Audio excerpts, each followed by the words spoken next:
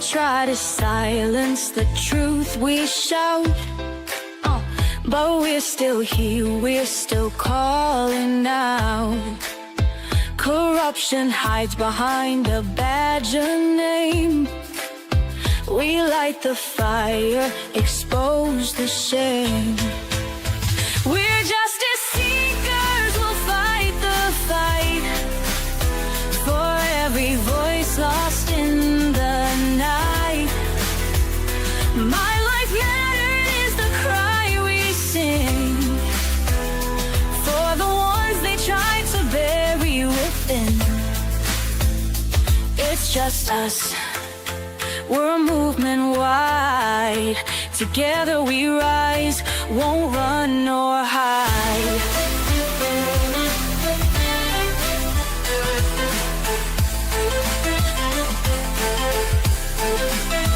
The stories echo, the pain runs deep.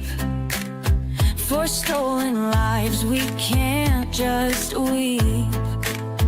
Elected power, but their hearts are cold. We'll bring the truth, let it be told. We're justice seekers, we'll fight the fight for every voice lost in the night. My life mattered is the cry we sing for the ones they tried to bury within. It's just us, we're a movement wide. Together we rise, won't run nor hide.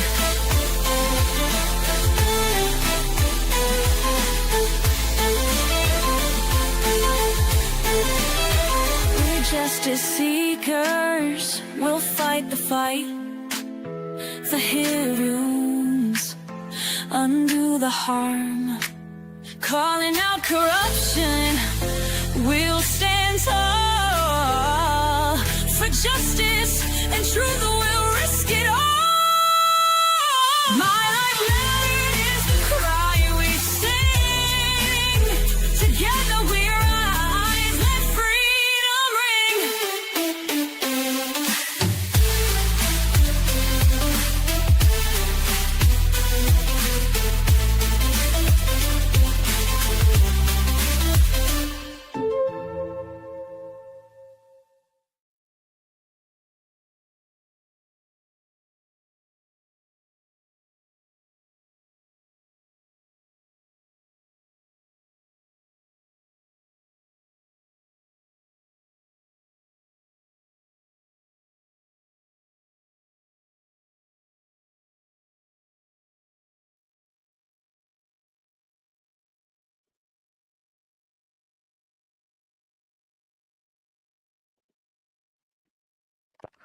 Hello there. Hello, friends of Karen Reed and Justice for John O'Keefe. Welcome to another episode of Friday Night Lies. Hard to believe that we've been at this since January, and we've been building more and more of an advocacy crowd on Friday nights to chat together in the friend zone about the travesty of what happened to Officer John O'Keefe while he was off duty on that snowy January morning, trying to just out to have a good time with his friends, relaxing. And obviously, like any of us, you just never imagine that this could happen to a family member of yours. And I'm sure that's how all the O'Keefes and their family members felt. After all, they've already been through so much tragedy. So another thing that we can't imagine is being framed for a crime we didn't commit. I don't think any of us can really imagine that, unless you already are in the underworld of crime and you've been kind of poking around in there for a while. You might think that could happen to you, but most of us regular old folks that live in our neighborhoods and go to work every day and raise our kids and try to be decent humans in this world do not imagine being framed for something we didn't do. But that's exactly what I believe, in my opinion, and many of you that join me here on Friday nights believe has happened to Karen Reed. So thank you to everyone who's been joining us on Fridays since January. Thank you to all our new subscribers. We have reached 1,000, which was my goal for June, to get to 1,000 by June. And you have helped me get there way early. And I cannot thank you enough. And the victims' families, the 14 that we're currently advocating for and working with their families.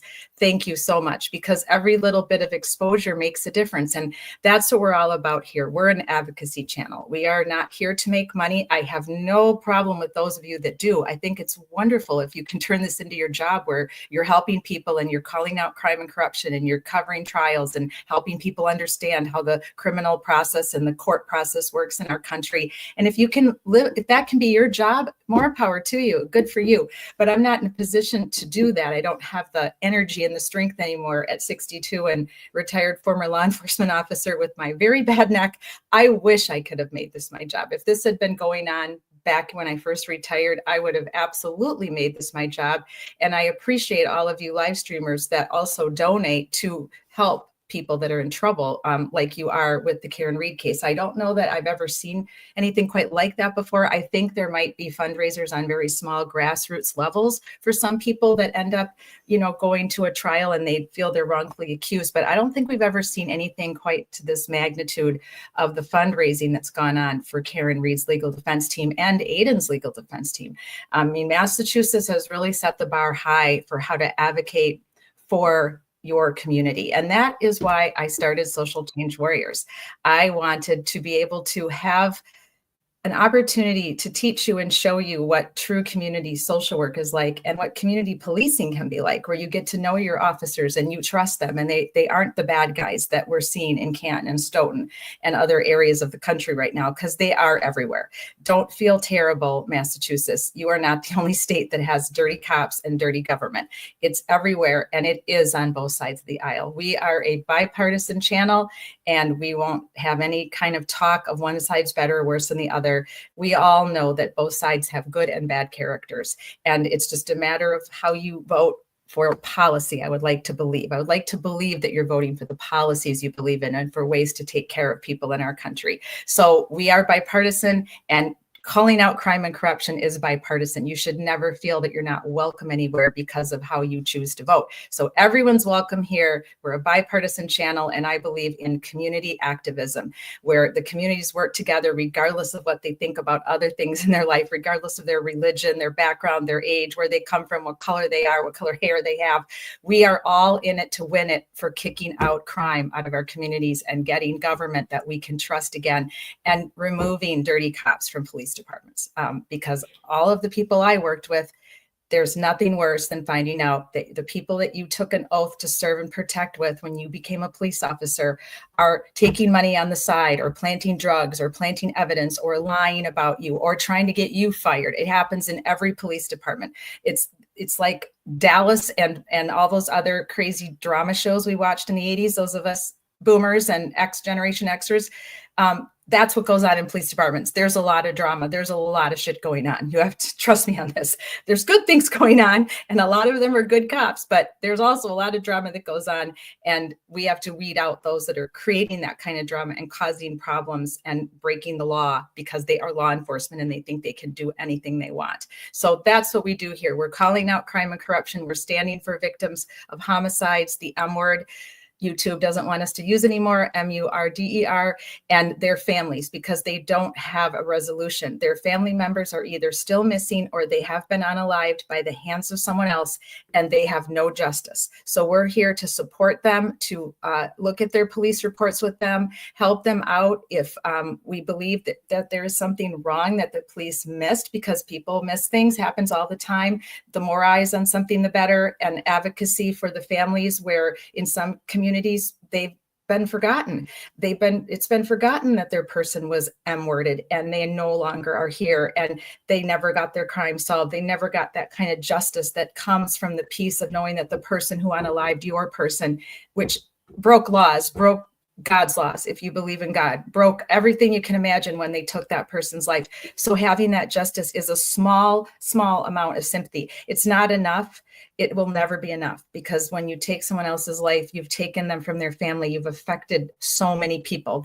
It's like an iceberg, the person at the top and the person they killed, and then everything underneath is all affected, and the family of the person who committed the atrocity. Most times it's not anybody in the family's fault. So many people suffer when somebody decides to take someone else's life. So we will continue, as long as I can remain on this planet, to advocate for victims and their families of major crimes and homicides and M-word. And we will continue to do that as long as possible. And I'm grateful to have all of you. Once you subscribe, you are now a friend of Social Change Warriors. You are a justice seeker. You are an advocate.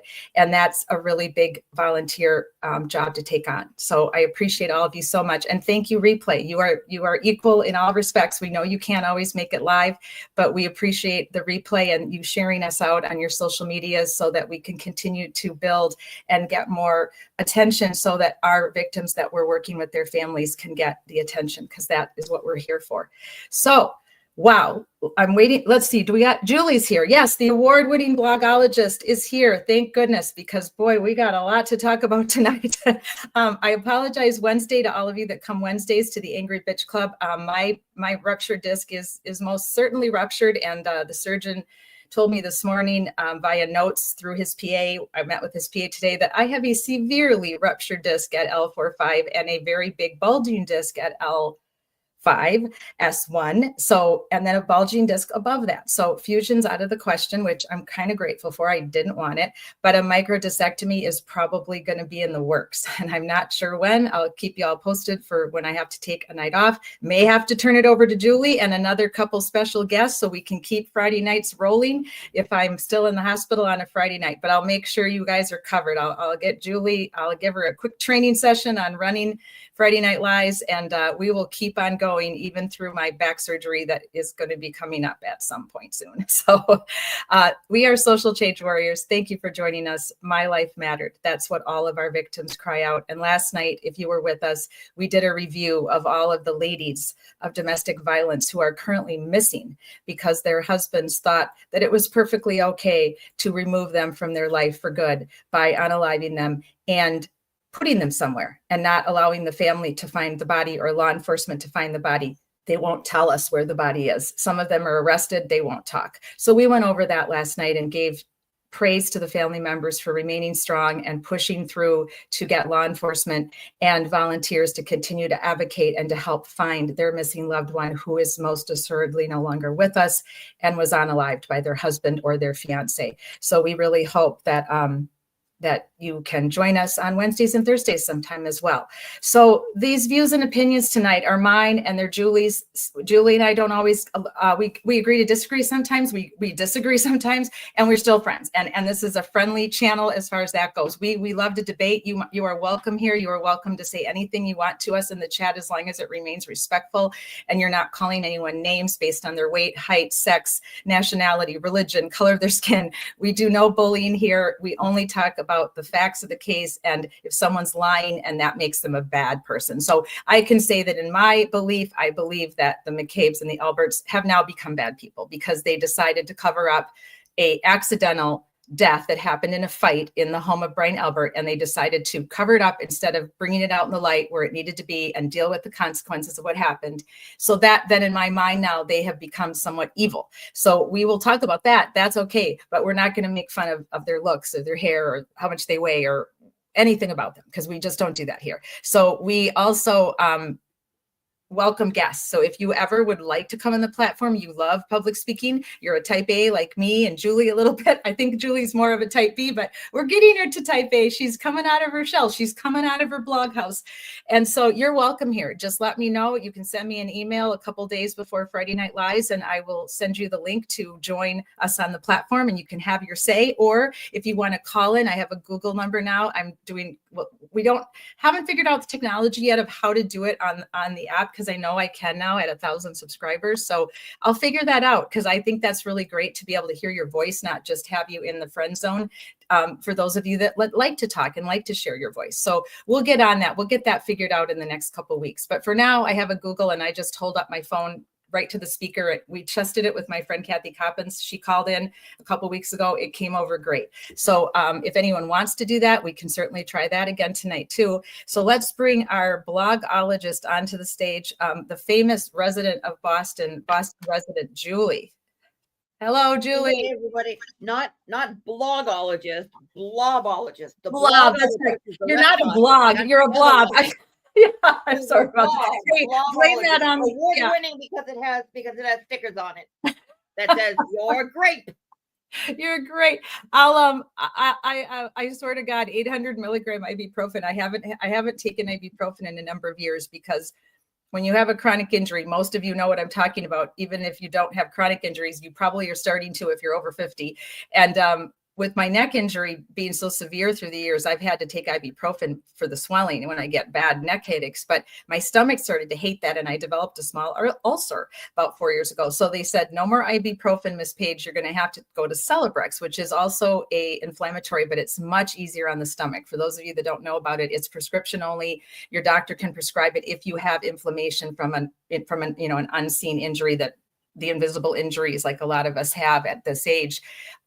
It's great. But unfortunately, when I ruptured my disc, when I first got back to Madison, it wasn't working. It wasn't cutting it. This is the worst. Sciatica is the worst thing I've ever gone through. So if you've ever had sciatica, I have so much empathy for you. I've never known this much pain. I thought I had already experienced what I was going to experience in my life with pain. I thought it was sort of like on the road to not having to have any more pain that I already haven't dealt with and am living with that I can tolerate. This is the worst thing I've ever experienced in my life. Not being able to walk is mentally scary. Having to use a walker and then having to sit down every minute because my spine can't hold up to the weight because it's so damaged. That was very frightening. And I have some friends who did have injuries when they were younger that they ended up in a wheelchair. And I have some friends that have MS that have ended up in a wheelchair. And for them, that was like one of the worst things, to lose your independence to walk and to take walks. And I have so much empathy for that, more than I ever did now, because that's how it's been for me this last almost 3 solid weeks now. I have not been able to walk except for the use of a walker very sparingly. So it's just terrible to not be able to go out and take a walk. And I know most of you that use walking as mental health, you know what I mean, that's really rough. So this has been an interesting week all around, but we're still here. We're all alive together tonight, and we're going to try to get some justice for John O'Keefe, who is not alive because somebody took his life, and we don't really know yet who. Do we, Julie? No. And I mean, we kind of have sort of a ballpark idea of what may or may not have happened, but we don't. And for God knows whatever reason, it seems that some are holding the defense strategy of just defend against the prosecution and forget that the prosecution's the one that's supposed to come up with the theory, and they're supposed to have experts come here and say, we're going to put on a case because we believe with a certain degree of certainty that this is what happened, instead of, well, why don't we put on a little bit of a show, and then we'll watch what you did, and then we'll rebut that. And yeah, that'll be fine. Because some people forget that the defense is the one supposed to come up with the theory. It's supposed to be the prosecution. The defense is supposed to defend against it. That's why they call it defense. But exactly. Whatever. Exactly. So again, we're not supposed to know. I mean, anybody, like we can all have theories. We're not supposed to know. That's supposed to be for the investigators who are supposed to be investigating this. Who were the investigators? That would be the Canton Police, Mass State Police, and the AG's office in Norfolk County. And see what they did. So, well, what's interesting is I thought about this a little bit. You and Sean and I have had our little text chatting going on a lot, and we've all run theories by us, and we're going to run some of those by you guys tonight too and get your opinion. But I've often thought that if and when, and hopefully Karen Reed is exonerated, and there is no hung jury, and we don't have to do this anymore, and she'll never be brought to trial again, will they reopen the case? And if that's the case, can they even do it? Because Proctor's fired, Tully's rehomed, everybody else, how many of them had days off? Kevin, Yuri, who else had days off? Did Good ever get days? I mean, how they almost could not investigate this if they reopen the death investigation of John O'Keefe. It would almost have to be someone else that would have to step in. Well, that's funny. I was talking to Sean about this, Aiden Sean of the DEA. He had 28 years, I think, in the DEA, and a number of years beforehand, he was with the Metro Police Department in DC as just a beat cop. And so he, you and I know this, but for anybody else out there, he's done this before, and he has his team and theories. And we were talking about this because I was telling him about the leaf blower, which I actually used for leaves and yard stuff, not blowing around snow and making a mess. Right. And so I was talking to him about that, and I said, isn't it funny that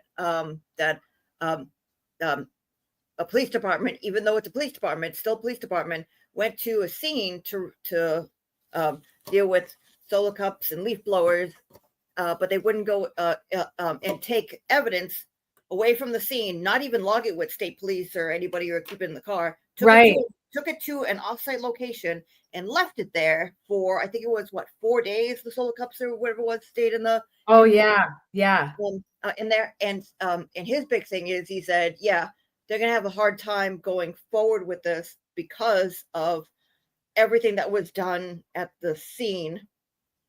Because anybody that they bring forward, they're gonna have issues with. And I'll just leave it there. But they're gonna have issues with. And I was so basically, even if they do bring stuff forward, it's still going to be a shit show. Like this was fucked. In my opinion, this was fucked from the beginning. So, well, yes, I mean, it was. It truly was. We went all over that many times. It's literally from the second that the call went out, it's messed up. It wasn't handled properly, and then it just continued to. Pardon my language, but snowball. It continued to snowball into a giant mess of an investigation that was handled incredibly improperly from start to finish. Hi, everybody live tonight. Great to have you back. It's always good to see all of you. MCAT, great to have you. Good to see you, my Iowa friend. Great to see you, Bert, Florida friend. Queen Olive, I don't remember where you are, Queen Olive, what state you're in.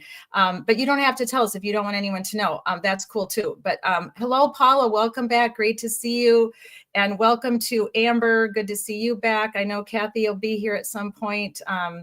Or on the replay. So Kathy, thank you for all your support as we build this advocacy channel up into the thousands. Now that we've made 1,000, of course, being a competitive person, I'm not going to be happy with just that. We're going to want to build us as big as we can build us. And in my hope in the future is, as I age, is that you can all have your own social change warriors. We can get one live show in each state. So then I would just kind of be a tutor and teach and come as a guest on your shows.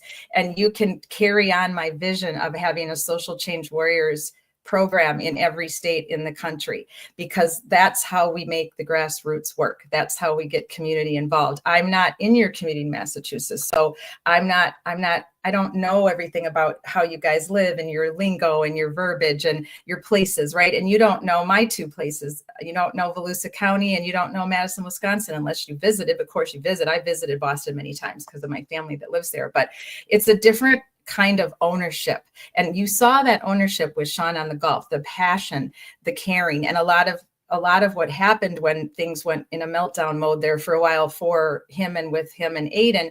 It was very sad for me to see that because they both bring so much to the table with their skills, but they're both very different people.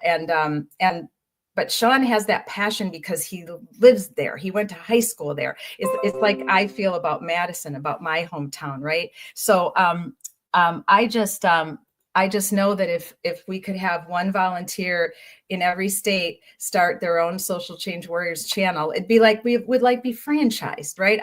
I'm the mothership and you each take on a franchise, and then we work on cases together. You work on your own cases in your own state. I can help out in different capacities. So that's my long-term goal for social change warriors, is that I'm not just the only one, that there's one in every state. And that is how Special Olympics started, by the way. I worked for Special Olympics. It was one of my first jobs out of college. I was a volunteer for many years, and then I worked for them. Then when I became a police officer, I was in charge of the torch run for a while in my community and helped out and was on the board of directors. I wasn't in charge of the torch run. There were people way up higher in the food chain than me, but I was part of the board board of directors for the Special Olympics torch run when I was a police officer. Then I organized it for our police department's participation. So I worked on all levels of Special Olympics for many years, and that's how it started. I'll know it started with the Kennedys, with Eunice Kennedy Shriver in the backyard.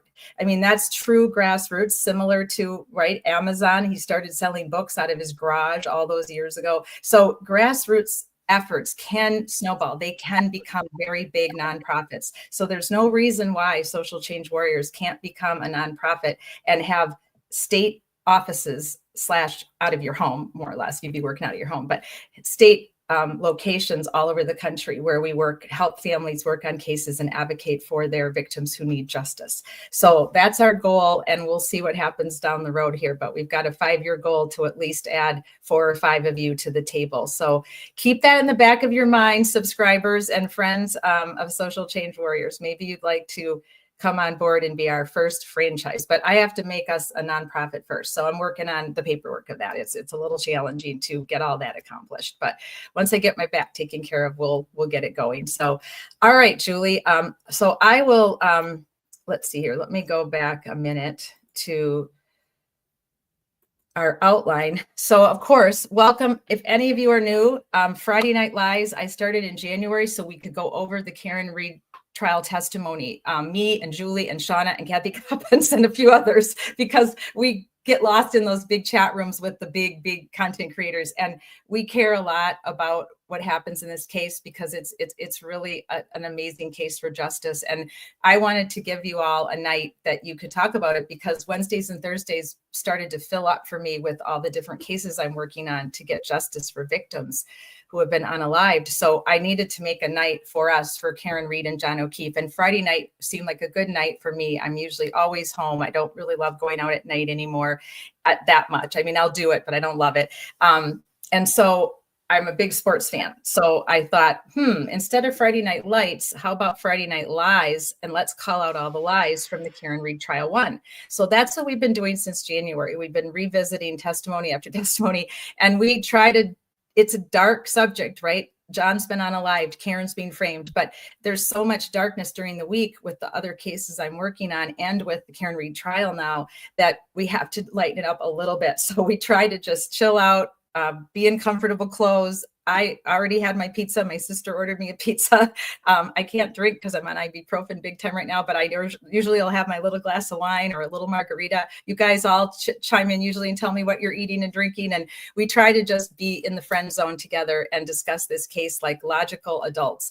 And there's so much going on in Twitter X as usual that is not logical to me, and it doesn't make any sense. So did they lie? Were they evasive?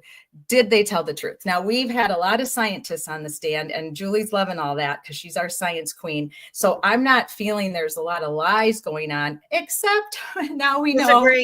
Disagree. Well, a little bit. I said not a lot. I didn't say there weren't any because there were, obviously, but not as many as we were getting out of Jen McCabe, who we're going to revisit a little bit tonight after we take our break. So, Julie, what do you have on what I want to talk about tonight is I want to revisit Jen McCabe's timeline. So I have a few videos pulled up that we can do when we get to that. And I want to talk about the scientists. So is there anyone in particular? Do you want to start with Shannon? Or I also want to talk about our Dr. Wolf coming up, Crash Daddy, and the prosecution's Dr. Wolf, the brain surgeon. And so I made us a little slide, how are those two gonna kind of have to go up against each other in a way, right? So not that it's scientists versus doctor, but they're both doctors and they're both incredibly smart in their own fields. So I thought that would be an interesting comparison. Now, you told me, Julie, that Nurse Kim did a comparison of the last year's brain guy that they had on, and what was his name? That was a woman. There was female doctor. Oh, that's right. It was Dr. Not Scorty Bella. Scorty Bella was the medical examiner. That was Dr. I just had it. Stonebridge. What was it? Dr. Stonebridge. Oh, And right, Stonebridge, right. I could not yeah, remember her name to save my life. So, yeah, so she was I the know one you said Nurse who Kim had had a tank lied. top and had a sleeve tattoo that everybody was bitching about, saying, Oh, "Oh that's my God, look right. at the tattoos! I can't think of anything else. I can't listen to anything she's saying because of her tattoos." Oh, so that's what happened. Interesting. So Yeah, I wonder Stonebridge. why do you have a theory why they didn't bring her back? I absolutely do, because she basically said, "Hey, see what this," and this is what this is what Dr. Kim, this is what Nurse Kim was saying, and Nurse Kim did this before the trial started, during um Thanks, um MCAT. I didn't see what she did during trial 1. But I know over the summertime and during the wintertime, she went through everybody's testimony, and she went through the doctor's testimony, and she went through Dr. Scotty Bello, and she went through Dr. Stonebridge's testimony, and she brought up pictures that she made, and she's and right before we went on, she went on to kind of go through them again and kind of go through and say, listen, this is where there were markings, this is where there were stuff, and I mean, knocked it out of the park. She's a smart cookie, and she knocked it out of the park, and she's basically saying, like, hey, this can't happen. Because especially when he was talking about like the other day, he was talking about counter coup, and what they're talking about was, if he was struck in the back, what the doctor was talking about, Dr. Wolf was saying, was that if he was struck in the back with a blunt force trauma, meaning you fall, or just a blunt impact, not a sharp like a point, like an ice pick, or like my cane that has a sharp point on it, it's blunt, Right. So it would be blunt. So you strike that. What he's saying is that there's a coup, which is the original strike, and then counter coup, which is it pushes your brain forward, and your brain ricochets off of your off of the inside of your skull. And if you get hit on the side, it ricochets off the side, and if it's at an angle, it ricochets at an angle. And what this guy was saying is, and I picked up on this too the first time, because again, this guy sees living patients, and that was the first question that Bob Alessi asked him. He said, you predominantly see living patients, you don't see dead patients, so the patient that you see have a higher likelihood of survival because they come to you alive. Officer John O'Keefe was dead, dead. Yeah. And his results were, again, resulting from his head, but they were much more severe. So he's looking at this like, well, if somebody came to me with just like a coup counter coup, Right. they're going to be knocked out, and the brain's going to swell, and this is going to happen. But that happens with different rates of concussion. I said, concussion? What? And she did the same thing, and was like, oh, good, we're on the same page. So what he's basically saying is that, like, if you're in like a car injury, like car wreck or something like that, and you go forward, your brain, it's like, even though you don't hit, your brain ricochets off of your head. Same thing with playing hockey or anything else. Like your brain ricochets off your helmet and anything else, and it bounces all around. Right. And swell, and that's basically what a concussion is. It's a brain injury and brain swelling. It depends on different levels. What this guy was saying was that, oh, Officer John O'Keefe fell and he hit his head, and that happens, but he had a concussion, and what happened was, because Karen Reed is a fucking monster and let him die, his brain swelled 3 times the size of what it was and died, and it's all Karen Reed's fault. And that's basically what he said. I mean, that's, again, disclaimer, that's not what he actually said. We're being funny. That's basically what he's saying. Yeah. Okay. Speaking of fault, because she did whatever, and the look that she gives the jury, and that was whatever it was. So, and also he said that when he was doing his study, and again, I watched this earlier yesterday or today, and then watch it with Nurse Kim again. And if you have a chance, don't do it now, but go. It was a stream that she did a couple hours ago. She might still be going, but it was phenomenal. She explains the head injuries, which is what I keep asking, saying, please go over the head injuries, because I did experiments that, again, we can't show them right now because Breeden has to put on his case in chief, and then he has to make adjustments, so we can't give him the cheat sheet just yet, because I still think he's bluffing. But what she was basically saying was that he's saying it's a concussion. This was beyond concussion. And what this guy said, Dr. Wolf said, was that when he was in residency, getting training for his neurosurgeon, and again, he's very bright. He did his thing with neurosurgery. You do surgery on live people, you don't do it on dead people. because dead people don't really need surgery unless you just want to, I don't know, unless you have a sick Well, bed. that's called an autopsy. So No, autopsy. That's opening up and checking. If you do surgery on a dead person, that's basically like, oh, I'm going to repair this tumor. Like, well, the person's dead, so I mean, unless you just want to do it like for funsies, then well, they're not going to do it. I mean, that doesn't. I don't. I don't think no, but that's but that yeah, happens. Right? Exactly. I get what I get your point. Yeah. So you've led me into something interesting here. So this is a good segue. Wait, hang on one second. So part of what he was saying was that in his training, he did 3 months as a pathologist, and he did autopsies, and then he did all of his training. But he did again 3 months worth of autopsies, and he did all this training in Minnesota, Minneapolis. Mm-hmm. And what he was explaining was that he would see drunk people come in all the time. He said, well, when people are drunk, we used to see them, they used to fall down and they used to split their heads open, and they would come into the emergency room because they're drunk. They fall down and they break their heads open on the sidewalk or on the pavement. Now, what has Breeden been harping on over and over and over again? He's been harping on that the ground is hard as a rock, the ground that is grass and dirt. Right. Where is their pavement? There's pavement in the back of 34 Fairview. I'm sorry. Where is their sidewalk and cement? On the back of 34 Fairview, and where the pool is. Where is their pavement? There's pavement in the driveway, and there's asphalt on the street. He's saying that drunk people can fall and split their heads open, and some may die depending on the condition of its head or whatever it is, but some may, but some burst their heads in. But if they're drunk, they fall down. So he's saying that people fall down on pavement and concrete and bust their heads. Right. Did anybody hear frozen dirt or frozen grass? No, because that's not a thing, especially with the conditions that were cited. So right. There are a lot of issues with this guy, but it was very interesting to hear him specifically say pavement or sidewalk. Right. Frozen in both those cases. Now, I know you guys can't see this too great. This is my X account, but of course, because of what came out, where I really liked how Alessi got him to wait. Who crossed him again? Was that Jackson? No. For which one? They all start to blend in my brain together when I'm on 800 milligrams of ibuprofen. Dr. Wolf. Who crossed Wolf again? It was Bob Alessi. It was Bob. Yeah. So I liked how he said, how he drew attention to the cut on the eyebrow and the cut on the nose, that, he got him to admit that those couldn't have happened from hitting his head on the back of the car. So we know for a fact by the footage in the bar that John O'Keefe did not have a cut on his nose or above his eye in those close-ups of him in the footage of the garage in the bar, not that we could see anyway. Right. So, and I'm pretty confident he did not. So then of course, is it, how do you say his name? The guy from the radio station, DePetro. John DePetro. DePetro or DePetro, however you say his name. So he hops on there today, and this is Mega Barbie off of Twitter. Thank you, Mega Barbie. It's nice to see you supporting John O'Keefe and Free Karen Reed. She writes, these are the unserious people who keep winning the media lottery in Karen Reed's case. So Aiden posted today on Twitter X that once again, he and Jessica Machado did not win the lottery. Now, I'll read that to you because I want to read to you how many weeks this has gone on.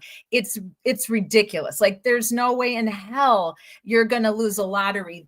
The two people that are Free Karen Reed basically are losing the lottery this many weeks in a row. And these people that are just self-proclaimed journalists like, Grant and this DePetro guy who's so biased. And if you're truly a journalist and you're working for a radio station or a TV station, you don't get to be biased. Your job is to be unbiased. Your job is to stay in the middle and show both sides to the middle. And you can have an opinion. You may say, hey, in my personal opinion, I'm leaning this way, but you can't profess your journalism out based on your personal opinion, because then you're not a journalist. Then you need to get your own talk show or your own live stream show, because you can't be a journalist unless you can stay, unbiased and stay objective in the middle, dealing with people on both sides of a tragedy. So he writes on here, and now I wish I could, I'm trying to see it better for you guys. Hang on a second. I'm trying to see if I can open that up bigger. There we go. So he writes, This is the part of the Karen Reed Lexus SUV that struck JOK in the right eye. And I hope you guys can see that. I know it's difficult, but it's a circle. He circled the top of that little flare that's on the top of the SUV there. And he says she backed up and clipped him with right arm at taillight, right knee banged, and top right where circle caught his right eye, sending him falling backwards. She hit him and left him. Guys, the odds of that happening are utterly impossible, ridiculous, that he would hit the car in such a perfect manner that every one of his injuries would align to the perfect spacing of this car, and then toss him into the yard where he would crack his head open on the snowy ground. All of that happening is just not possible. And especially, we've gone over this before with scientists and with many of you that have written to me in my emails and on Facebook and Twitter. Thank you that you work in auto body machines and you know what these taillights are made of, and that there's no way an elbow could do that much damage and cause that many pieces. So many of you that are experts in the field of automobiles have told us that. So I just found it to be hysterical that he pops right on there and has that to say today. Just utterly ridiculous, right? Yeah, I can't believe that they're coming up with. I mean, just the fact alone that his his head, his eye. First, it was because I know that when they did the visit, Hank told the jury to pay attention to the rear spoiler, which is what that top piece is, the rear spoiler. He said, "Take a look at this," and that's been the news story ever since the second trial started. Which is, well, what if he didn't fall down and crack his head open? What if he got hit by the spoiler and he hit his head? Then he hit his eye, then he spun and hit his arm, but he didn't touch any other part of the car. He just got clipped, and then he got thrown perpendicular to the direction of the force that the car was traveling in, right, and projected sideways, but then just fell over, and that happened simultaneously, and the phone never moved. And oh, by the way, this. If you believe that, I have all of the state of Florida to sell you, all the Brooklyn bridges, all of London Bridge, all the fantasy things, all the things to sell you. So here's another post, same time frame. This is from the Justice for John O'Keefe Free Karen Reed Twitter account. The Commonwealth wants you to believe #Karen Reed reversed her Lexus SUV into John O'Keefe at 24.2 miles per hour. If any of you have ever tried to drive in reverse and go 24 miles, 0.2, you will understand that that is not very possible. I mean, you can do it, but it's not comfortable. I've had to do it in training, even up to higher speeds than that, and it's very uncomfortable. And the fact that it was snowing and slippery makes that really, really difficult. That because if she had hit him, the odds are she would have run into Brian Higgins' imaginary Jeep that was parked right behind her, supposedly, even though the kids didn't see it when they were there with their truck, or she would have ended up on the lawn.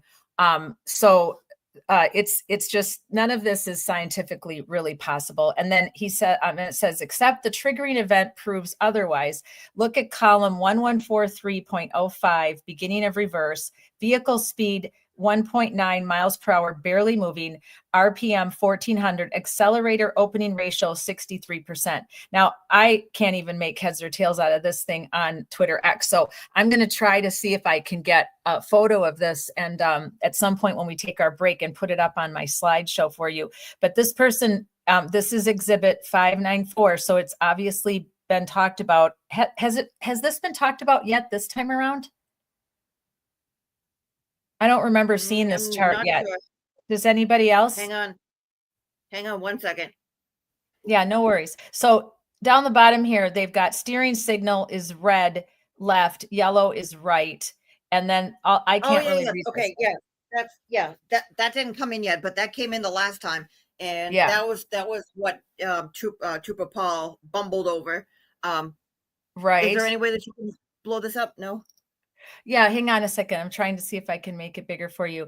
But what this Justice for John O'Keefe writes is that this means the gas pedal was more than halfway to full throttle, yet going nowhere at 1.9 miles per hour. And then there's a sudden jump in miles per hour up to 9.9 miles per hour with basically the same accelerator opening ratio of 63.5%. This literally proves the vehicle was stuck in the snow, didn't have great traction, and wouldn't you know, there's corroborating video from when the Lexus was reversing out of Karen Reed's parents' driveway to be loaded onto the tow truck in 20 inches of snow. Yeah, so I broke this down in December when they started with this shit with the no key cycles match, it hits, because like their original thing was, and this is what Trooper Paul did too, it was she went from 24.2 miles an hour to 23.9 miles an hour, something like that. Like it was a sudden drop, and they're like, oh, see, that means that she hit him. Something had to stop that, and it was going to be John O'Keefe that got in the way and went from 24.1 miles an hour to 23.9 miles an hour. And I'm like, you people, there aren't words. There aren't words. Like, I'm trying to be nice. It's the Catholic thing to do, be nice, but Jesus Christ. But yeah, so then I took a look at this data, and in between the trials, I think it was in the fall or early winter, Turtle put something up on his Twitter where he was ripping apart the text stream data, saying like, oh, it was given to us in Excel file, it was changed, we don't know. And I was like, oh my God, if you don't know what you're talking about, please shut up, because this is going to exonerate her. So I think this is what Ark is going to talk about, or somebody who's dealing with the car stuff. So let them talk about that. Let's not bring it to anybody's attention, because again, Hank gets another bite at the apple. So we'll talk about that at another point. I'm almost positive that the defense has this. So I'm copying this into my case.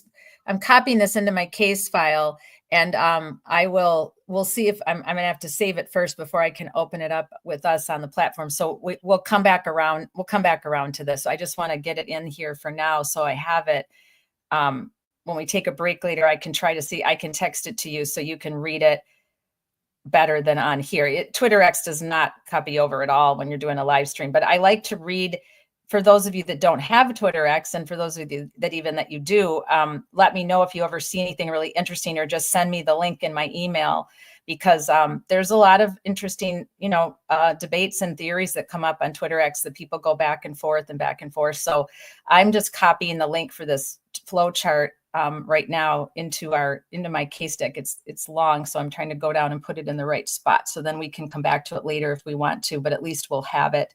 I'm looking for a good spot to stick it in here. Okay, let's put it right here for now. Then I'll know where it is. Because I love science. Science was a struggle for me in school. I'm a journalism person, an English person, a social worker. And so science and math were always very hard subjects for me, but I liked them. They just did not come easy for me. So that's what was always a challenge for me with science and math, but I enjoy it. And I love it that you are a science geek, and that is your profession, more or less, is to be, to look at science, and you've had jobs in the science field. Once upon a time. Yes, once upon a time. So did you send me any links you want me to? Yep, they're on the they're in the private chat. Okay. And I have a whole entire list of things to talk about. Awesome. I'm glad you do, because I'm a little slow tonight. No. I got plenty of shit to talk about, because I'm not talking at my normal fast rate of speed, because pain is pain. You all have it. You've all had it. You know it. So 3 weeks of the sciatica, and it's starting to drain me. So I'm glad that I have you tonight as co-host. It would be rough last night was a little rough on my own, trying to get through it. And I get so passionate and emotional about the ladies who are missing and who are unalived by their nasty, terrible, evil husbands, that it just affects my soul. And I have a hard time rebounding sometimes on Fridays.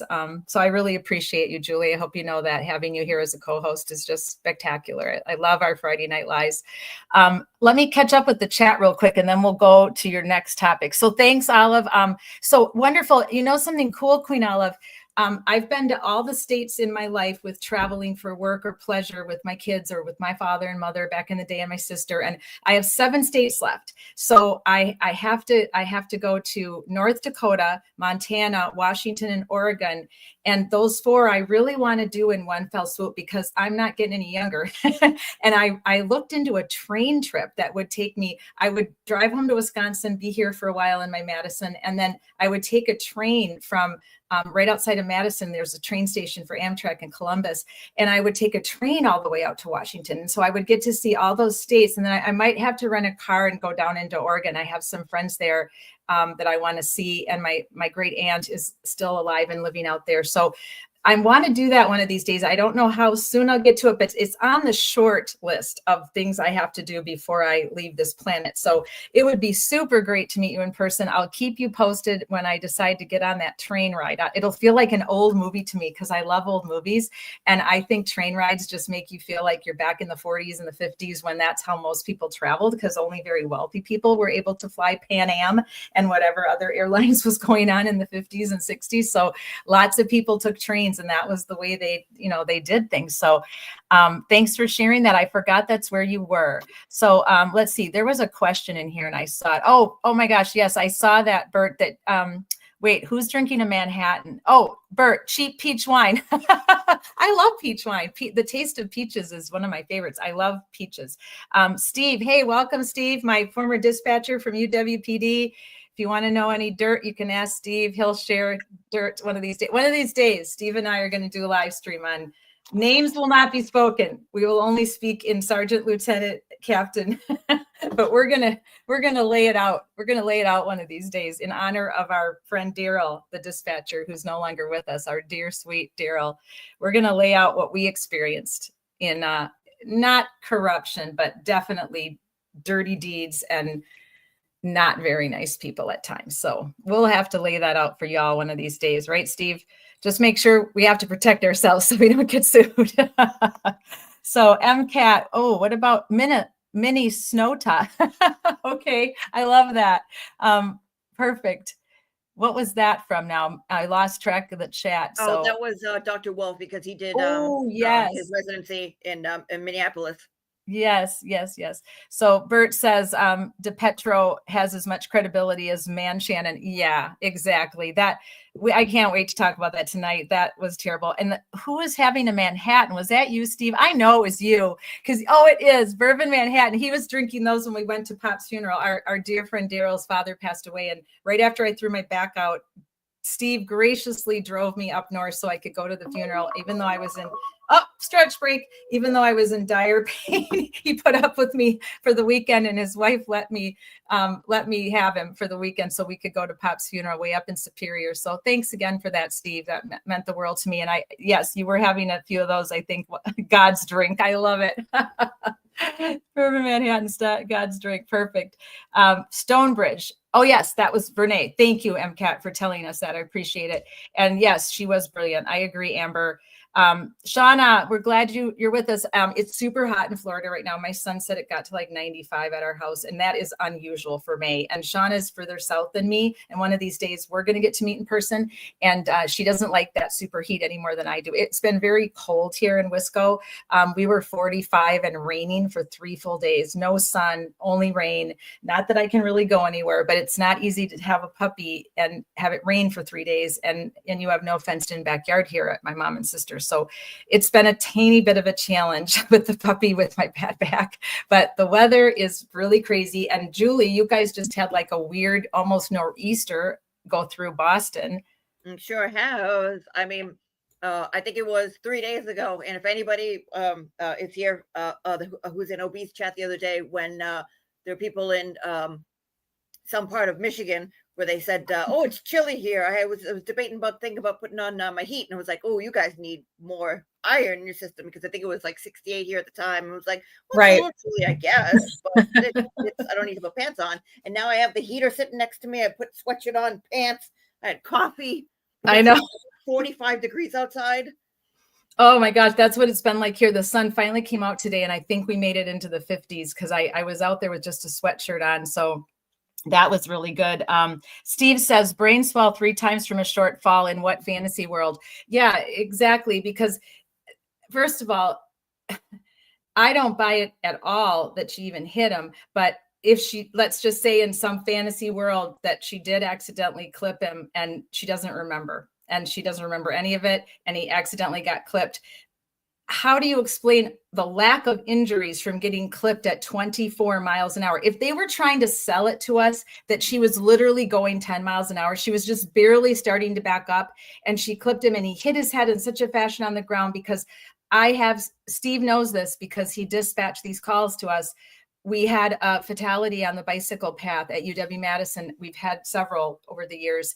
And this person was even wearing a helmet. And it was just the way that, they fell off of a bicycle, but you can get up to pretty decent speeds on those bicycles. And it was just the way that the person hit their head when they fell. It was such a way that they died immediately. I mean, it was just horrible, but these are rare occurrences. And so for her to get up to 24 miles an hour in the snow and to clip him at that rate, I don't care if you're clipping or if you're actually hitting him with the full force of the back of your car. 24 miles an hour, people, that is fast. That is a fast rate of speed coming at a human body. He would have had way more injuries. And DePeppo, let's call him DePeppo, DeQuack job. He's not just going to have a nick that would be from a fist, a blow to his eyelid. He's going to have major facial wounds. He's going to have broken cheekbone, the broken bone above the eye. He didn't have any of that. There's no way that car hit him in the eye going 24 miles an hour. I mean, for him to even put that theory out there as supposed to be a responsible journalist shows you how he's gone quacky over this case. I think a lot of these people out there, and Jennifer Koffendorfer, sorry to go off script here a minute, guys, but I didn't get to bitch on Wednesday because I couldn't go live Wednesday. I was in too much pain. Jennifer Koffendorfer has been making me more angry with every post that she makes. She continues now to hash out and call out Karen as a domestic violence abuser. Using the words domestic violence on John and Karen is utterly ludicrous. And for her to disrespect survivors of attempted murder and those that lost their lives, the 5 especially. I read this yesterday, her tweet yesterday, when I did my live show last night about these 5 women who are still missing, who we know it was their husbands who unalived them. And they put up with years of domestic abuse because they had kids. And in most of these ladies' incident, they were afraid to leave their husbands. They didn't want to be monetarily insecure. They didn't want to have to split time with their children. They wanted their children all the time, 100%. And they knew they weren't going to get that if they divorced the lousy SOB. For her to go on Twitter and use the words domestic violence in this case is absolutely ridiculous. And the big audience that she has and all of the people that she supposedly advocates for to misuse what domestic violence is and how hateful it is and how evil it is and how many years women tolerate it and then end up getting killed. It doesn't happen overnight. You don't become a domestic violence abuser at the Waterfall fucking bar, Jen Koffendorfer. That's not how domestic violence progresses. You obviously don't have a fucking clue what you're talking about when it comes to DV and DV survivors and prevention and what happens to the families. It was the most horrible thing she's put up, other than showing 2 little kids, which I didn't get a chance to show you guys last week because I couldn't find it. She showed a birthday party of 2 little kids, 3 years old. She was basically insinuating that the little girl who ends up trying to blow out the birthday candle of the other little girl is Karen Reed. And this little girl had a real smug look on her face when she leaned over and tried to blow the birthday candle out of the little girl whose birthday it was. And I'm watching this going, yeah, that's really bad. And it's really kind of sad that a 3 or 4 year old is behaving this way already. But it is what it is. But why are you showing that? Why are you putting little kids on the screen like that and showing, and why would the parents even put that? I mean, how in the world did that even get out there in the first place for her to find? As a parent, you think that's actually funny, because then the 3-year-old who's got the candle blown out by the little bitchy 4-year-old grabbed her hair and pulled it and is trying to fight her. And this is all recorded by the family as they're singing happy birthday.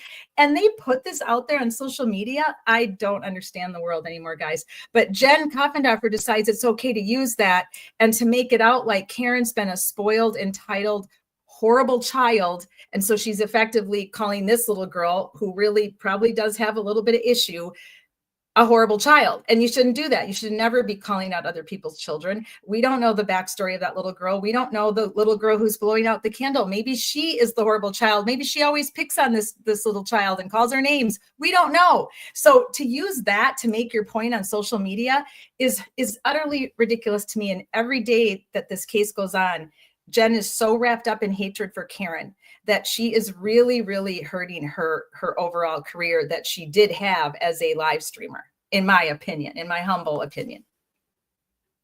There was my Wednesday rant that I didn't get to have on Wednesday. Thank you, everybody. You've been saving that for a week.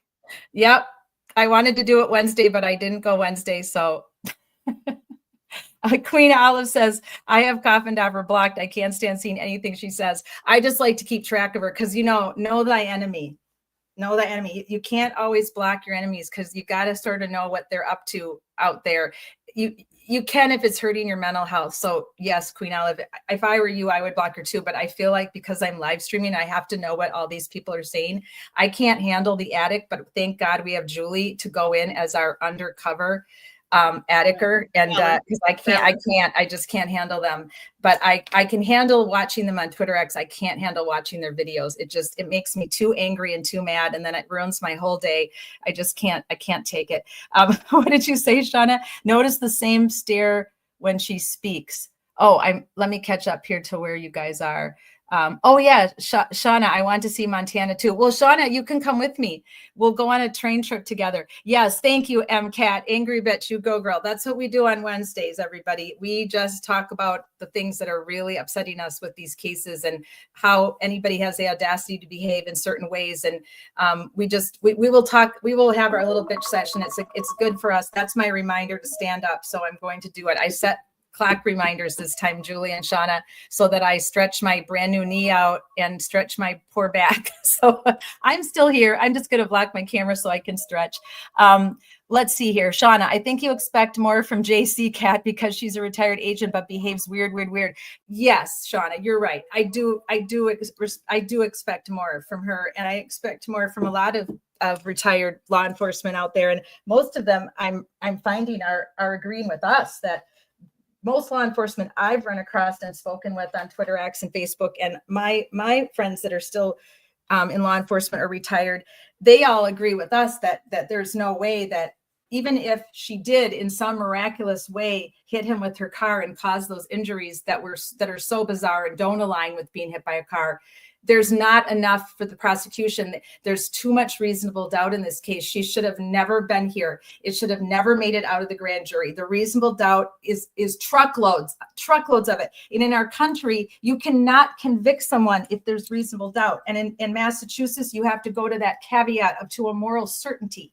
And there is no way that 12 intelligent people should be able to look at this situation with the botched investigation and all the sketchy behavior of the witnesses getting caught in lies, especially this time around, and leaving things out for the grand jury that they're now miraculously remembering because their memory, obviously in Canton, there must be something in the water because your memory gets better with time. Right, Julie? Apparently. Memory gets better, but yet you can't really kind of place certain things. And my memory is so good, but when I said this the last time, just I must have misunderstood the question. I just don't understand. I think I misunderstood the question, Mr. Jackson. Yeah, I didn't understand the question, Mr. Jackson. Can you please rephrase that, Mr. Jackson? Or what was it that Colin said when he couldn't when he the did witness advocate? Can you use different words? Can you use different words? Can you say that again in English? Can you use different words? I loved that. That was so unbelievably priceless. Hey, maybe Yuri and Colin need to get together and go through the English dictionary. I don't know. I need a dictionary. What is it that Auntie Deb said back from the first trial? I need a crime scene to English translator. Oh yeah, crime scene to Canton. That was something. Yeah, that was something Miss Hyde said. He was imitating Miss Hyde. He was doing parody of Jessica Hyde last year, and one of the comments was, "I need a crime scene to English translator." And just for the record, I mean, I know we're going to talk about Man Shannon, but yes, just for the record, in my opinion, and from what I've seen, Jessica Hyde needs to stay away from the scuzzball that is Man Shannon, because I think he is taking her credibility, because she's this accomplished person. And Yeah. again, if you had a trial and the Commonwealth brought their expert and you were looking for an expert, you Right. 100% would grab Jessica Hyde to go through, because again, she qualified her testimony by saying, I was given a set of parameters to look at and was given a data set by Lieutenant Tully saying, you can't look at the original phone. Nope, can't look at this. I'm going to give it to you. So you're going to go with this. So she qualified it by saying that, but everything else was fine. But that first thing saying it's qualified, that right there says, oh, something up there is, yeah. There's something funny. And yeah, so before we get to your away from Man Shannon, because that guy is a fraud and a scuzzball. Yeah. And we're going to get to him. So before we get to your 3 topics here, awesome. I just want to show you guys a little clip while I'm doing my stretching, and I'm going to refill up my water bottle from Vinny. Now, I kind of have a love-hate relationship with Court TV. There's times when I feel like, yeah, they're doing a pretty good job today. And then there's times when I absolutely can't stand to watch them. Now, Vinny, I'm kind of in and out with. There's times when I really do like him. I like his delivery. And then there's other times where he kind of drives me nuts too. But I want to show you guys this clip. So give me a second to share my screen, and then we'll get to Julie's agenda for tonight. She's got 3 different YouTubes pulled up here for us. So let me share the screen, and I will pull this up here for you in just a sec. Let's see here. I gotta go. Those are kind of quick, and there are two clips from the cottage. So okay, good. Just so you guys can see what the my... other side's saying, because the other side's already getting, they're already measuring her for noose and getting her strapped into the electric chair. And oh yeah, it's evil what's out there on the other side. It's just really bad. Just the little bit that I went on and was reading. Now, let me go down here and pull this up. Feel free to take a stretch break, everybody. We're an hour into Friday Night Lies. It's a good time to stretch your muscles and your legs and your back and your hips. Well, I don't know if you guys heard. I mean, while you do that, I can go over a couple things, because we don't have videos of this. But yeah, in the passing week, I mean, there have been 2 big things. There's stuff that's going on in the buffer zone where people got arrested, people made scenes, and again, what the police did down there was uncalled for. How people responded to it's another story, but they're in the process of doing that. The buffer zone, as far as I know, the buffer zone still exists. So please don't go down there with Free Karen Reed turret and signs with that and walk through the buffer zone. As far as I know, it still exists. It's in the process of, I guess, being adjusted. But please don't go down there, because they're extremely hot and they're looking to trot. So, watch shows, support online, do what you do. If you do go down there, just stay outside of the parameters for now, because again, things either got crossed or whatever happened. Just, you don't need to get arrested. No, there's no reason to put yourself in harm's way that way, because it doesn't do anybody any good either, No, and I mean, to me, what it looks like to me is that it gives them, it gives the courts validity by saying, look, see, they're terrorists. They're going to try to influence the jury, so we had to put them there, and it gives it more validity. Now, I don't know. Again, I'm not a lawyer. There might be a method to people's madness, but I would just say, support, do what you can. Just keep doing what you're doing. Watch shows, support that way. Keep striving for that. But that's what's going on in the buffer zone. They had meeting in federal court, and I mean, as far as I could tell, I think one was going forward with another court date in a couple weeks. One is being taken under advisement until, I think, 2 weeks from now. I think it's the beginning of June. They have a second week. That was her. That was Erica. God knows what's going on with Tom. He's his own separate story. So yeah, that's been really really odd. And then tell me about it. And then in Canton this week, that just happened, I believe it was on Monday, they had a town meeting where there are pickleball courts that got approved by some shady dealings by, I think it might have been John Conley or the head of the select board. I forget his name. It might be Mike Lochran, who brought it along, who was Lucky's brother. They were going to put $650,000 on pickleball courts that is off in, I guess, a game preservation or wildlife preservation area where nobody in the town wants it, but because it was like one hand washes the other and people wanted favors, they tried to push it through, and they tried to push it through by having these meetings at like strange times. Where like, we're going to have 3 meetings and they're set right now, and the second one is going to be right now. So what ended up happening was this Monday they had an emergency meeting, and they tried to get a bunch of people down, and they needed 2/3 vote to basically overrule the vote going forward. And shit ton of people showed up. They got the 2/3 vote by, I think it was just a couple of votes in the plus, and they got the vote to reconsider. So they didn't go through with the vote. But what happened was there were slippery shenanigans. And last time I saw something like this was in city of Boston, when they tried to put the casino in. They tried to do something slippery where they're like, oh, the city of Boston doesn't want a casino. But you know what? They don't touch that. It's these people that do that. So why don't we reconsider, instead of saying having all the city of Boston vote, why don't we just have this section of the city of Boston vote, and then these neighboring communities that were all bought and paid for? So basically they did the same thing where they're saying like, hey, instead of doing this, why don't we have a motion to reconsider this? And everyone jumped up and down because they're like, you're not supposed to do it that way. That's bullshit, this and that. But thank God the people of Canton fought back. And they brought like 4 motions to say, oh, what if we reconsider this? What if we reconsider this? What if we do this? What if we reword it? What if we just say like, hey, we'll give $650,000 to the select board, and these 5 people can decide what to do with your money at any time whatsoever without a vote. So luckily they shut that down, and Good. it was kind of iffy as to whether it was going to pass, but it did, and they got it pushed off for at least the next, I think, 6 months or maybe a year, but it's off the table. So good. Round of All right. applause. So thank you, Julie. I appreciate you sharing all that with us, because you're there, you're on the scene, you're in the state, and you get information that I don't always come up with. And I really appreciate that. That's thanks to Mr. John Camo. Yeah. Oh, John's great. I love to follow him. I've invited him on the show. I wish he would come, but I think we're too small for a lot of these big people. So I'm not shy though. I've invited Nurse Kim. I've invited John. John's been in our chat before. Yep. Yes, he has. Yep. Yeah, he's been in our chat before. We like John. We like to follow whatever he has to say, because that's his community. These are his people, right? Now I want to show you a 3-week review with Christina Rex. You guys know she's been covering this, and there's times that people are not really happy with her coverage, and she can be a tad controversial in this case. So I wanted to show you guys her 3-week expert analysis, and then I'll show you what Court TV had to say. Yep, I pulled this one too. Oh, you did? Yep, great minds think alike. I think this is the one that she did last week or the week prior, but yeah, great. But yeah, I have the end of it. Yep. Did it pop up? I'm gonna play. Is it okay? I'm gonna hit start here. Just a second. I'm going to make it bigger for you guys. There we go.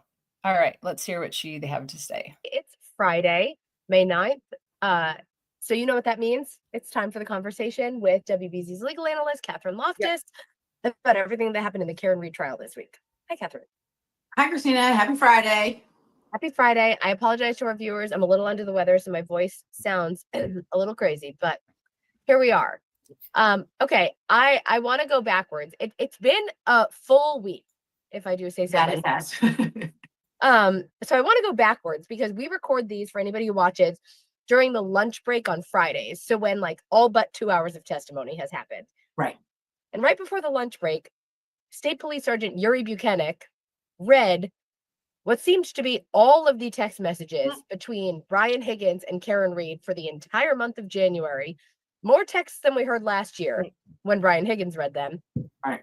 It was an hour and 10 minutes of reading text messages. And that's all that's happened for the last hour and 10 minutes. And the jury was... The viral 30-second pink salt trick that melts fat was actually featured on the Today Show. But for those who from my view, locked in, no longer taking notes, like this, watching the screen, reading the text. So my question for you is, what is the defense's strategy making him read these? They're not his texts.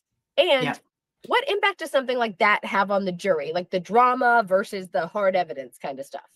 Well, you just said it yourself, the fact that during this, that the jurors are literally like notes down. I mean, listen, we're all human. Who doesn't love a little bit of drama, right? So especially after having some dry witnesses, during the week, more technical stuff from some, it certainly spices it up a little bit. the question ultimately, I think, is what is the benefit to the defense in having these text messages read? And from those who remember trial one, they came in through Brian Higgins himself. It seems like there's a good chance that Brian Higgins doesn't get called by the Commonwealth. And therefore, that puts the defense into a little bit of a corner, because in order to get ultimately to the request to have Judge Cannoni issue a third-party culprit jury instruction, that the jury at the end of the trial, that the judge will instruct them on a bunch of things. And one of them the defense theoretically will ask for is that you can consider this, third party potential culprit. But in order to get that instruction, you have to develop enough evidence throughout the case, both in the Commonwealth's case, in your cross-examination, and in your own case in chief, if you put one on, to request that of the judge. So theoretically, there hasn't been much discussion really of Brian Higgins or Brian Albert up to this point. There's been sort of peripheral mentioning, from witnesses that he went into the house, so he was at the bar, things like that, but certainly not the focus as it was in trial number one. So it seems like this is the defense's way of introducing this idea of like potential scorned, lover, upset. Obviously, we're not there with the defense yet, but they're laying sort of the foundation for that. The difficult part, I think, is that it also does not look great for their client, right? Because, there's two parties being involved in this, and you have the Commonwealth who's attempting to paint Karen Read and John O'Keefe's relationship as, not so happy behind the scenes. This actually substantiates the Commonwealth's claim that, there was other stuff going on. So it's a little, I think everybody feels the cringe, listening to them. They feel, sort of a little young and juvenile, I would say. But it's really an interesting thing to see whether it's going to pay off for the defense, whether it helps or harms Karen. And then on that note, you and I had spoken yesterday, and I want to make sure to this podcast about Yuri Buchanan's testimony, about how, in your opinion, he did quite well on direct and then not very well on cross. What effect do these text messages have on his testimony? Like, is the jury going to remember the rest of his testimony? Or, right. And then also, can you talk a little bit about kind of why you think he was not as great of a witness? Sure.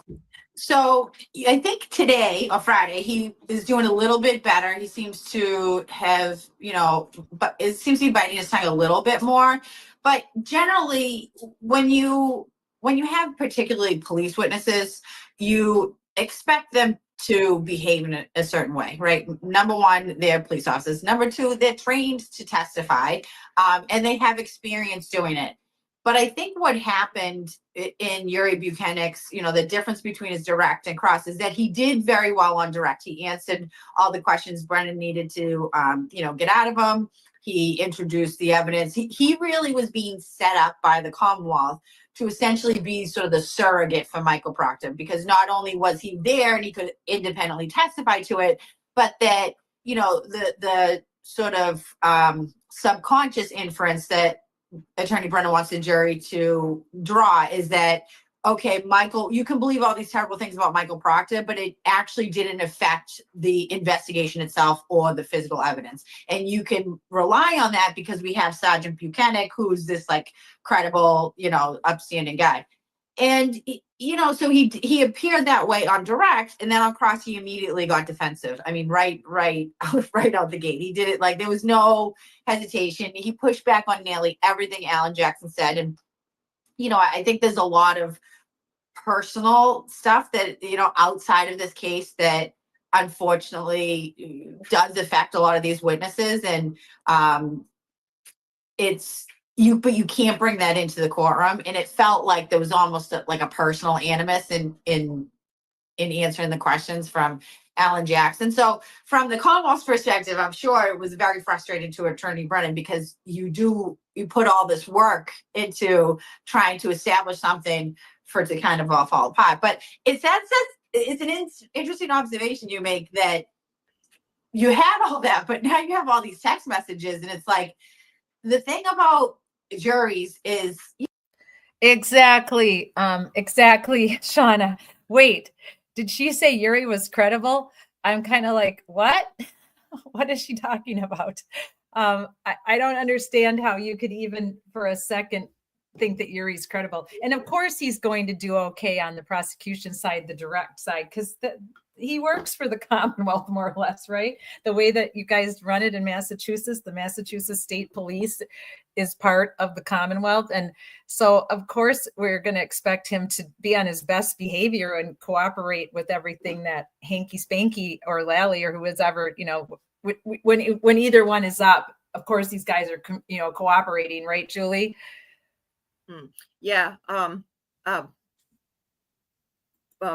Well, yeah, I mean, number one, the credibility factor, like that.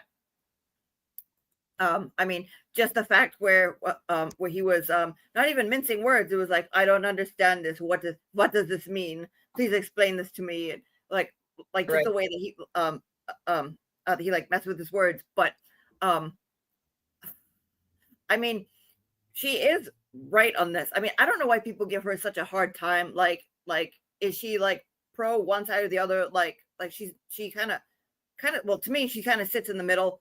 I mean, she gives both, she gives pretty good analysis on both sides of like what she's seeing. And yeah, just like MCAT said, she is a little bit extra. Yeah. Well, I like what I like is the Boston. My friend Ellen, I called her my Florida mother. She was my first friend when I moved to Florida back in 2009. And she was my neighbor and my friend. And she was from Jersey. She was from Clifford Beach, New Jersey. And she had that Jersey girl accent going on where she would call it Walmart's. She put an S at the end of a lot of things. Like, I'm going to Walmart's. And then there's some things that she says where she kind of adds that R sound at the end of her words. That reminds me more of my Jersey girl Ellen than of a Bostonian. But I think so she's from Southie, and I mean, like, I guess people have been saying that like she puts it on like just a little bit, like when she tries to like when she like dresses down, she does like that, like dipping and doing it type of like look at me, I'm from Southie. But I mean, as far as the analysis goes, like the little clip that I have going over Breenan's rebuttal, which we'll get to that because I think a lot of people kind of forgot that because like, oh, well, this is the end of the Commonwealth's case. No, he gets a rebuttal where he's going to call the Aperture guys again and the consciousness of guilt people. And that's going to be interesting to see. But like some of the analysis. Now, when she's on court TV, she definitely sides with what's his face, the Polish guy. I forget his name. And he's extra as the day is long. And it seems like he's Hank Green's mouthpiece.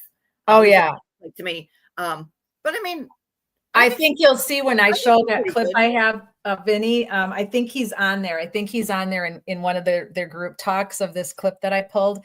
MCAT says, let's see, we do that in Chicago, Walmart's, Targets, Aldi's. We also have, Da Pope on our side. LOL. Yeah. Yes, you do, MCAT. I love it. All right, let's finish this one up and then we can move on to our next one. Da Pope. Think about Carrie Robbins. That's like long gone in jury's mind. So they're quick to move on to the next thing. And if you're the person introducing that themselves, like if I'm on the jury, I don't know. I think there's a fair amount of people who might be wondering, wait, is this supposed to be good for Karen? Why are her attorneys introducing it? We don't understand because there hasn't really been any fingers pointed just yet. So we'll see. Right. And next, what I think is the big talker of the week, and you hinted at, it seems like Sergeant Buchanan's testimony has maybe solidified a theory that we've discussed, which is that the prosecution doesn't plan to call people who were some pretty key witnesses last time, like Michael Proctor, Brian Higgins, maybe Brian Albert. Do you still feel that way? And if so, What is that strategy? I think, yeah, I feel even more strongly about it now. I didn't think that in the beginning. We talked a lot about it, that, Attorney Brennan didn't mention it in his opening and not getting ahead of it. So it's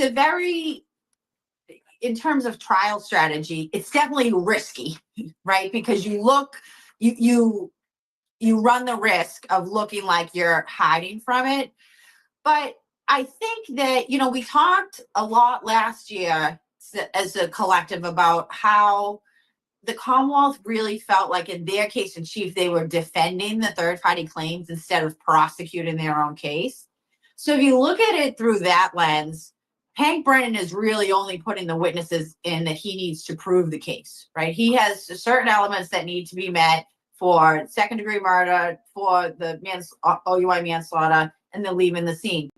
And if there's anybody outside of that is not necessary to the elements, and in theory is only going to be potentially harmful to the Commonwealth's case, why call them? I think Brennan's strategy, which it's risky, but it's smart, that he's basically calling the defense's bluff and saying, if you want to blame Brian Albert and Brian Higgins, put them on the stand. You can blame them yourself. Then they called same thing with Michael Proctor. And then the way to rehabilitate those witnesses by Attorney Brennan is actually through cross-examination. So you get to ask all leading questions. Isn't it true you were investigated? Isn't it true that there was no finding of wrongdoing? Isn't it true you turned over this? And, you take all the beneficial things to the Commonwealth and use them in cross-examination. So it's very... They don't believe how toxic this is. If you're still using a plastic or wooden cutting board, you need to hear this. I never post stuff like this. It's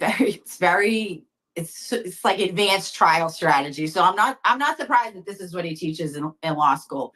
And it's risky, but it might. Is that what he teaches? Trial strategy? That's what he teaches. Yeah, trial advocacy. Yeah. Wow. Yeah. Okay. Yeah. So you started explaining this, and I want you to explain it like even more simply, because one of my top comments on social media lately is like, if the prosecution doesn't call these people, can't the defense? And the answer is yes, of course. Yes. But can you explain how things change if the defense calls these people as witnesses? These people, Proctor, Brian Albert, Brian Higgins. Right. So when you call someone as your own witness, so if we talk about right now, it's the Commonwealth's case. So anybody the Commonwealth calls, that's what we call direct examination. And direct examination, basically in the simplest way, is asking narrative form questions. So, where were you this night? What happened next? Can you explain this? And so you can't guide the witness to the answer you want them to get to. That's direct. When the opposing party, which right now is defense, gets up, they get to cross-examine, and on cross-examination, you get to ask what's called leading questions. And leading questions are things like, and didn't you punch John when he walks in the house? Correct? Those kinds of things. You basically, the answer to your question is your question. And so what will happen in theory is if the defense calls any of them or all three, they have to ask them narrative-based questions. Right. Now, what the goal will likely ultimately be is to have them declared as what we call adverse or hostile witnesses, which means that even though you're the party calling the witness, they're taken in a position that's adverse to your position. Now, I don't think it will be difficult to get there. However, you do have 3 trained police officer witnesses. So it's probably not as easy to get them declared hostile as maybe a civilian might be, because they have to actually demonstrate that hostility in order to get them declared hostile. That's right. And then you have to ask the judge, and the judge gets to decide if you've gone there yet. So and so even if they get them declared as hostile witnesses, and then they can cross-examine them. But like I said, then Brennan gets to get up and use that same kind of leading questions for everything, but lead them back to, this idea that you were investigated for all these things. So all these things are true, but are you still an ATF agent? You know, have you been fired by the federal government? You're still working for them. So what does that tell the jury? That, okay, these guys have some problems, but everyone who's investigated them has let them keep their jobs. So that actually, I mean, it's pretty smart of Brennan to think that far ahead. Right. And so I think that's why you're saying it's risky, right? Because if it works, it could have a huge payoff if the defense calls these people. However, the defense could also not call these people, and they could just be like ghosts whose names are hovering in this trial, and the jury's wondering who they are. No, they have to call them. I mean, I think they have to call them. I think so. If theoretically, no, they don't call anybody. Michael Proctor, Brian Albert, or Brian Higgins. I mean, I don't know that that's possible because I don't know how then they get to the third party. And the problem from the defense perspective is that, so they have basically two defenses, third party culprit and Bowden. And they're sort of wrapped up together.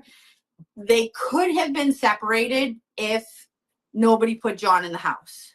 So if Karen had not made statements that John went into the house, then I really think the Bowden defense, which would be going at Michael Proctor, going at, Gallagher for not getting the camera, for not writing a report, for them going into the house and not separating them.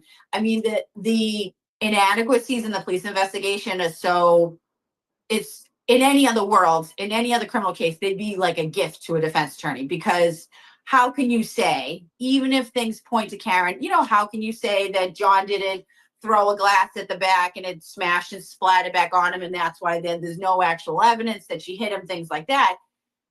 That's a viable option.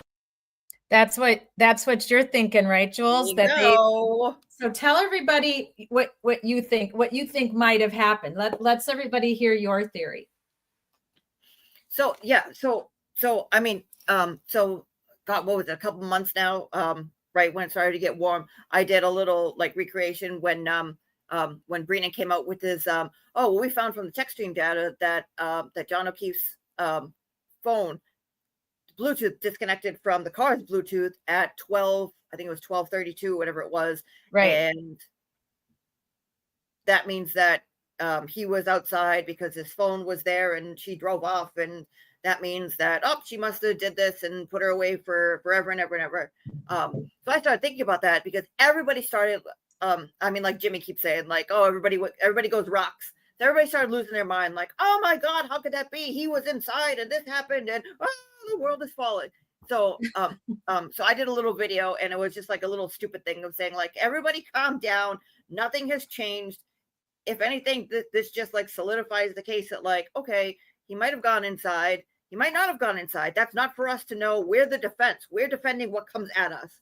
And so my theory is, and the video that I did was, I said, how do you know that Karen and John didn't pull up in the car? He's inside with his phone, and they're talking, and he could have, I did two scenarios. He could have stayed in the car the whole entire time, and they could have been talking, and he could have been checking his phone because it says that he was active with his phone, where Jen McCabe might have seen them in the car saying just pull up behind me, or, pull up, you coming? He's, looking while they're talking or doing whatever. Then he gets out of the car, then, leaves with a huff. She screams something. I have a question. Madam Prosecutor. So if John was in the car and he and Karen were having a little bit of a huff about not wanting, let's just say it was not that she didn't really want to go to this party and she had no desire to go in there, she wasn't feeling well, and they're having this conversation, then why didn't Ricky, Heather, or Ryan see John in the car? That's just it. That's theory. Again, that's theory number one. Theory number two is they pull up, he gets out of the car and says, all right, I'll be right back. Let me go take care of this. And, maybe he grabs a drink at that point. Maybe he doesn't, who knows? But he goes inside, they pull up, they take off. He comes back out. They start, fighting, quibbling, something changed. She takes off. And my theory is he takes something heavy, like a glass, a drinking cup, like the one that she had a cup full of vodka with, which again, please don't do that. Please get an Uber or just don't do that. But takes it, and chucks it at the car and says, you know what, we're done. You want to bust my balls? That's going to be the last of it. She takes off and he chucks the glass at the car. It misses the window and it hits the metal right next to the windshield wiper where there's a dent. But And there's no way those 3 kids would have witnessed it. Not if they took off at 12:30. There was still 2 minutes to happen. A lot can happen. That's 120 seconds. That's a lot of time before that happens. Where was John when the kids pulled up in the truck behind Karen Reed? He could have been inside. He could have been around the corner. He could have been down the street. He could have been across the street. He could have been tying the shoe. Who knows? Again, that's not for us to decide. We're just defending. Right, exactly. And again, they her dome light was on, so his door could have been ajar. He could have, opened the door and he could have fallen back like we did the thing. His phone could have fallen then, and that could have been when he slipped and she was, not paying attention. Who knows? A myriad of things could have happened, but that, like, all this again is like completely reasonable. It's not like, like he got in the car and then he floated above the house and nobody saw him because he was hovering 30 feet in the air like a vampire, or like, that's not reasonable. But what is reasonable is he got out, walked around, went to go pee, maybe threw up, maybe he was, looking for something underneath the car. Who knows? But yes, I mean, the defense doesn't have to. The defense doesn't have to solve the case. The prosecution has to make. That was for the investigators to do. Right, that would have been their job, which they didn't do. But you and I have talked about this a lot, and we've talked about this a lot on Wednesdays and Thursdays when Karen Reed comes up, and on Friday Night Lies. For me personally, believe that Ricky, Heather, and Ryan are your only witnesses, because the people in the house were peeping out the window. They weren't trying to witness anything. And the kids that were in the house, when they were in the house, Julie Nagel, Heather, Sarah Levinson, and Julie Nagel and Sarah Levinson and Brian Jr., they were doing their own thing. They were chatting, they were talking. They weren't trying to see if John O'Keefe or Karen Reed were coming or not, like what Matt McCabe and Jen want us to believe, that they were just looking out for their friend, making sure they got parked okay, or making sure they got there okay. That makes no sense. That's a bunch of malarkey, because if they were that worried about it, they would have gone outside and walked up to the car and said, hey, are you guys coming in? What's up? You've been sitting out here for a while. Anything wrong?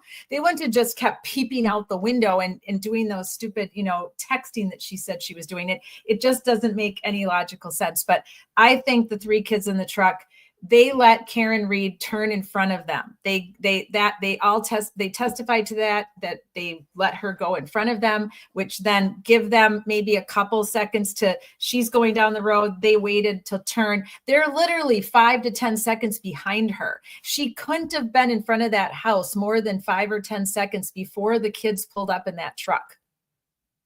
So there's no way she could have done her John could have gotten out of the car. She did her 3-point turn. She hit John. He flew through the air. He landed by the flagpole. That did not happen in just 5 to 10 seconds without those kids seeing some of that. No. That whole entire theory of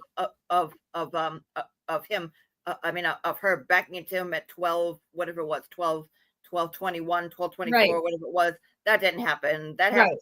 That if what makes more sense is that we all believe that Higgins' Jeep wasn't parked there, that Karen parked right there by the mailbox. John hopped out, just was going to run in and check out what was going on. Maybe that's what their conversation was. And he walked up the driveway. As soon as he walked up the driveway, he was hidden by those cars. So as Ricky and Heather and Ryan are coming down the street, they're looking, they'd never been here before, supposedly, right? So they're looking for the house. They don't see John O'Keefe because he's now walking alongside of the parked cars, and it's dark, and he goes in that door that leads him right into the living room. He doesn't go in the front door proper. He goes in the secondary front door. There's a very good possibility they wouldn't have seen him because he was dressed in, jeans and that darker kind of gray sweatshirt. And if he was behind, it just started snowing. If he was behind the cars parked in the driveway, they may not have seen him. And that's how he may have been able to just jump out of the car, walk down that driveway, go in that door. And then they rolled up. And then when they rolled up, Karen Reed moved up because their headlights would have been right in her face. So that would make sense as to why she would have rolled up. And then maybe she rolled up again because they were behind her and she wasn't comfortable with that, or whatever the reason is. that is all makes the most logical sense. And they all testified to that's what happened, that they saw Karen in the car looking down on her phone. At one of them said at one point she had her hands on the steering wheel, and no John. I mean, dark-haired guy sitting in the car at 6'1" or 2, whatever he was, with the dome light on, one of them would have seen him in the car. There's no doubt about it. Yeah, I think that's why when Breenan brought Ryan Nagel up on the stand, I think that's why he said, like, oh, well, you had been drinking, right? And then you had some more drinks and you had this many drinks. I think that he was trying to get ahead of it by saying, like, oh, well, you're gonna, like, in the first trial, you placed her in the car by herself, but you were drinking, so who knows. Yeah.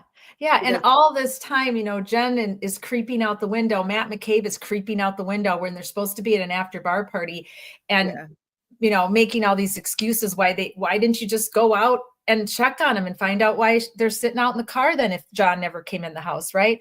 Hey, Kathy and Kim. Kim and Kathy are joining us from the car tonight. They're en route or coming home from something fun, I hope. Or no, actually something sad. Kathy had to go to a funeral today of one of her neighbors, and I'm so sorry for your loss, Kath. Or was that yesterday? All the days have blurred together for me, guys, since I've been in this pain mode with the sciatica. The dates and the days are all just blurring together, but I'm glad that you guys are listening to us in the car. Thank you so much, Kathy and Kim, for being part of Social Change Warriors and Justice Seekers. Bert says, Melanie Little says JOK was not hit by a car. A car did not hit JOK. I agree. Yeah. I know. I think, is that like the first time Melanie Little's come out and actually said those words? Because I know in the beginning last year with the trial, both her and Emily D. Baker were staying very neutral. And Emily D. Baker's live stream, they are the jury. They're watching like the jury. So they watched the whole first trial. And it wasn't until towards the end where people really started to go, oh, that's my standing alarm again, really started to go like leaning towards Karen Reed in the Emily D. Baker audience, where a lot of her audience really started to be like, hey, I can't wait till the end. My mind's made up. If I was on the jury, I'd already be, it'd be over for me at this point. I think Proctor put a lot of people over the edge last year during trial 1 that were trying to watch it independently and be on the fence. But Emily wanted to wait till the very end because it's her show, it's her live stream. And I think Melanie was like that too last year, right? With trial 1, that she wasn't trying to be, she was just trying to stay neutral. Yes. I thought it, I don't know. I came to, Shauna says no. Shauna says no. Melanie Little was never neutral. Okay. She's very much not neutral now. Now she's not, but I thought maybe she was trying to stay neutral trial 1. I really didn't watch her that much last year. I was mostly watching Emily D. Baker, and I was on The Young Jerks because Mike, thanks again, Mike, for letting us use your feed for when we show the witnesses on the stand. Sometimes we show Emily D. Baker because we just love her commentary. And then other times we use Mike because The Young Jerks is just the feed and there's no commentary. So I appreciate that a lot, Mike. Thank you so much. Yarn shopping. Kathy and Kim are out yarn shopping. How fun. Oh, this is so sad for all of you that sewed with your moms like I did when I was little. And when we were in Girl Scouts and Lutheran Girl Pioneers, we sewed. And Joanne Fabrics is going out of business. That makes me feel very sad. I really love that show. All right. Well, let's hear the end of what they have to say, and then we'll be done with that for the night, and then we'll move on to our next agenda. Argument if no one puts him in the house, but the problem is Karen now puts him in the house, so you take that argument really off of the table, which then leaves you with the need to establish something had to have happened in the house, and the police engaged in a cover-up. So you really have to do these two things. So I think the defense has put themselves in a little bit of a pickle, allowing her to speak. I mean, I think in more ways than one. Yep. So I think they have to call Albert and Brian Higgins if they want to point the finger, because they do. Otherwise, I don't think there'll be enough evidence in the Commonwealth's case that they'll be able to argue it in closing. Right. I have a couple more topics for you. I will take a little quicker. So you mentioned that, in your opinion, the difference in this case is that Brennan is playing less defense. Yeah. and more offense. Okay, There's disagree. an area he has undoubtedly played a lot of defense on, and that's the alleged 227 Google search of Jen McCabe. Yeah. There's been days of testimony on that point alone, including this week when Jessica Hyde was on the stand for, I think, 2 days. Nope, just The one. viral 30-second pink salt trick that melts fat was actually featured on the Today Show. But for those who missed it, I'm here to show you exactly how to do it. Today, I'm here to teach you how to make the new Japanese pink salt recipe for fast weight loss. I started using this 4-ingredient homemade recipe last month, and I lost a lot. So at this point in the game, again, we have not had the defense as witness yet. But at this point in the game, if you're a juror, what are you thinking about that Google search? I mean, I'm thinking you have two independent witnesses who come to the same conclusion. They both seem to be pretty qualified, their background, their experience. There was an attempt to, poke holes in their stories, but it seems like ultimately they both came to the same conclusion, independent of one another, that the 227 search didn't happen and that it was 623 and 624. So I think there will likely be an expectation that you'll have, the same caliber of expertise testifying on the defense side. I don't know if that's how the jury is going to find about Richard Green. I mean, certainly he's qualified, and that's not to diminish his, his background at all. But in terms of, who was looking to who for guidance, we know that Richard Green was seeking Ann Whiffin and Celebrate's guidance on how to interpret. So when a jury is looking at, okay, two over here, independent of each other, say it doesn't happen, he says it does happen, but before he determined that, he was looking to them for help. The weighing of that is, I think Richard Green is hard to, throw the other ones off balance. Understandable. All right, 2 more points. One of which is, if, again, this is still the Commonwealth's case, if Hank Brennan is on offense right now, which he is, what elements are still left? Like, what types of witnesses are still needed? I mean, at least from my observations, I don't think there has been a witness yet of like, here is how Carr met John. I think that's the only. So for second-degree murder, you need to show that Karen Reed caused the death of John O'Keefe and then intended to do is 3 prongs. And the prong that the Commonwealth is going under is that she intended to do the act, which is the reversing of the vehicle, which a reasonable person would know could cause grievous bodily harm or death. So that's second-degree murder. I don't know that he's anywhere near second-degree murder. So I'm not sure that it's even is worth the time to evaluate, because I don't know that he'll ever get there. The manslaughter, well, OUI, you basically have to prove 2 separate prongs, really, and then mush together. So you have the OUI, which is operation. So we know she operated the motor vehicle. She admits it both in her statements, and she's on video. You have to prove public way. So that just means that you're not in a driveway or someplace else. You have to be on a road that's owned and operated by either the Commonwealth of Massachusetts or the town that you are operating in, and then intoxication. And so I think the intoxication element has been met. But aside from, there's the back and forth about the blood alcohol level, but, there's multiple videos of her drinking. She admits that she shouldn't, she wouldn't have gotten on the expressway. So I think intoxication is pretty clear. The next 2 elements are, you have to show that you're operating in a reckless or negligent manner, which I think can be met because basically OUI is per se negligence, right? So, and so then the last prong is that you caused the death of John O'Keefe. So that's the only prong. I think they're only 1 out of the 5 elements. I think he's got the 4. He has to prove that she caused with her vehicle those injuries. And so that's why I think we're going to see all the injury presentation on the back end. So we're going to have aperture, we're going to have the Lexus data, we're going to have the, I don't know if we're going to have the ME and the neurosurgeon about the brain injury, and probably the state police crime lab talking about the microscopic pieces found in his sweater. So he's pretty close. It depends on how that evidence comes in. Right. It seemed during the last trial like that was probably the hardest element to prove. Yeah.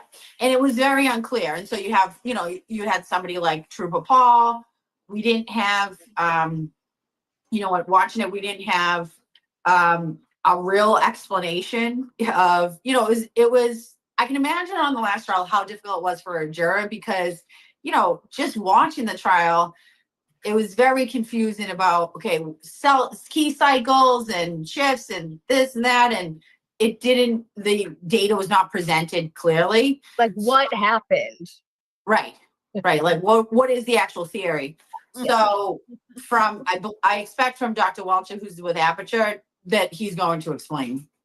If you've got pink salt, apple cider vinegar, and baking soda in your kitchen and you're not using this recipe yet, you're throwing away your chance to lose weight effortlessly. Today, I'm here to teach you how to make the new Japanese pink. Okay, so we're back. That was good. I like her. I light note my introduction. I should I always go after the big fish. So I should write to her and see if she'll come join us on a Friday Night Lies. All she can do is ignore me or say no, like a lot of the big creators have done. So she might. When they were doing jury selection, she did like a daily breakdown, but they're like, okay, what's like if you're a prosecutor, what are you looking for in a jury? Or if you're defense, what are you looking for in a juror? What happened here? What happened there? What happened with the first trial? How would you look at that? And then everybody and their mother, brother, sister went after her, and I think she stopped doing that. But at least she does this. But it's very interesting because people came after her for that point that she made, saying that there's 4 out of 5 for second degree manslaughter and the lesser included. And Emily D. Baker broke that down and went through the lesser included and was like, okay, at manslaughter, you have 5 prongs and it's here. And then as you go lower and lower and lower down the totem pole, you get to motor vehicle homicide, which is the lowest of the rung. And she broke down and was like, how can the jury get there? Well, you need, and then broke it down. And she got to the same conclusion, which is 4 out of the 5 are met basically with Karen's statements and the situations, but the last part, depending on what the Commonwealth puts forward as their theory as to whether he was struck with the car, whether he was clipped, it fell down, and stumbled about, or got kicked in the head, or whatever the case may be, will the jury go for it? Because it looked like the last jury kind of went for something along those lines, and it was very scary to come to think of that because just like Catherine said, that that Trooper Paul put forth with all this information, and we don't know what it meant, and frankly, I don't think he knew what it meant. And I mean, he I don't think so. on the freaking stand. So, but yeah, so but also just to go back to a point she made, talking about Trooper Proctor, one day while I was in the attic, I don't know if it was Thursday or Friday, I was trying to look for it in the pieces. Cracks me up when you say you're in the attic. Well, but so I was in the attic, and they let a little bit of tea slip because they were talking about it might have been Friday, but or Wednesday, whenever the last day of court was.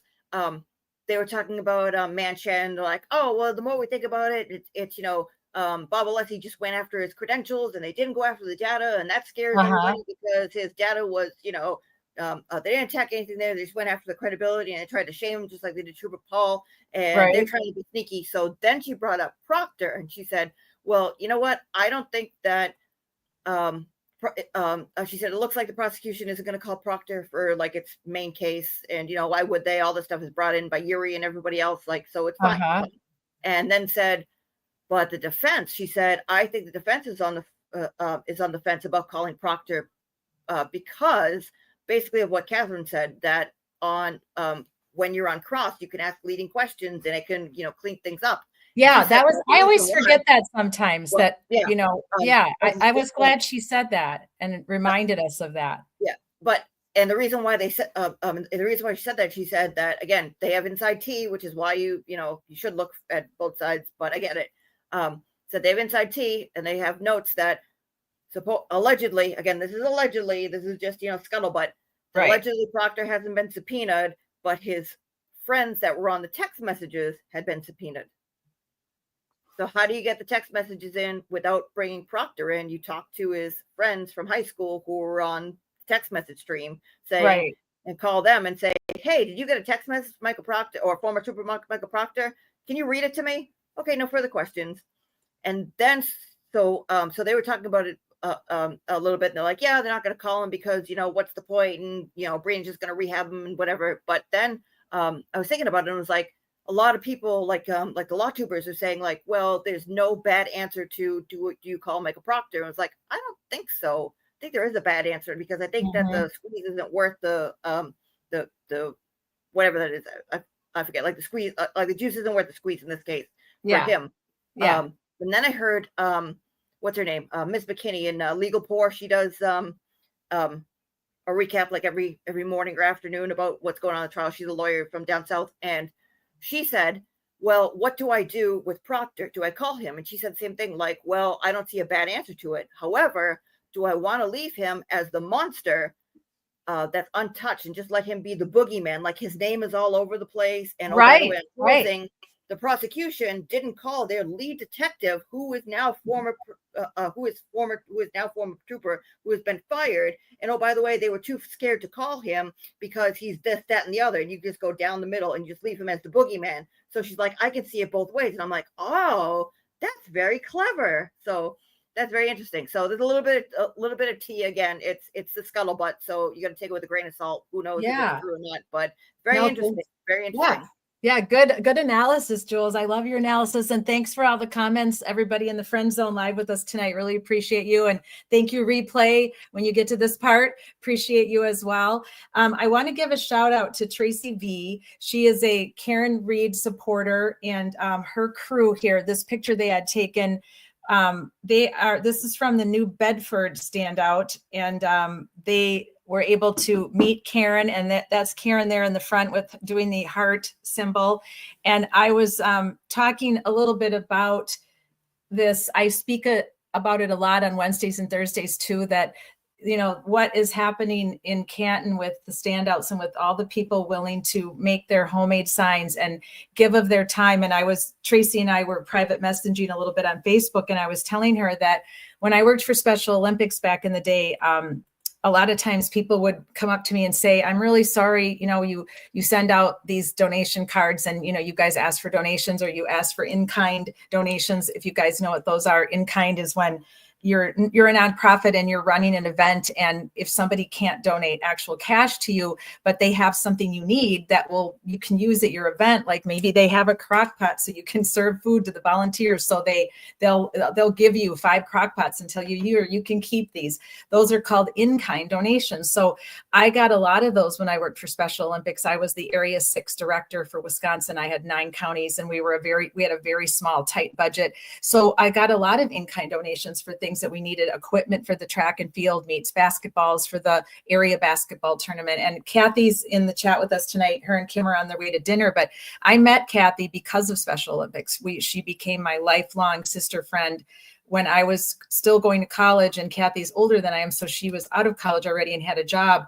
But she was technically my volunteer boss, because I had to do volunteer work when I was in college for something I was trying to go for, which was Code Point 5, it was called, and it helped boost your resume to show that you were a good person that could volunteer and give to others without getting paid. So that was something extra that you could strive for when you were going to college. It was called Code Point 5 back in the day. So I had to volunteer. I had already been volunteering at different things in my life at that point, but I had never volunteered for Special Olympics. So I ended up getting assigned to the East Y track and field team. And that's where I met Kathy. She was the head coach and I was one of her assistants.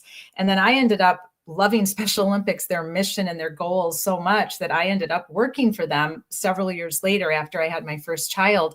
And a lot of times people would feel bad if they couldn't donate, if they didn't have the money. And that made me feel sad, because so many people give of their time, and time is money. And we all know that.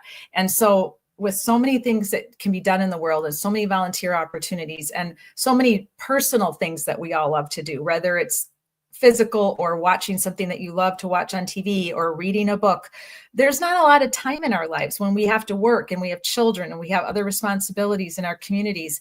So I made a t-shirt for all the volunteers that year, and it had the Special Olympics logo on it, and I used my favorite colors. I made a gold t-shirt with purple lettering, and it said, "My gift to Special Olympics is my time."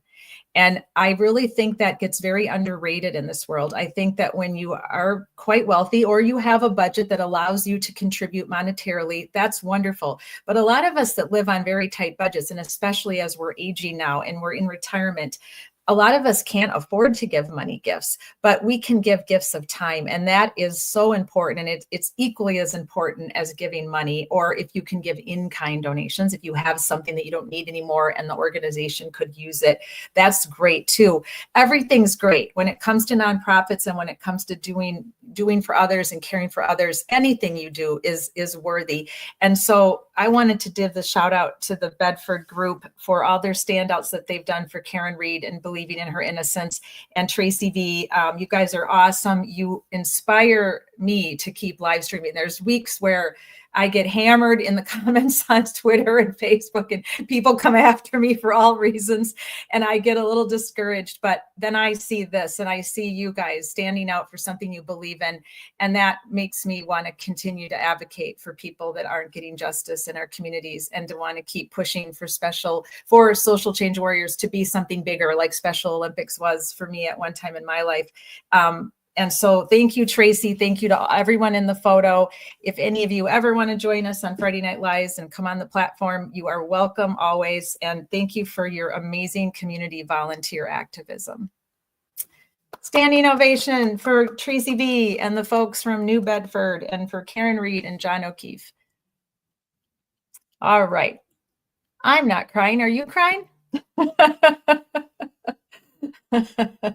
All right. So let's take, we are 2 hours in. Let's take a 10-minute break. I need to use the ladies. I need to check on the puppy here, and he's sleeping, which is great, but I have a feeling I should probably run him out. Let's do 7. Let's do 7th inning stretch, 7-minute break. And then when we come back, if you don't need a 7-minute break, Julie, I could put one of your videos on. You want to do that? Okay. Do you want? I need the break because I have to use the ladies and I have to put some biofreeze on my back. So I need it. So let me do that. Let's pull up one of your videos, and then when you can take a break when I get back, and I'll show my other video, and then we'll both have a chance to take a break. Way to go, Tracy, says Shauna. Yes, absolutely. Way to go, Tracy V and the crew from New Bedford. Keep standing up. Keep standing out. Keep advocating. All right, I'm going to the private messages. Which one would you like to talk about first, Jules? All right, why don't we do the Ian Whiffen one, 2 hours, 10 minutes.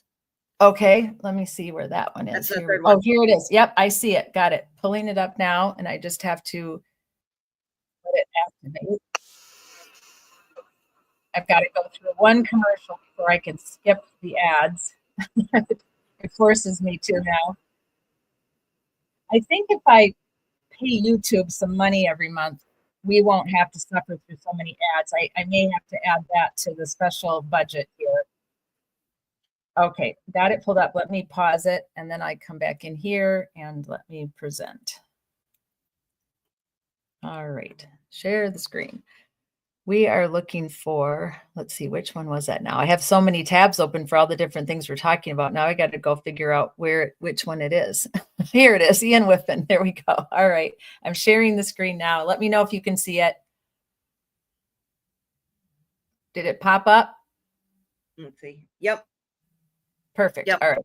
All right. Perfect. Let me go back here. And then, yeah, you got to go about 2 hours and 10 minutes, or 2 All hours right. and 8 minutes, something like that. 2 hour, 10-minute mark.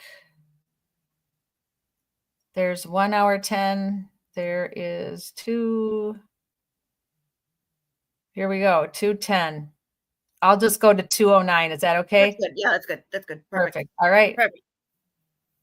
I'll be right back, but I'll be listening. I'm not going far. Can you explain a little bit of background on this before you start? Yes. Slide? So again, we have a temperature sensor built in within the phone, monitoring for if the battery temperature increases too high and becomes a danger, or if the temperature gets too low and becomes an issue. So it constantly monitors the temperature of the battery and records that information in the Knowledge C database. Did you look into the battery temperatures from before midnight and after midnight and do an analysis regarding the temperatures of that cell phone battery? I did, yes. throughout the evening of the 28th Yep, of he did. January, He and did. then the morning of the 29th. Mr. Whiffen, that's going to be hard to read. Is there any way you can enlarge it? But apparently not like that. There we go. Guy's Thank you. such a clown, in my opinion. I'm sorry that So on I'm the sorry that I'm evening of showing the you guys Ian 29th, Whiffen sorry, the again. 28th, see an average temperature But this is of interesting. around mid 80 degree Fahrenheit. I've got no understanding of where the device was at this time, whether it was in a pocket on a surface, whether it was in use or not. But I just wanted to get an average idea of temperatures of the device. By 13 minutes after midnight, we're still at 82 Fahrenheit. At 22 minutes after midnight, we know from the location data that the device was currently in a car, and we see the temperature has dropped to 77 Fahrenheit. By 37 minutes after midnight, we now know the device is already at Fairview. It's been at Fairview for approximately 12 minutes, and the temperature has continued to drop. It's now 72 Fahrenheit. Mr. Whiffen, if I can interrupt you. At 12:37, when the temperature drops to 72 degrees, is that before or after the healthcare data stops for that evening? That's after. Thank you. 45 minutes past, the temperature's dropped to 66 Fahrenheit. 53 minutes past, it's dropped to 61 Fahrenheit. Sure. At 7 minutes after 1, it's dropped to 55 Fahrenheit. At 1:36, it's dropped to 50. And then we have a large gap in the Now we in the have data, a large gap that's with the 4.5 next record being hours made long. 6 minutes after 6 a.m., when the temperature is 43 Fahrenheit. Mr. Whiffen,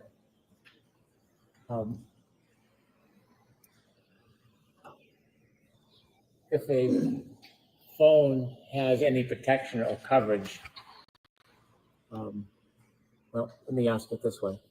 Do you know what, if anything, happened around 6:02, 6:03 to trigger that 6-degree drop in temperature? I don't know accurately, no. Okay. And then you're now at 6:14 and it's 37 degrees? Yeah, correct. This You is the know- coldest temperature recorded. Do you know what, if anything, happened to that phone at How do you know if there's a 4.5 hour 6:15:01? blank? I don't know. Okay, please continue. And then as of that point in time, from 6:35, we start to see an increase in temperature to 43 Fahrenheit. At 6:40, it's up to 50 Fahrenheit. At 6:48, up to 55 Fahrenheit. And at 6:56, up to 61 Fahrenheit. And then also plotted this out onto a graph just for visualization. Again, we can see on the evening of the 28th, the temperature is relatively consistent. It starts to drop as we know the phone is traveling in a car. And by the time it arrives at Fairview, we only see it drop until 1:36 a.m. And look at that We see noticeable a gap. relatively Look at that big noticeable gap modest without drop any over the data next point. few hours, but no records recorded. We see the final drop at 6:14, and then we see an increase. No But there are records no recorded. increases occur prior to 6:14 that would suggest that the phone 1:36 went from a a.m. cold on environment to a warm environment 1:29:22 is when the or last had data point was recorded extensive until usage. 6:06. Between 1:36 Yeah, I a.m. think it says and 6:06 6:06. a.m.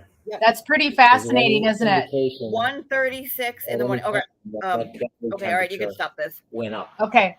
No, there's no records We don't need related to more temperature Ian at Whiffen. all for that time. Yeah, that's enough Ian Whiffen for yeah, me. That's happening. But But thank you. No, this is good. So let's chat Well, about this. So MCAT yeah. says that gap is when phone is in cold basement or garage. I Well, totally agree. I don't think so. No? It still would have recorded. It still would have recorded, and it would have sent out warning signs, even if it got lower or higher. This is just a blank. Now, there's got to be What a do reason you for the think? blank. Either the phone was off, or it was put in something in like a status state, meaning that it did nothing was coming in, nothing was going out, nothing was. Whoa. Wait a minute. Off. Wait a minute. Well, so, When was wait, Iggy? wait. So what was happening at 1:36? Now, if you look at the times, it looks like these time the temperature times are about like 15 to 20 to 30 minutes apart. What was happening at 1:36 that morning to, let's say, 1:56 that morning? Where, okay, I'll give you a hint. What was old Sea Legs doing at Canton Police, in my opinion, walking up and down the very high seas of Canton Police, wobbling from one side to another? At 1:35, I believe he was walking down the hallway to go outside to move cars and took off at 1:45 in the morning.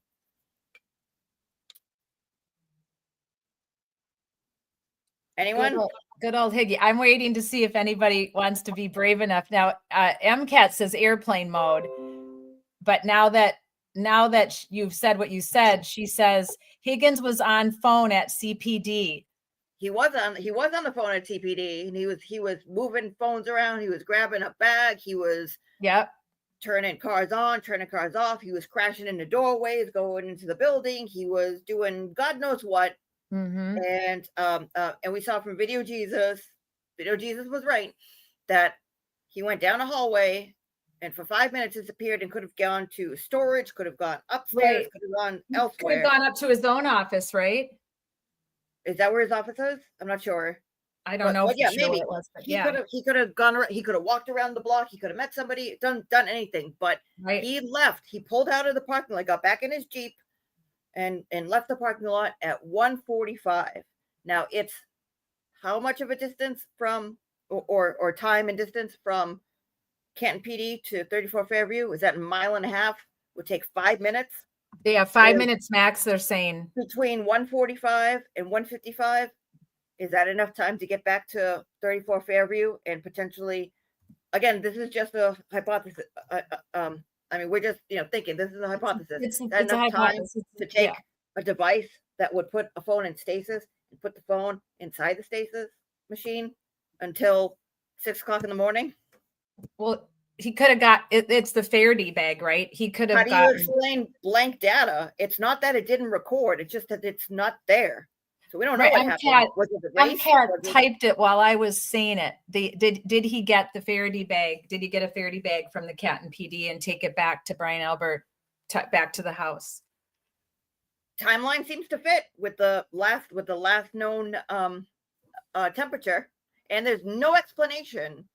I mean, Right. Hank skipped right over it. That was a really good catch. This is missing. That was a really good catch. I would have not caught that in his testimony in a million years.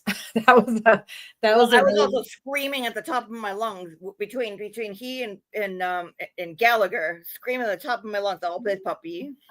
Somebody woke up. Somebody woke up. There he is.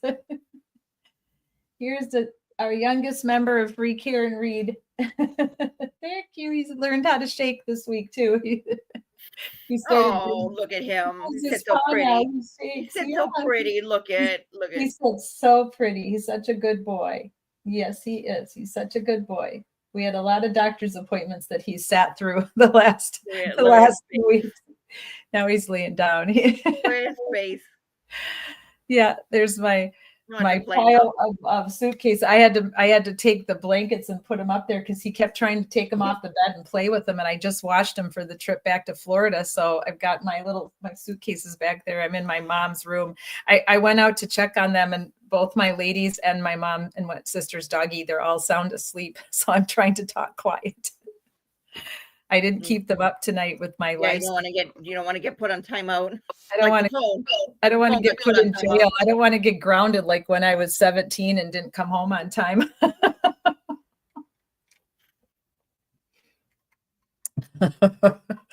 All right. That was good, Jules. Good catch. Hey, has the defense said anything about that? Do you think they caught what you caught? So I didn't get a chance to go over Bubba Leslie's testimony, but if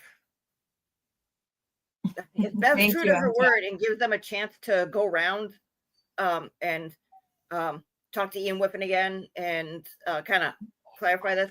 I think Bob Alessi mentioned it, but he was more focused on like the other horseshit. Again, that's a technical term. The other horseshit that he was throwing in there, saying like, "Oh, I don't know if it's cold. I guess I'll just throw this in here and test it and see what happens." I think Do he you asked think if questions they about that. So, do you think if they caught this like you did after fact, that they would recall him? well, I think they're going to recall him for a bunch of reasons. And again, Bev has to allow it, and who knows what she's going to do. I mean, I'm hoping that she does. Because because I mean, if you're going to recall anybody, you're going to recall Ian Whiffen and you're going to recall Garino to go over and say, "Hey, remember you did all this? How about now?" So I don't know, but yeah, that's a big miss. Saying why why is there a huge gap? It's not like it didn't record.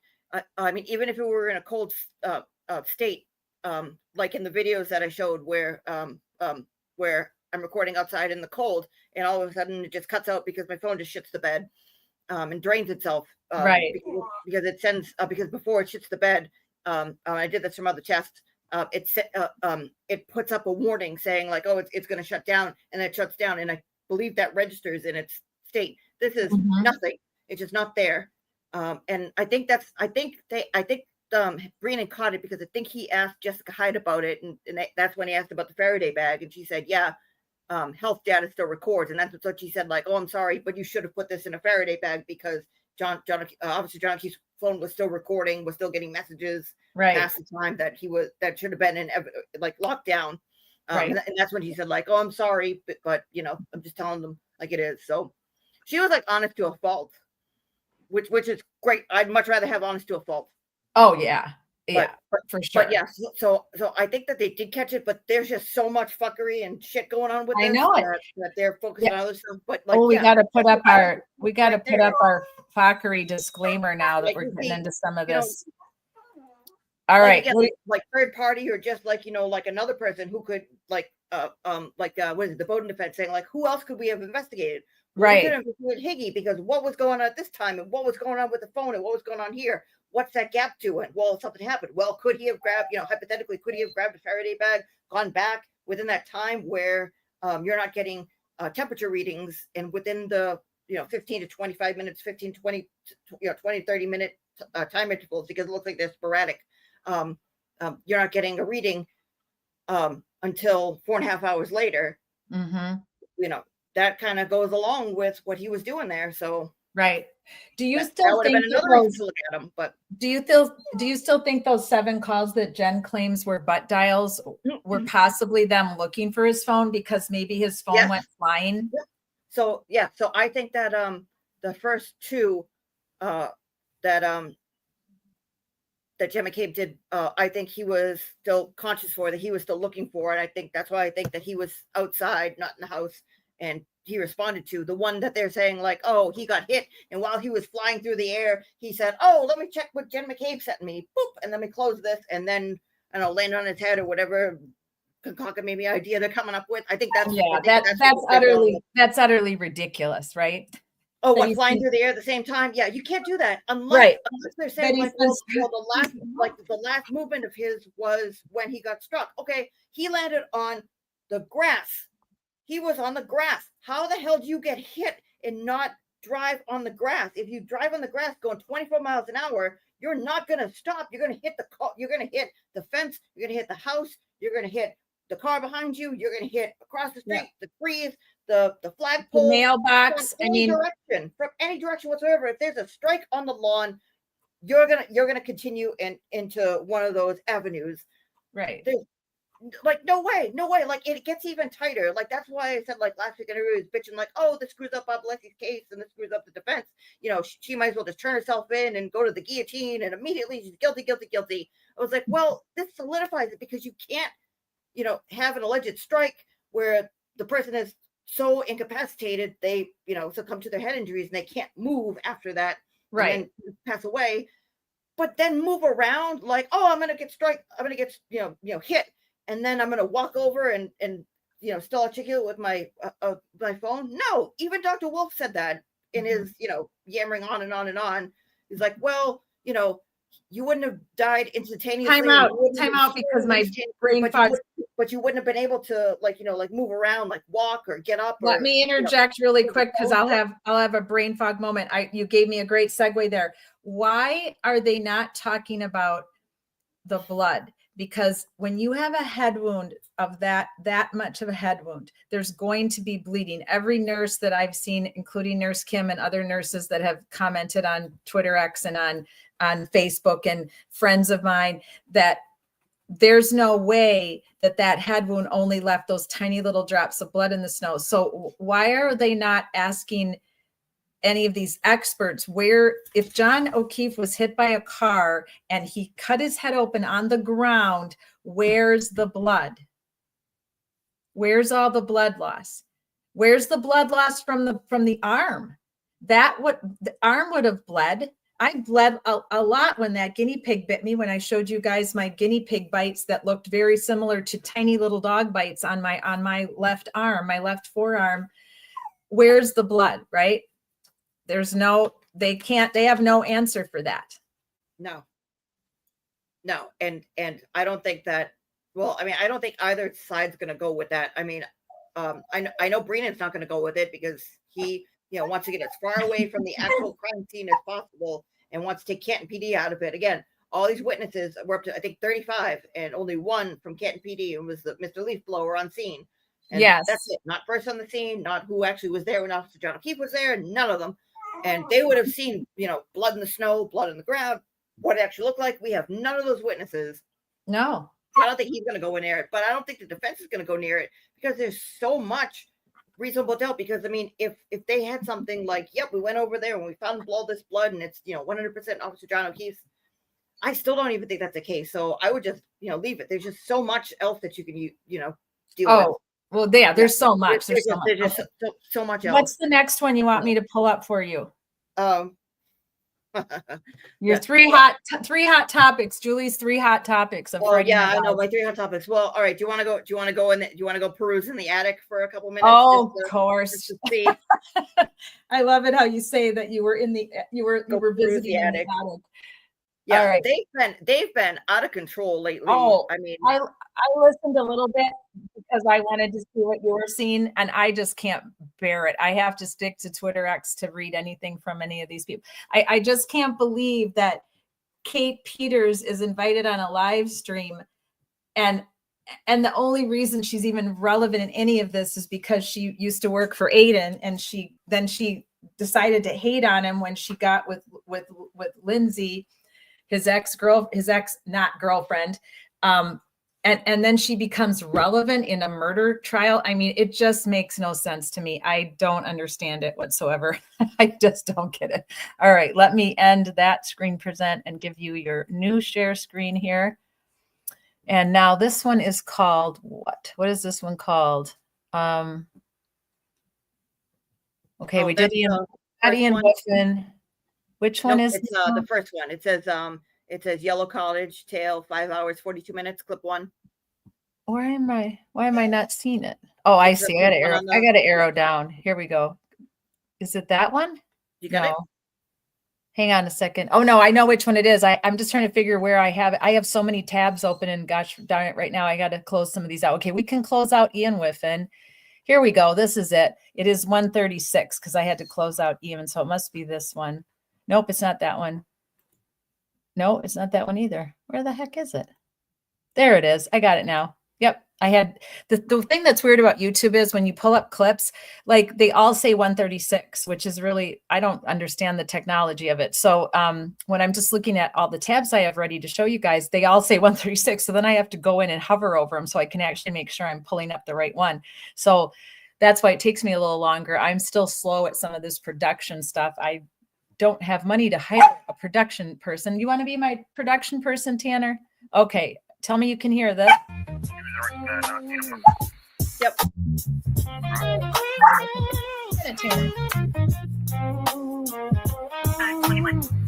In the city that never sleeps. Okay, we're good. Lone guitarist makes all right, and then you fast forward to 5 hours and 42 minutes of a dream that feels so. Oh, we don't need to see this. Whatever that is.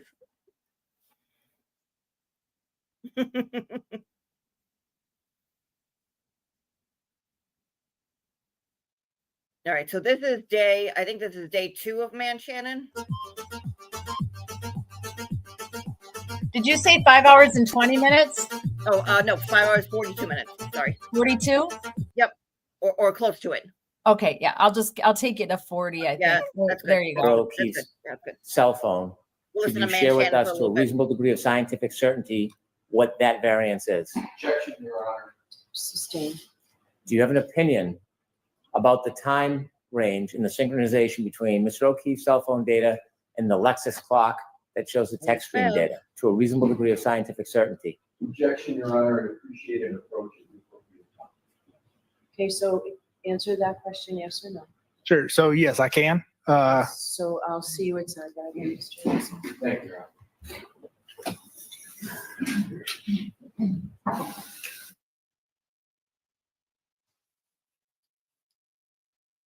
He asked for all of this. Mm-hmm. He asked for all of this. Man. I can't stand Kate Peters. My brain is going to explode. Oh boy. All right, we're gonna be good. We're gonna be good, right? They're going to argue about the scope.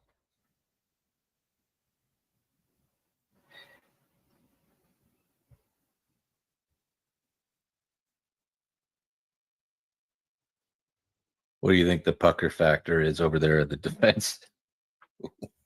I'm sure she's not having a good time at all right now. I would not be.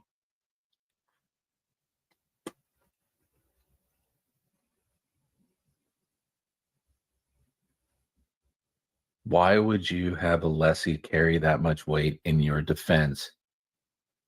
That's a murder trial. This isn't a lightweight case. Why would you risk so much on that guy? To be fair, too, I mean, he's only working with what he's got. And I mean, the facts, the facts are not in her favor. They're never going to be in her favor. No.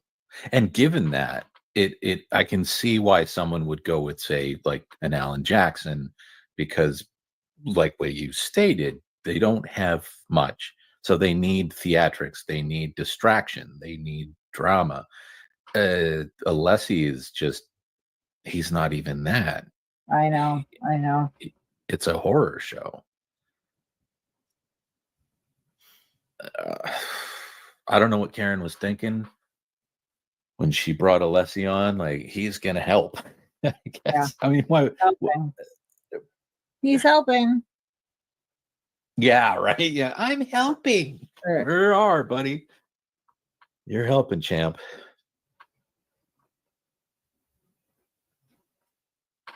Oh, you think Alessi is the fall guy for the reputation damage?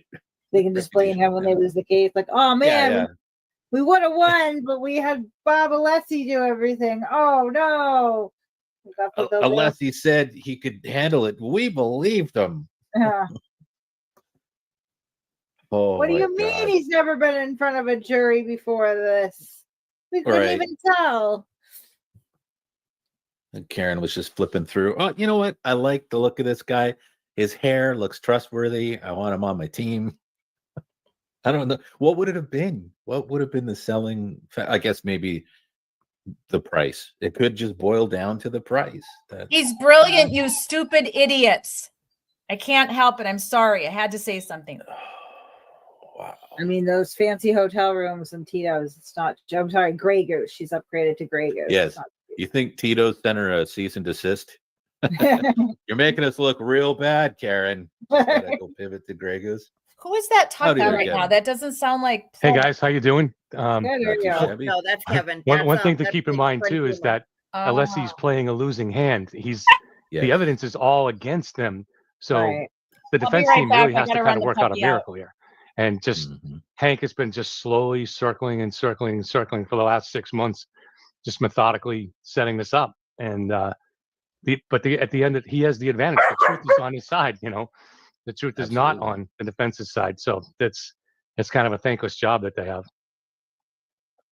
Oh, I get it. Don't you think that he maybe lingered a little bit too long on Burgess and has created sort of a problem where now Brennan on redirect is able to really go through and reiterate all of his findings, tear apart DeSorgo's report and findings? Like, I feel like this is somewhat, maybe not entirely avoidable, but somewhat avoidable, right?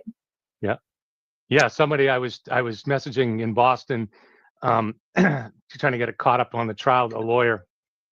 Oops, sorry about that. And someone who's close to Hank and stuff like that. And she was worried about the date problem and where these things missed and stuff like that. But whether Hank missed them, I think in the end it's worked out in the prosecution's favor because it really highlights how weak the hand is of the defense, that they have to emphasize these things. If you got a strong hand, you don't need to be worried about the date mistake. And right. Correct. The date mistake. Make that a point. The date mistake. We're going to talk about that in a second.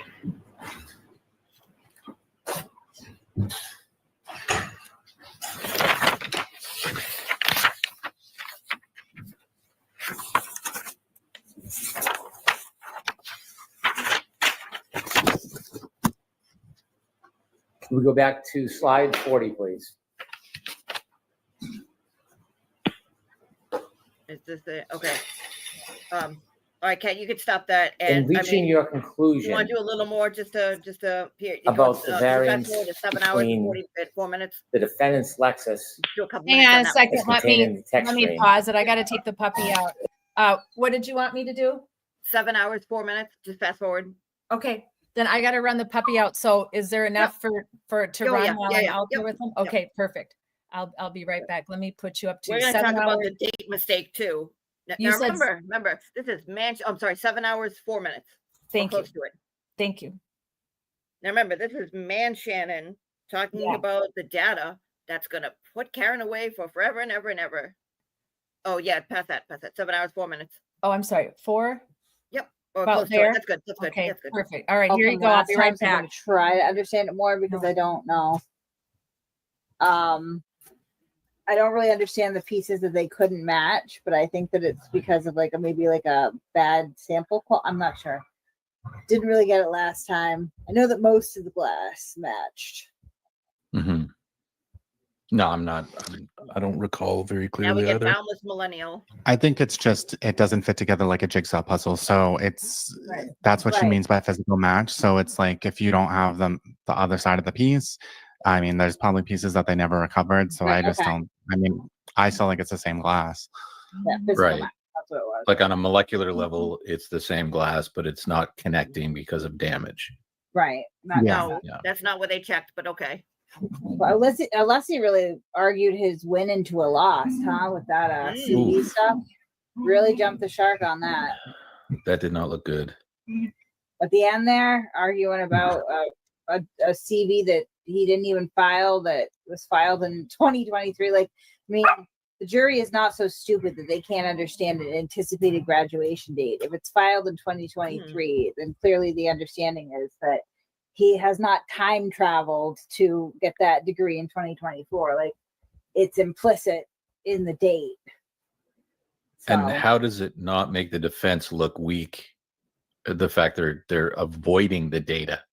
Right. You're supposed to be refuting the data, and you're avoiding it. You're doing everything possible, and you're doubling down on trying to assassinate this guy's credibility via putting across false CVs, which they can't even prove that because he never submitted those himself. it wasn't a false CV. That's the thing, though, is it wasn't. No. It was filed in 2023 with an anticipated graduation date of 2024, which it was. That was his anticipated date at the time, right? And then later on, it was updated when he didn't graduate in 2024. Right. There's nothing false about it. And what a monster. He hasn't finished his studies due to work and family and just life happening. I don't think anyone can relate to that, right? Like, right. I don't think anyone can relate to Karen if you're going to be honest with yourself. I think most people can relate to Burgess. They're just looking like elitist assholes, really, for lack of a better phrase.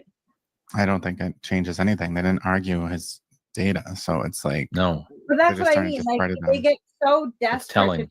to like. I think that's what you take away from it is like they want so badly to create this credibility problem that once it's destroyed the first time, they come back and try to get him and I got you again. And it's like you haven't even pulled up anything that's false. It was filed in 2020. Right. So immediately it's deflated, you know. So why do Mhm. you even go that far? I would have left that out completely. I would have just let Yeah. it die. Just let And it then go if it didn't work. He got in that question that was struck, but it's going to stick with the jury about why are you Oh, yeah. notice that they're avoiding the data, which they are. Mhm. Yep. Yeah, the jury can't unhear that. That's going to settle in their minds. Jurors, it's been a long day, so we're going to stop for the day. It was a long day. Tomorrow, but a little bit later in the day, and the victim of this person can tell you the time. All right, Later in the folks, we're day. gonna end today. Please do not discuss this case with anyone. Don't do any independent research or investigation. She's mad at the jury. If you happen to She's not hear or read Sally Sunshine like she anything about usually the is. case, please disregard it and let us know and watch your social media. She's upset with them. So Ms. Hanley, after the jury. All rise for the court, please. Close your notebooks and follow me. Goodbye.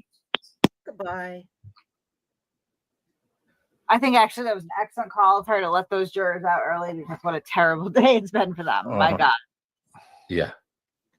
She's probably tired of apologizing on Alessi's behalf. She said a few times, we don't mean to waste your time. And we know who she's talking about. Alessi does. Yeah. He feeds on it. I think this was the witness. Right, we're all set. We're all set. Thank you.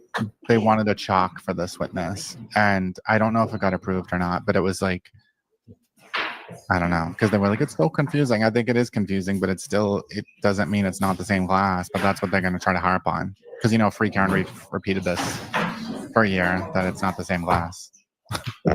So, I mean, it's one of the things that they have to try to cling on to.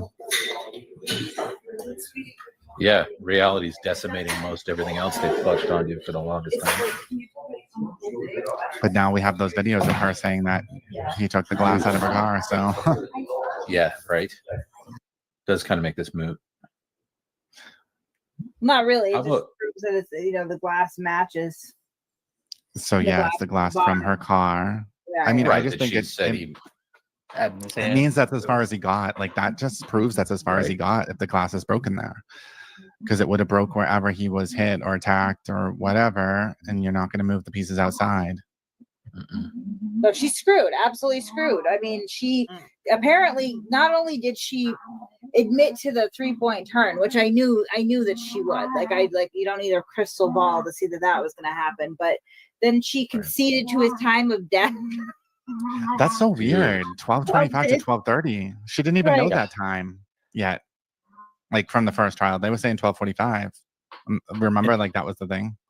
And did she say she was at John's at 12:41? Was that 5 minutes after her phone had already connected to the Wi-Fi there? Yeah, that's her lie that she built her entire lie around getting home at 12:41, so she could say that she was calling and texting outside the house because it's 4 minutes away. But she connected to Wi-Fi at 12:36, so that screwed her. Oops.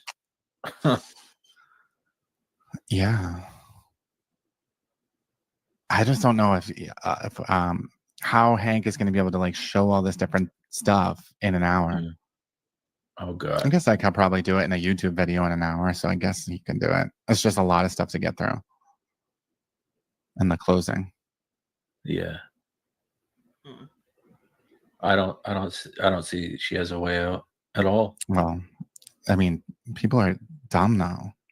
Oh my just has to God, be one are they dumb ever? person, one dumb person on the know. jury that's going to be like, I don't get it. I don't get how those marks are on his arm. I don't get it. I don't get it. No, Just full tilt derp.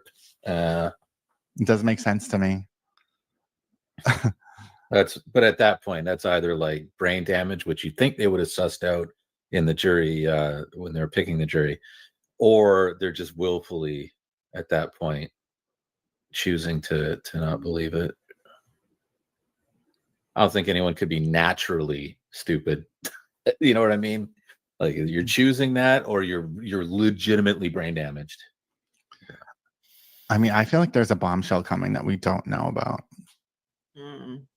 I think there When is she got too. out of the car and picked the glass out of his face before she drove That- away. She does that have a few really- seconds. She has 40 seconds.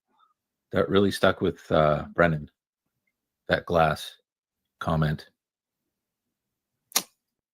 Yeah, I mean, the glass is Happy belated crucial. birthday, I'm wondering MCAT. where that goes to.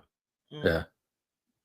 Because she was so specific Okay, about are you back? pulling the fragment of we can glass out. stop And then this. did This she is say enough it with the for- words this is gushed enough for- blood? This is enough for Yeah. a long time.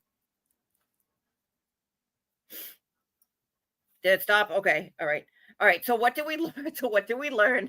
Because we got to talk about this. Dear class, what did we learn, class? So we learned that these people need psychological training and help immediately.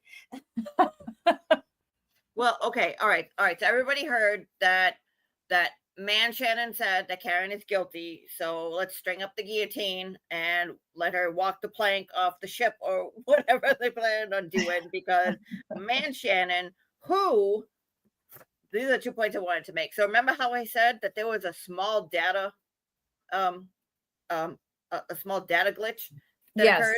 Yes. So on direct, I think the first question that Bob Alessi asked him when he presented his concoction of whatever he allegedly did, Bob Alessi said, "You calculated the time of each of these movements, calibrating it to, I forget if he calibrated it to the car, he calibrated to the iPhone. It jumped around a little bit because sometimes he calibrated it, sometimes he didn't, and didn't use it that way, but whatever. He said, you calibrated it to this, which means that at this time, Karen got out of her car. At this time, Karen started her car. At this time, Karen drove here. At this time, went to the exact minute and second, correct?" And he said, "Yep, exactly." And he said, "And your job is to do precision down to the second, correct?" And he said, "Yep, correct. That's my job." Down from, well, I don't want to insult anybody from down south, but it's okay. And then Bob Alessi the said, Southern accent grows on you when you hear it enough. And then Bob Alessi said, "And all this happened on January 30th." And he said, "Yes, sir. January 30th, 2022. That's the date of the incident." He said, "Except the incident was January 29th, wasn't it? Your job is so precise that it's down to the second, plus or minus 24 hours. Not to mention," and she's usually good, but they've been off this week and they're like really, really, really hammering people. And I don't know what, but Kate brought up the point saying that there was no lie on the CV. It was just an oversight. I almost said Candace Burgess. That's not Candace Burgess. Shannon said that his CV he updated in 2023 with an anticipated graduation date of 2024, and he didn't update it. Well, turns out he updated it in 2018 with an expected graduation date of 2018, which he never put down. He said that he was going to get a bachelor's of math and business in 2018. He did that in 2016, which is what I guess was what he was working on it. Then he changed it to graduation date 2022, then changed it a third time to graduation date 2024 and 2023. That's the one that got submitted to the federal, whatever it was. So they're saying like, oh, it's just an oversight because I was working on my bachelor's, because shit happens. And again, no downplay. We're not looking at this like disclaimer. We're not looking at this to be elitist or anything like, oh, we have degrees, fuck you, you're this and that. No, anybody who wants to get a degree, shit happens, it gets in the way. If you strive and you get and you get your GED, you get your associates, you get your bachelor's, you get advanced degrees. God bless you. You strived and you stuck with it. What we're ripping on is it's almost like a stolen value, or I forget the point that Bob Alessi said, which was academic malfeasance or academic misrepresentation, saying that you have this degree and you call yourself an expert and you this and that and the third, but you misrepresented the fact that you don't have a bachelor's, but yet you kept updating and representing that you have this, and basically calling himself a fraud. So if you're fraudulent about this, what else are you fraudulent about? You fraudulent about this whole entire list of data that's coming into this case? Are you fraudulent about the other claims that you've made? How, like, what is going on? Have people told you about this? That it's been like, oh, hey, you should probably update. And he's like, no, it's fine. It's fine. It's fine. Yeah, I was working on it. Yeah, this, yeah, that. But he updated it 3 times. You could put the word, like Bob Leslie said, you could put the word expected on there. So that's what we're all mad about. And again, like the other side is like, oh, well, he didn't have a bachelor's. No, that's not the issue. The issue is that he's a friggin' fraud and he screwed things up. And they keep saying like that was their main argument, which is like, well, everybody's arguing about the data, about the credentials. No one's arguing about the data. Look, his data is rock solid because it incriminates her. You know, lock her up, string her up, throw away the key, whatever. But in actuality, his data is like going through a 3-fingered monkey and saying, 3-fingered monkey, can you please show me your report where you smeared feces all over this paper and presented it as factual expert testimony, even though 3-fingered monkey says, oh, I updated my CV and I put this date on it, but I didn't put expected. Do you want to look through feces smeared paper to say, oh, this is my expert testimony? No, because you don't trust any of it. Exactly. So somebody posted today, and I should have taken a screenshot of it, and I forgot. I was going to go back and look for it. I was just trying to find it now while we were chatting. But somebody posted a screenshot that they actually called the registrar, or they emailed the registrar at this university. Is it the University of Alabama, Birmingham? Is that where it is? It's one of the. It's not the U of A. It's not the University of Alabama. It's one of the smaller ones. But they actually wrote to them, and then they wrote them back and said that he was registered for classes from 2000, I think it said 18 to 20 or 21. I'm going to try to go back and find it when we're showing another. Oh, that was just Machado. That the last time he was enrolled was yes, 2019, August 2019. Yeah. Right. So you're not continuing your education if you're not enrolled. You may have a goal to go back to college someday. I left college after my father died and I went back to college, but not until I was in my 30s. But I never presented on a resume that I was continuing my education or that I was working on my degree, because I wasn't. I was working and I was having kids. And I always put on my resume that I had 2 years, 2.5 to 3 years. I think it was 3 at that point, 3 years completed at UW-Madison. And then I would write how many credits that I had. But I would have never put pursuing my education when I wasn't. If you're not pursuing it, if you're not currently enrolled, you're not pursuing it. So that's him trying to be shady. But it's downright fraud is what it is. That's just simple. It's not rocket science. And how everybody out there is protecting him and showing, saying that it's not that big a deal and that doesn't make him lose credibility it's ridiculous. Of course it makes him. Anytime you lie on a resume, oh, hello. In the words of this lady, Sophia Petrillo, that man is a scuzzball. I love her.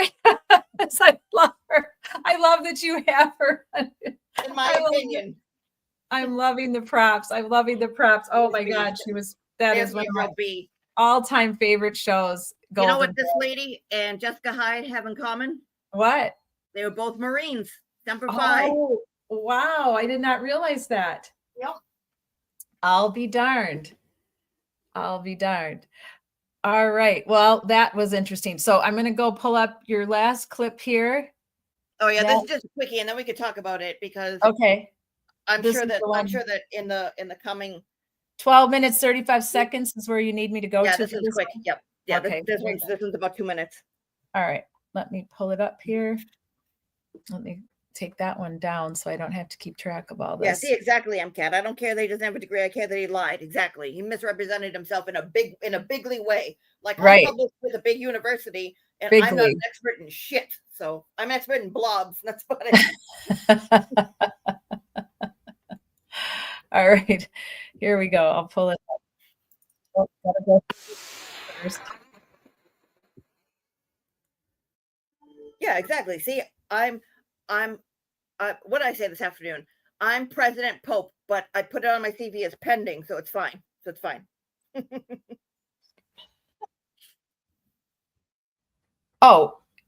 is Christina Rex, right? Yep. Yeah. And the one that I had up. You want me to go to 12? Whoops. Yeah, 12:35. Let's see, 12. Yeah, we didn't get that far when we stopped right before this, so that's perfect. 12:35. That's so funny how you and I pulled up the same clip. I wanted to show the beginning part and you want to show the end part. Well, this might be from the week after because okay. Christina Rex, and congratulations to Christina Rex. She's graduating law school, and I guess that she graduated valedictorian. So good for Okay, her. yeah, this looks like she's got her hair differently. So this is a different week, but we both were on the same track. All right, let me share the screen again and get this pulled up for you all.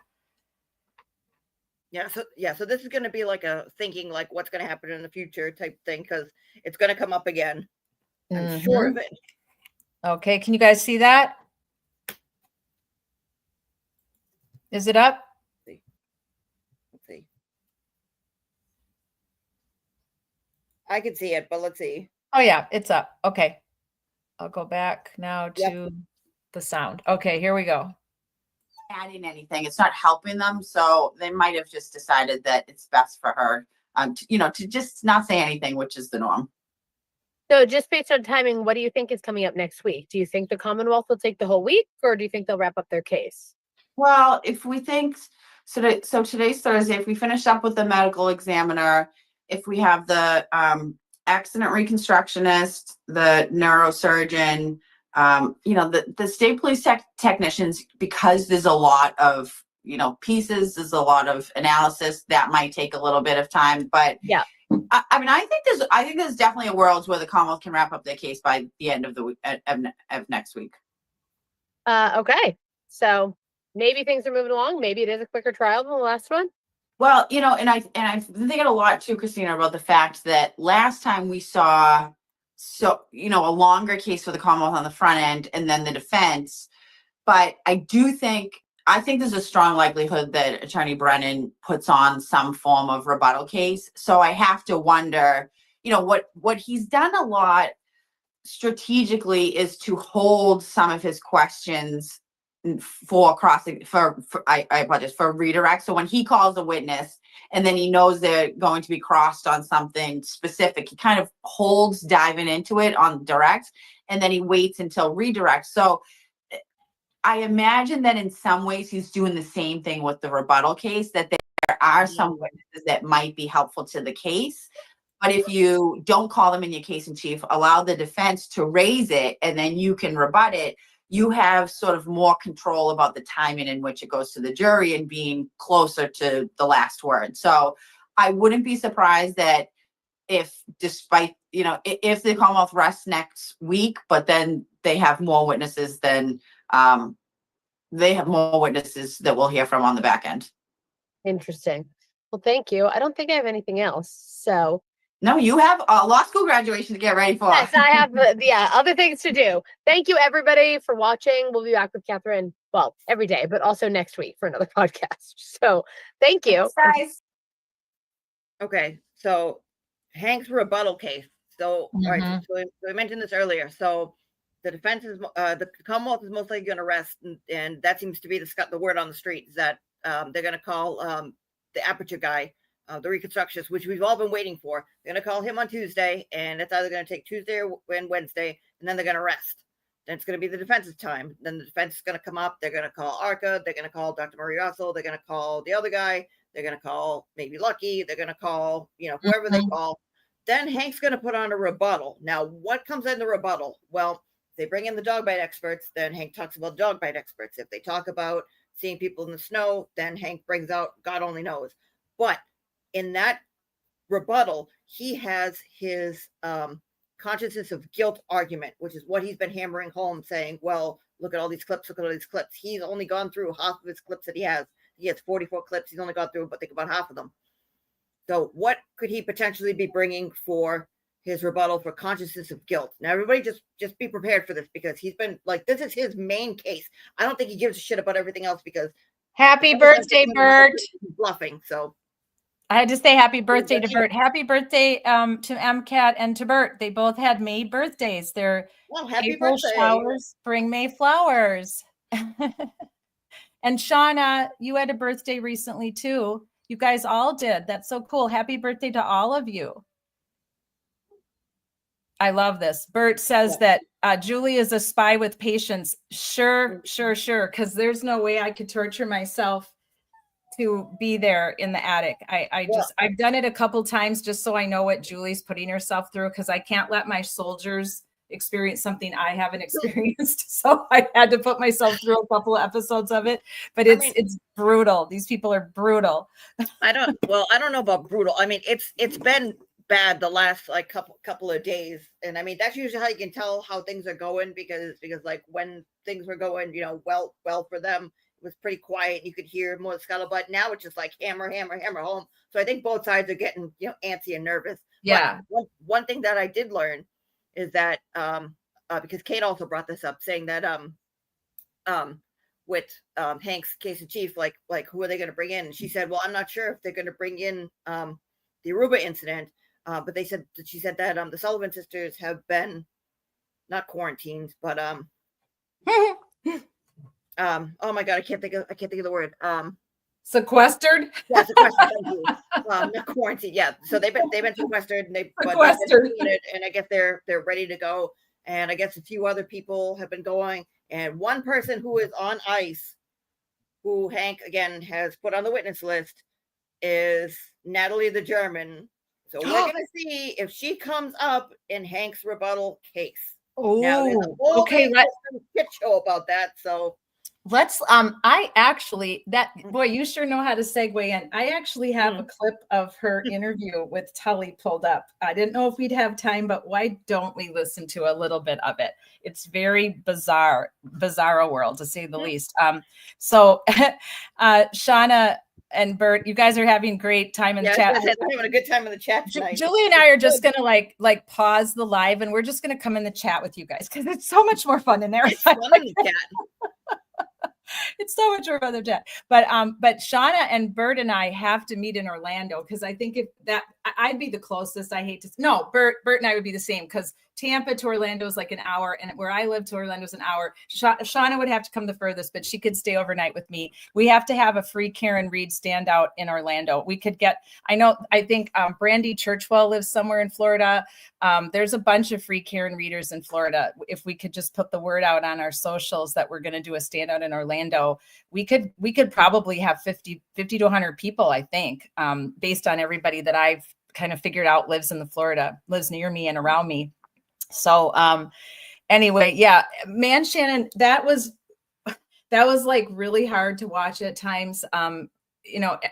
There's parts of me that felt bad for him, because I feel bad for him that he feels like, because of his situation in life, that he has to, I think it's great that he wants to get the 4-year degree and that he's trying for it and everything. Because I went back to school when I was in my 30s and got my 4-year degree finished up. And then I did my master's in my 50s. And anybody that loves, education and loves to go to school, I understand that. And so I get what he's trying to do. And I also get how life can get in the way. And it can, if he has kids and a family and a job. But dude, nobody looks like down at you because you haven't finished your 4-year. You have a 2-year. You seem like a smart guy. You have I don't get it. I don't get why anybody feels they have to lie about their education, because I hate it that people make people feel bad, or that he's with others who maybe make him feel bad that he doesn't have it. So he felt he had to put pursuing because that, he felt bad about himself. I feel bad for the guy. I really do. I don't necessarily agree that he's like a scummy guy or a terrible guy. I just think he's a guy that feels bad that he didn't finish his education and feels like he isn't good enough unless he is pursuing it with his peers or the crowd he runs with, maybe.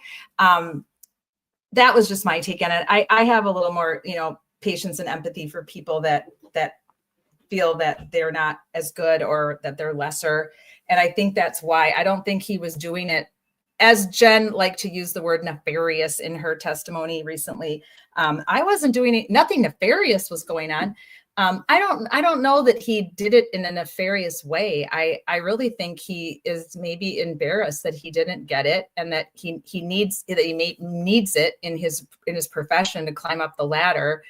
I don't know. I'd like to interview him. I wish we could have him on Social Change Warriors and get his, because again, remember, he's an expert. He was called as an expert. He may believe Karen Reed is innocent. We don't know. In his personal life, he may believe free Karen Reed. we don't know what these experts think in their real own personal mind. Push back on that a little bit. When he was talking about his expert testimony, he made sure to throw the woman for the defense who did the chip off at Trooper Paul's request, because they tried to figure out how to get the data out of it. And they said, how about we just take the thing off of it and fling it up against the wall and light it on fire? How about that? That'll work. He blamed her for doing the chip off that the Mass State Police trooper told him to do, or told her to do, and said, yeah, it was her fault. She lit it on fire because it was all her fault. Then blamed the guy that Bev called D'Ambrosio or whatever, when they were talking about doing the giving the extra time for Manchin and the Judd guy. Right. He ripped that person apart, saying that this person is incorrect and fraudulently represented the data, and I'll show you why. They were trying to trick you right here. And that's basically what he said, saying that everything that the defense did was scummy, shithead behavior. From this guy, I'm just playing devil's advocate a little bit. Three times with false data. Right. I was just playing devil's advocate. I don't think it's good what he did. No, this guy. Again, this is my opinion of the president. That guy's a scuzzball, and I think, in my opinion, Jessica Hyde needs to get away from him, because Jessica Hyde is up here and he is representing himself as he represented himself like he used to work for insurance companies, and he calls himself an accident reconstructionist with what I don't know, but Trooper Paul did the same. But at least Trooper Paul said that he had associates and went from there. Yeah. So I guess he's a notch above. Oh, God help me. Right. Well, everybody agrees with you. They're pissed that he lied. They don't care if he has the 4-year degree or the 2-year degree. They're just it's that he lied. And I agree. He should not be lying. You should never be falsifying your resumes and your job experience, your credentials. So, all right, let's take a look at Jen McCabe 2024 versus Jen McCabe 2025. Let me go to, let's see here.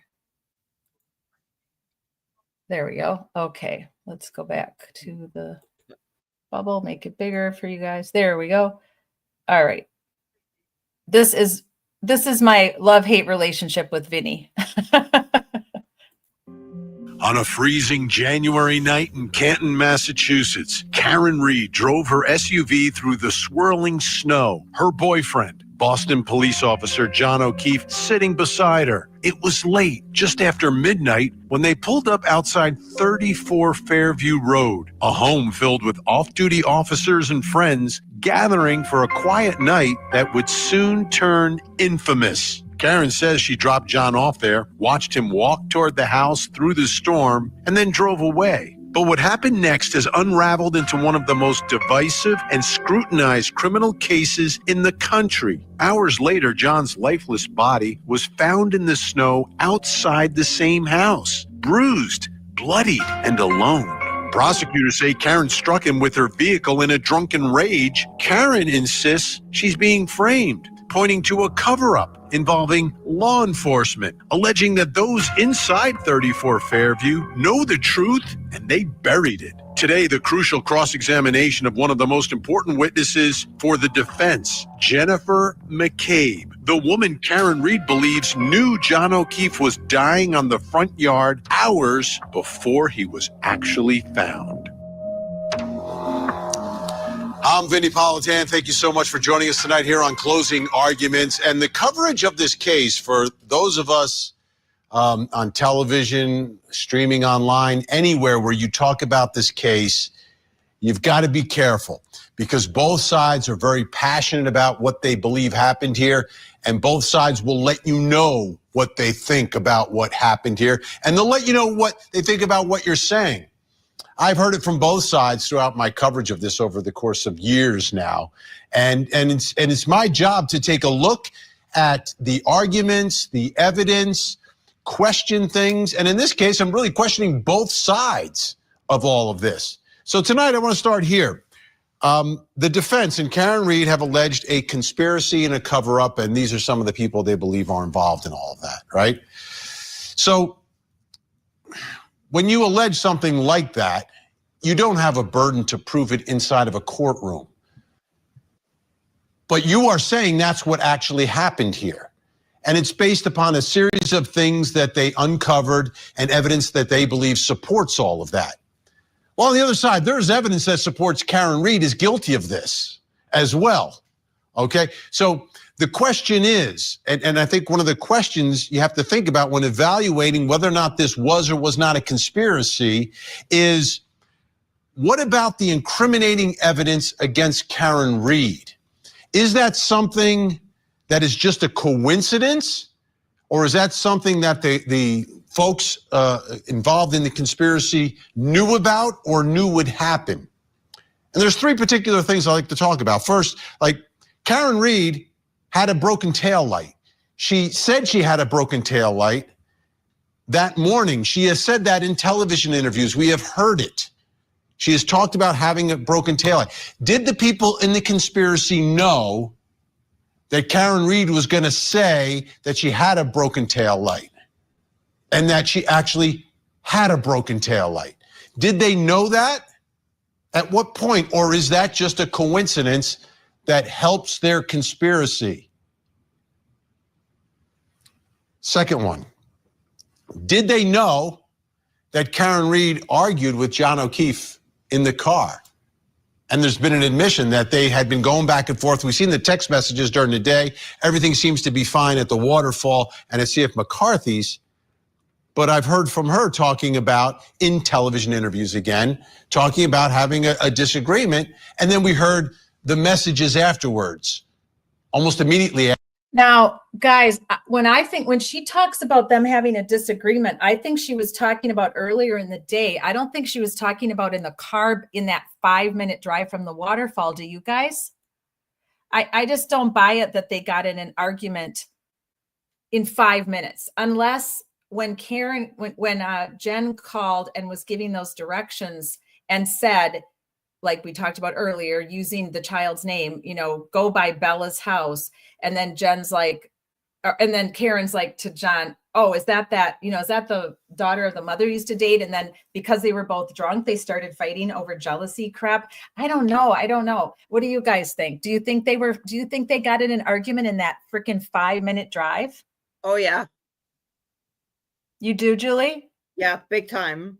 Big time. I mean, even in Karen's, like, even the text messages between she and John, like, it just seemed like, again, to me, It seemed like she wanted to start just for the sake of starting, like, wake up early in the morning, like, you really hurt me this time, and, like, keep poking and poking and poking and poking and poking and poking and poking. And finally, like he said something back to him and was like, stop calling me, I'm busy, I'm with my daughter, like leave me alone.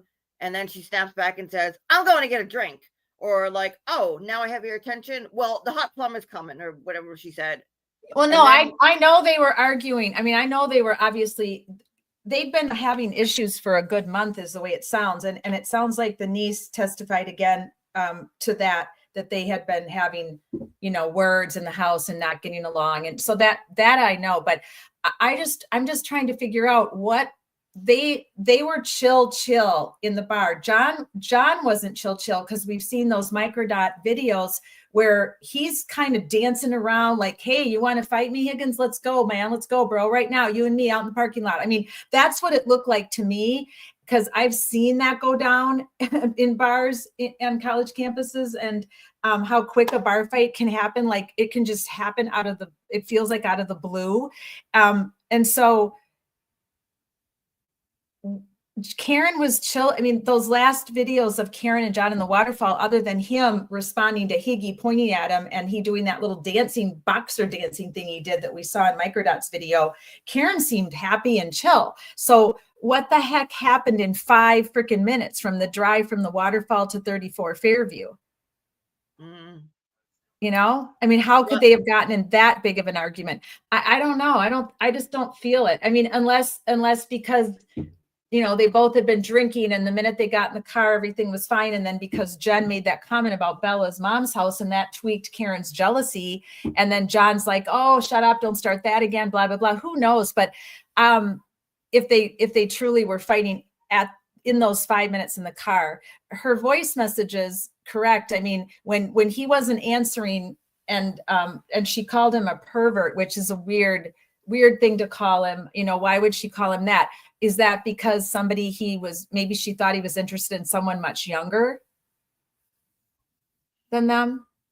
Well, I don't know. This. When you invite her to the party, she shows up, and whatever form she takes, she's gonna take, and she's gonna flip like this on the at the flip of a hat and the drop of a dime, whatever you want to call it.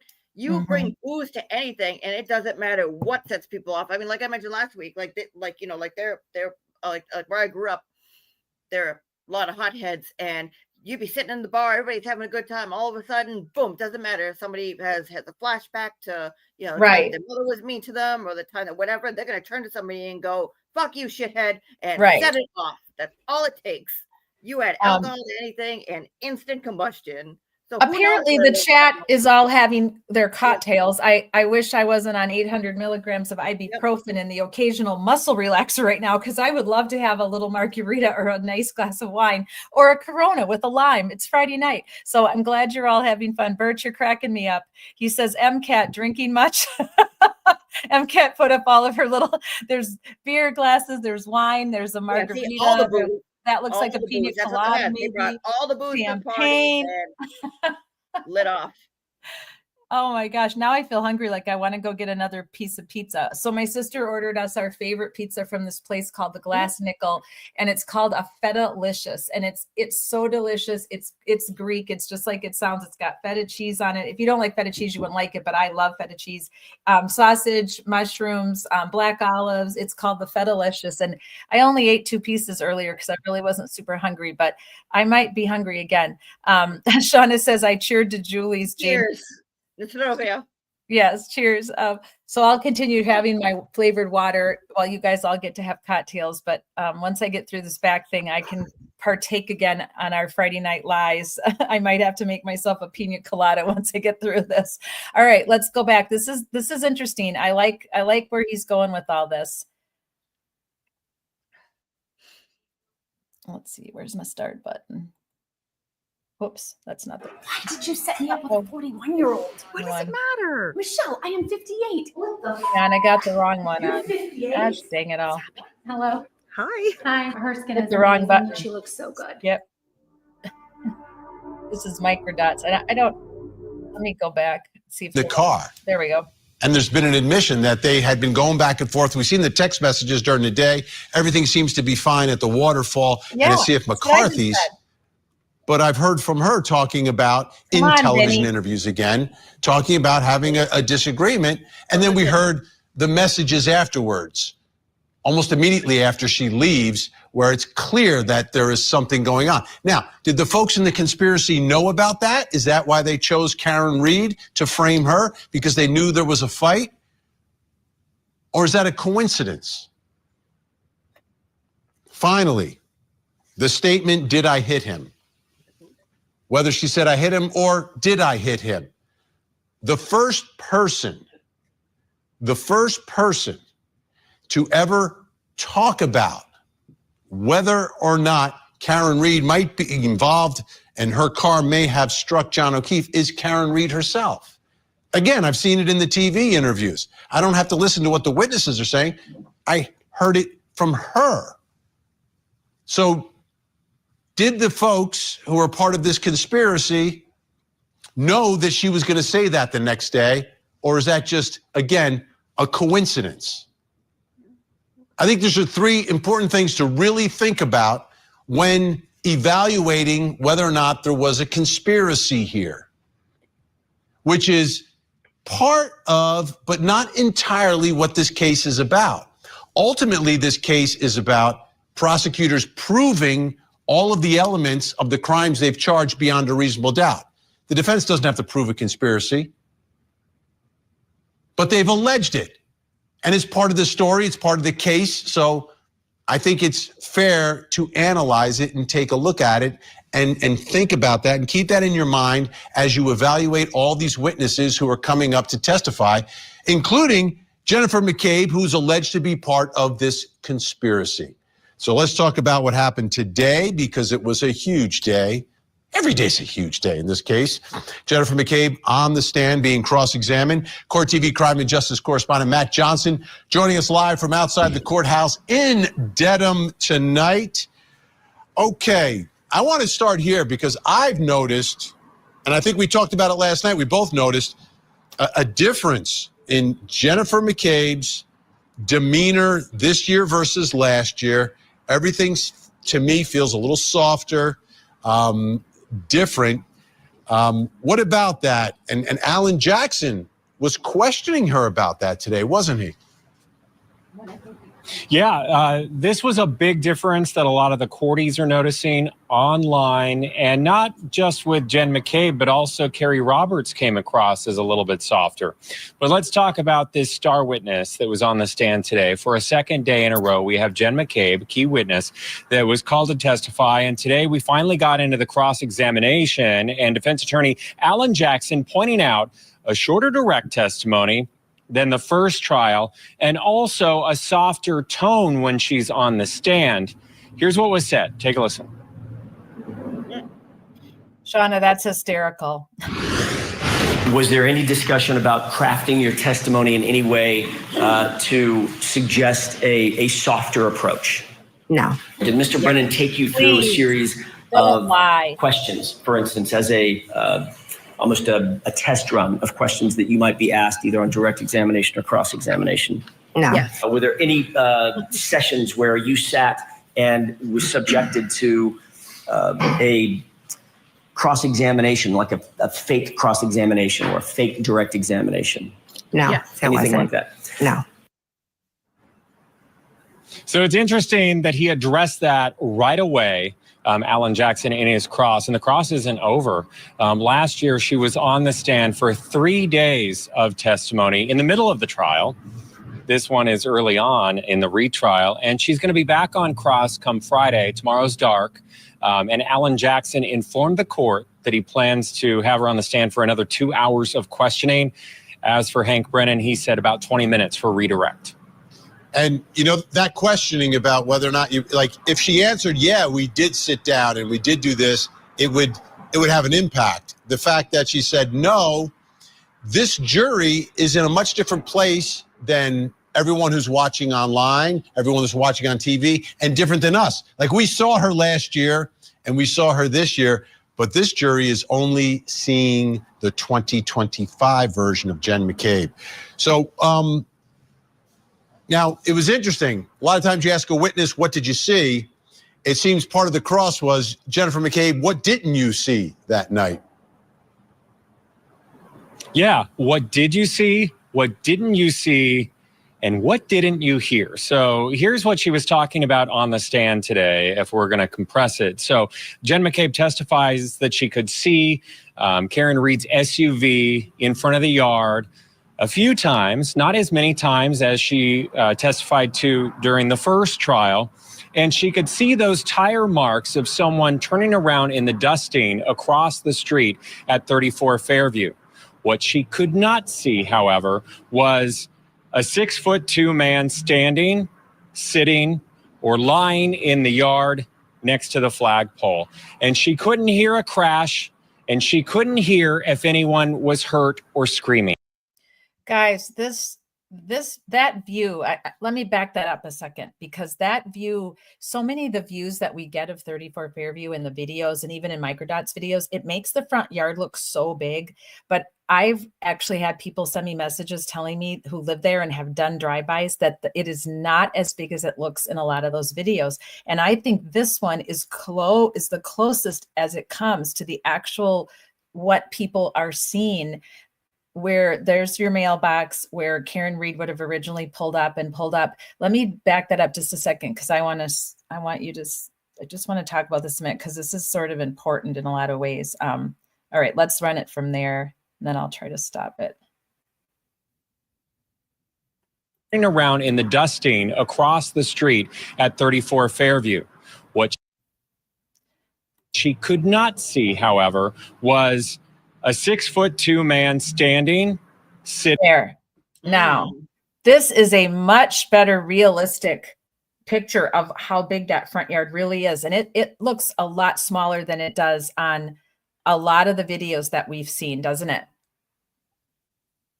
Yeah, I mean, the only other one that I could think of that gave like a really good representation of like from the driveway is the one that they showed in the ID documentary, Right. where again, the actual documentary itself, like you take the Karen part out of it, the actual documentary where they talked about the court case, and yeah, and you got good shots of this. Like they had an angle from the mailbox to the flagpole, so you could see, and you go like, oh, it's not that deep. And then you have a shot from the fire hydrant and the electrical box to the driveway, and you go, oh, that's really interesting because it looks like especially on Turtle's background, it looks like it's 2 miles, wide from the curb to, or the berm to the house. But here it's not. And if you look at the driveway, it's like 1.5 car lengths.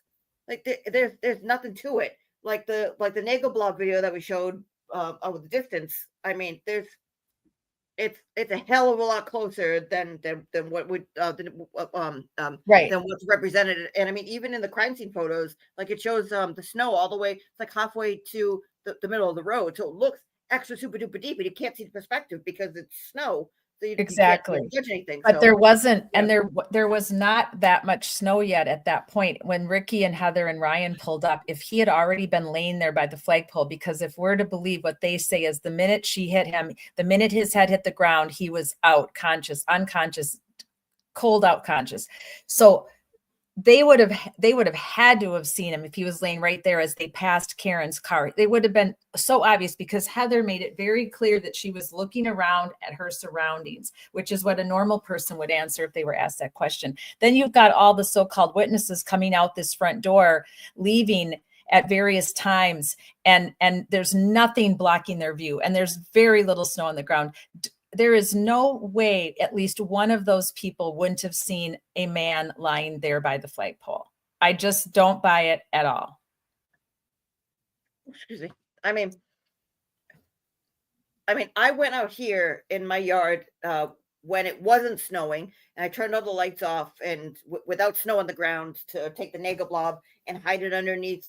Like I have tall evergreens and I have bushes on the side, so I'm trying to hide it, and then with the lights off, walk past my car, walk around, see if I could see it. And without snow on the ground, without it actively snowing, and without precipitation, with a nice clear night, depending on the angle of the moon, I couldn't see it unless I was looking for it. And so I'm like, well, let's give some grace to some of these guys who are there. But then I did it when it was actively snowing, there was snow on the ground, and hit underneath, and was like, oh, when it's actively snowing, the sky lights up, and I could see things that were underneath. Like even in one of the videos, they said, oh, I could see the barrel that was hiding underneath one of my bushes that I couldn't see the other day or make out. Now I could see as clear as a bell. There it is right there. So yeah. I mean, this whole entire story of oh, it's pitch black, it's like you're in northern Maine by the Canadian border in the middle of nowhere, where there's, where there's not a human for 50 miles around you, and they walk around with candles.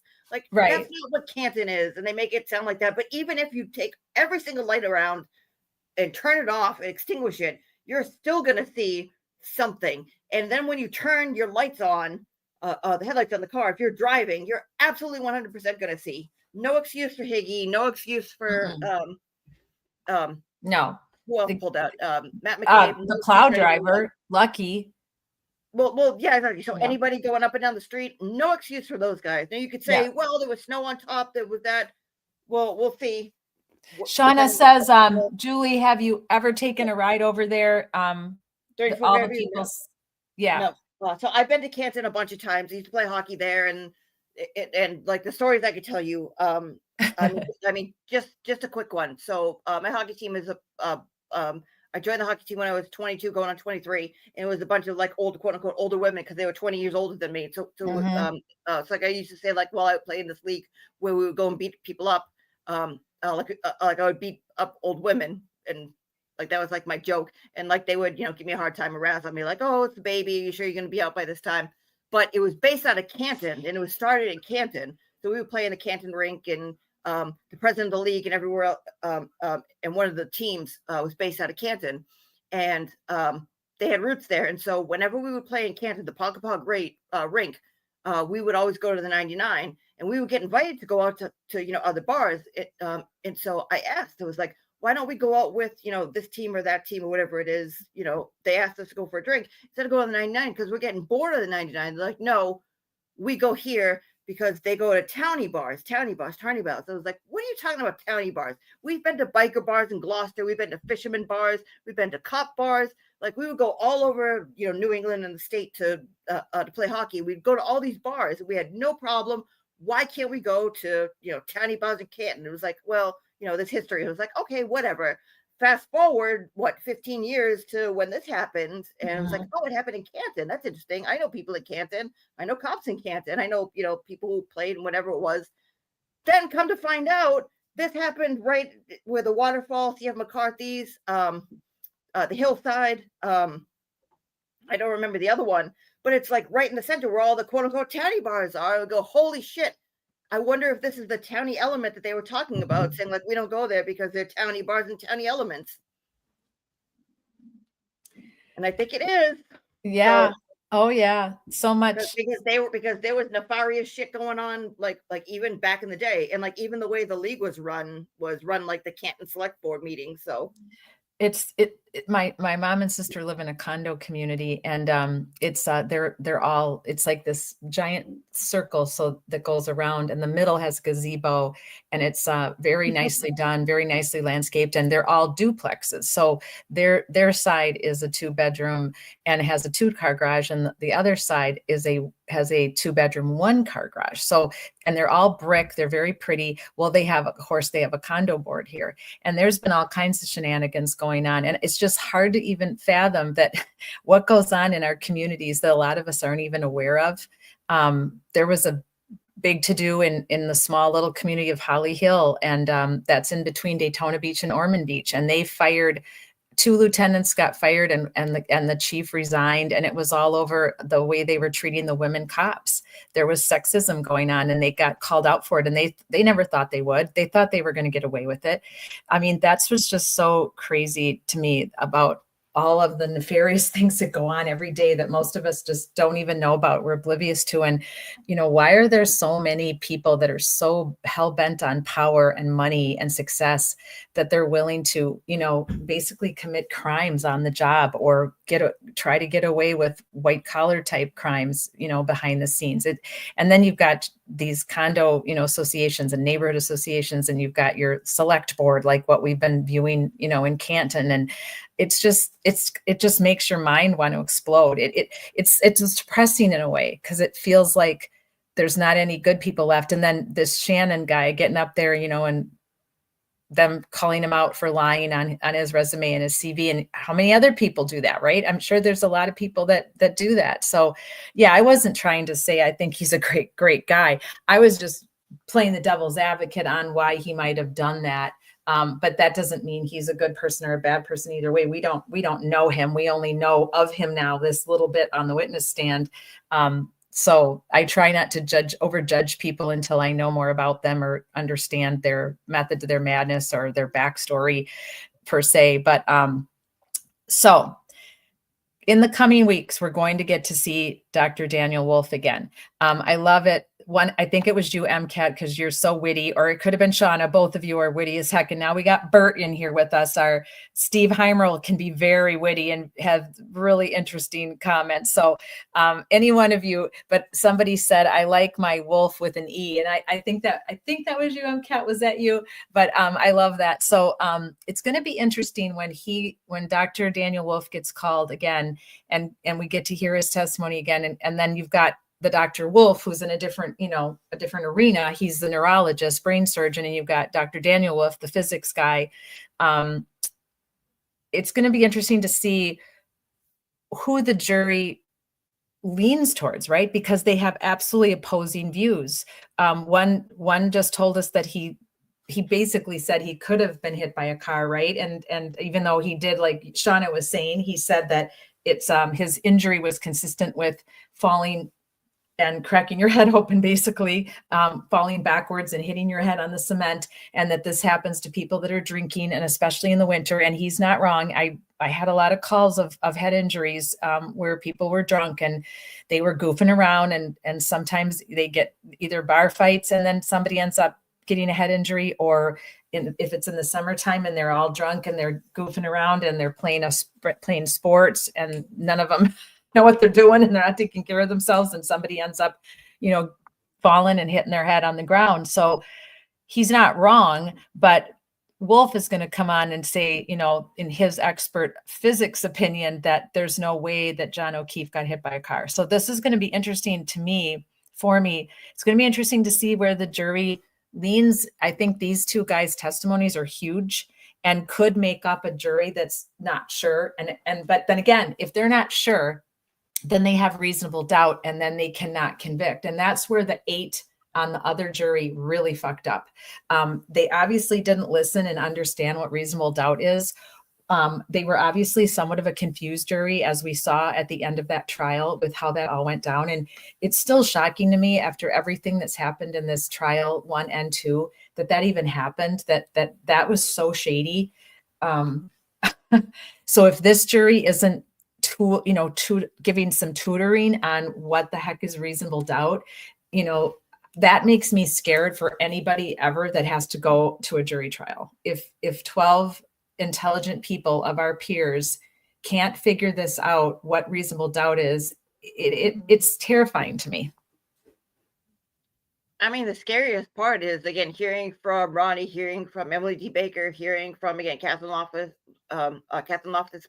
basically said it too, saying that, the juries are going to hear what they hear, and most of them, give the benefit of the doubt to police officers and the prosecution, because you want to believe that these people are there to help you and that these people are on your side.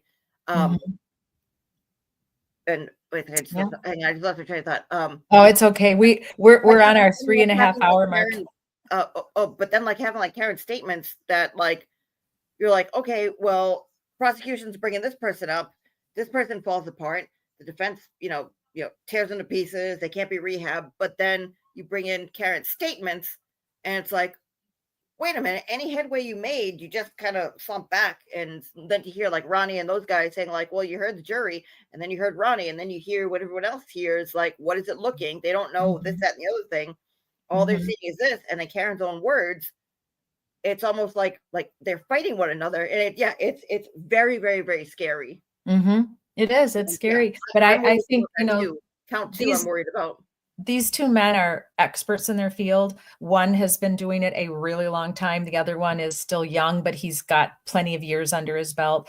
Neither one of them have they don't have a horse in this race. That's not their job to decide who did it or who didn't do it. They're just giving their expert opinion. And Shauna's reminding us that Dr. Wolf never said he got hit by a car.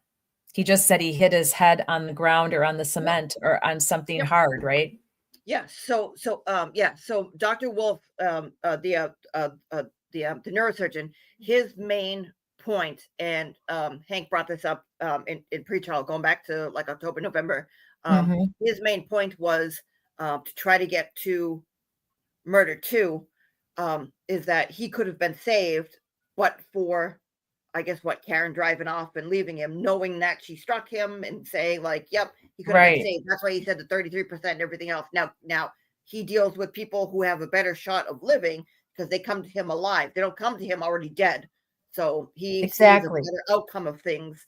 So his view is a little skewed. Like he said, well, Officer John O'Keefe would have had a 33% viability or chance of living had he made it to him. Well, that's based on people that he's seen with these injuries. Again, he succumbed to his injuries, which is why he didn't go to him or somebody like him. He went to the morgue basically and passed away. Yeah. But yeah, so it's like his job was not to go out there and say, oh, he got struck by a car, he got hit by that. He was saying no, he struck the ground, and if it wasn't for Karen driving off and leaving him there, he would have survived. That was basically his goal, to say yep, I'm accomplished. I went to Yale, so he's a Yaley, which I have my Harvard shirt on. But like he's a Yale, he's smart, he has all these accomplishments in neurosurgery, which again he deals with the living. But Right. his point was to say, yep, he would have made it. You could have done trepidation. You could have done this. You could have done that. If somebody sought medical attention, but oh my God, the evil Karen Reed drove off, knowing it was like, fuck you, John, I'll leave you there, and he, die on the lawn and have all this happen to you. So that was his job. So this is something I thought of, and I was kind of curious, is why didn't they find a neurosurgeon who does surgeries on people that have been in a traumatic accident? Because this man does brain tumors and he does other types of procedures where people have movement disorders. That has nothing to do with this case. So I was wondering, I mean, all power to this guy. He's obviously super intelligent and has had a very amazing career and has done great things for people. But why this guy, right? Because why not bring on a guy who has to operate on someone who's just in a car accident or was in a plane crash and survived, or somebody who was in a bike crash and had a traumatic brain injury from a bike crash and needed brain surgery? I mean, this happens all the time. People have brain injuries all the time and have to go into surgery. Why not get one of those surgeons? Because like you said, this guy doesn't deal with this type of traumatic brain injury. He's dealing with a totally different issue of the brain. Nope. Well, I mean, the only other person to get would be like an ER surgeon, like somebody on call to deal with emergencies, like Well, like to deal with, yeah, like, it wouldn't even, I mean, there is no such thing, because the neurosurgeons don't hang around in the ER. They just get called. And the only reason I'm thinking of this is because when my friend Jeannie hurt her neck, as soon as they came in and told us that she had cracked C1 and a small crack of C2, the ER doctor came in and was her patient quality was terrible. She walked in the room and she looked at Jeannie and she looked at me and she said, "Jeannie, you broke your neck." I'm like, what kind of thing is that to say to someone? Jeannie was a nurse. She already knows she hurt her neck bad. Just like I knew the minute I blew this disc, I knew I blew my disc, because we know our own bodies better than anyone. We know when we've injured ourselves. When I broke my leg playing hockey with my kids, I knew I broke my leg. I mean, it wasn't a question. I knew it. And so Jeannie knew she really hurt her neck, but to come in a room where we're both kind of traumatized by what happened and just announce, "Oh my God, you broke your neck. I'm going to have to get the neurosurgeon right now. We're calling in the one that's on call." So people that have traumatic brain injuries that are in car accidents or any type of, plane, train, whatever, they are brought into the ER, obviously, but then the neurosurgeon is on call and has to be called in. But why didn't they get one of them, right? Someone, let's just say John was alive when they found him and they rushed him to the hospital and he would have had brain surgery. That's who you want on the stand. You want the guy that's doing brain surgery on a traumatic brain injury. If John would have needed brain surgery. But this guy, it's tumors, it's brain tumors. It's a totally different thing. So that was my take on it. He almost seems like a useless witness, a useless expert in some ways. Well, yes and no. I mean, not useless for the prosecution. Again, you're looking for somebody who's going to come in and say, like, "Hey, I have all these credentials, and oh, by the way, I'll say that, yep, this guy could have been saved had it not been for her driving off." I'm guessing that a trauma neurosurgeon who deals with emergencies like this guy deals with. But they don't know that, though, because the first trial, if you guys recall, and I don't remember the doctor. I should have pulled that up so we could have watched that tonight, a clip of that. The expert that they had last trial said, and I don't remember who it was, but that blow was a fatal blow, that was a fatal blow, that there was no saving John, that was a fatal blow to his head. Just like Ellen Greenberg trying to convince us, those idiots, that she stabbed herself 20 times when one of them was a fatal blow to her spinal cord and it wasn't the final blow. There were 3 stab wounds post-mortem. So that doctor testified that as soon as John's head hit the surface of whether it was the cement in the basement or the cement in that garage, that was it, lights out, no coming back. So where are we? Are we not bringing that person back? Does anybody remember that? I think you just answered your own question. Yeah, that's Dr. Stonebridge. That was the neurologist that we talked about earlier. Oh, when Nurse Kim was going over the yeah. testimony compared to last testimony, talking about saying like, hey, why isn't the Commonwealth bringing their own neuropathologist? Saying, Right. yeah, because she said like, yeah, that strike to the head was it because it severed the brainstem. And this guy came back and said, oh, you can have your brainstem push on this and it will slowly separate, and it's a gradual process, but so it's not really immediate, and you can have a concussion and all other stuff. But she said, yeah, that blow was the death blow where like once it happened, that's it, lights out. Right. And there were bruises, here, and then like she was referring to another one where like basically he had the shit beat out of him, and his brain got battered around from every single angle. Not like so MCAT said no. MCAT said no other doctor would be brought to say what Spanky wants. Exactly. Well, you answered your own question. I think the majority of doctors are going to say like what Dr. Stonebridge said, like, hey, I deal with brains, and she deals with brains that come to her that are, that are fatalities, that have succumbed to, that had something neurologic going on in the brain where, they either died from that or, was a result of something that happened, like a direct result or a secondary result of that. And that's where you would want to get on the stand. And that was the Commonwealth witness. But unfortunately, they came up and said, oh, what it is that you're saying that, oh, he would have gotten struck and then he would have articulated his phone to, deal with stuff. No, you deal with that, lights out. But you have this guy saying, oh, there was a concussion. So it was like a slow, gradual process. You don't die immediately. You die very slowly. And that's basically what he said. He said, you die very slowly because that's what they wanted. They wanted him to be able to be survived so that her negligence would have caused murder. I think that, in my opinion, that's the only reason why they brought that guy to say all that. But that's like that almost seems somewhat unethical because they put Stonebridge on the stand the first time around. And Shauna said Stonebridge will not be called by Sparky and Spanky. MCAT says that. And then Shauna said, think cool green lace dress. Yeah, I liked her. But Shauna said Stonebridge, who literally examined John O'Keefe's brain. Yeah, exactly. That's who Dr. Scornibello called and said, oh, we opened up, and she said that there were, that there was not trepidation, that there were contusions and there was a brain bleed up here, and it was like, okay, well, we have some damage. Let's, ship it. Let's go get the expert. And they called her in Boston. Right. And away we go. So. Yep, exactly. And then the whole tells you all that you need to know right there. Not the whole all this like, oh, the phone moved, the GPS, the this, the that. Now this stuff. What happened to him and what happened to the car?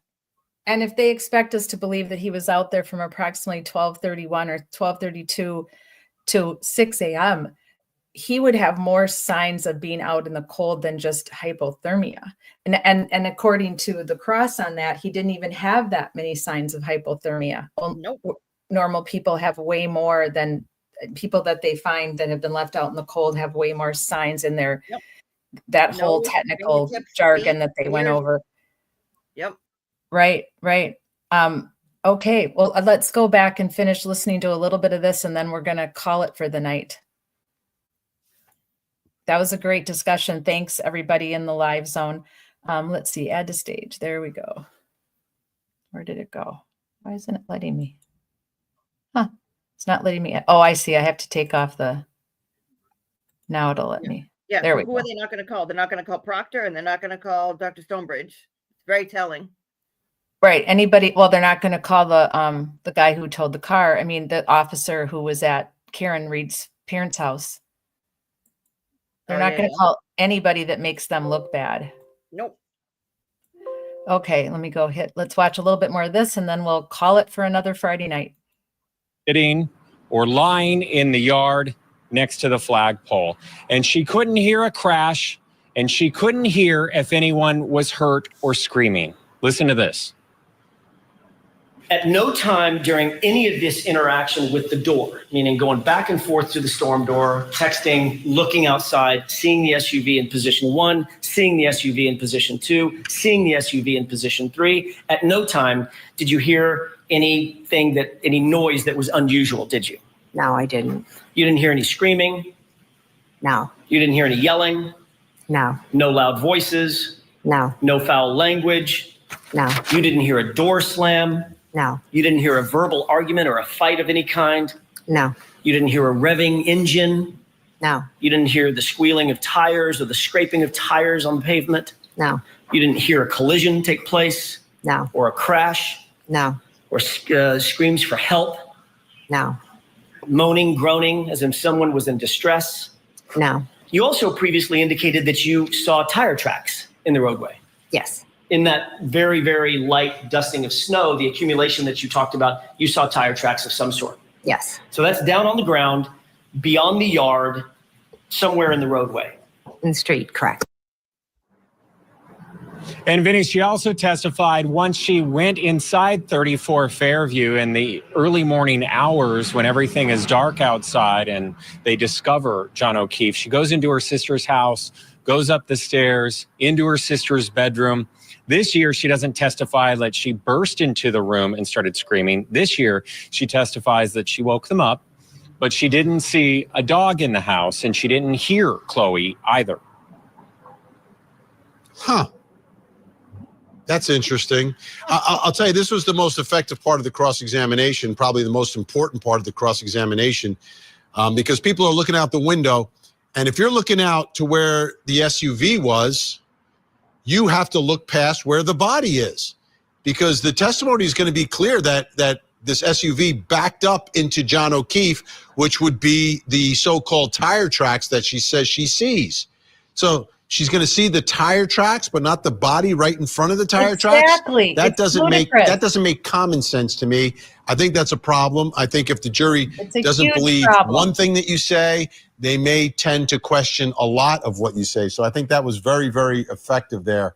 There's another big part of Jen McCabe's testimony, which is her and her now friend, Kerry Roberts, seemingly, comparing notes before giving their formal statements in this case. What did Jen McCabe say about all of that?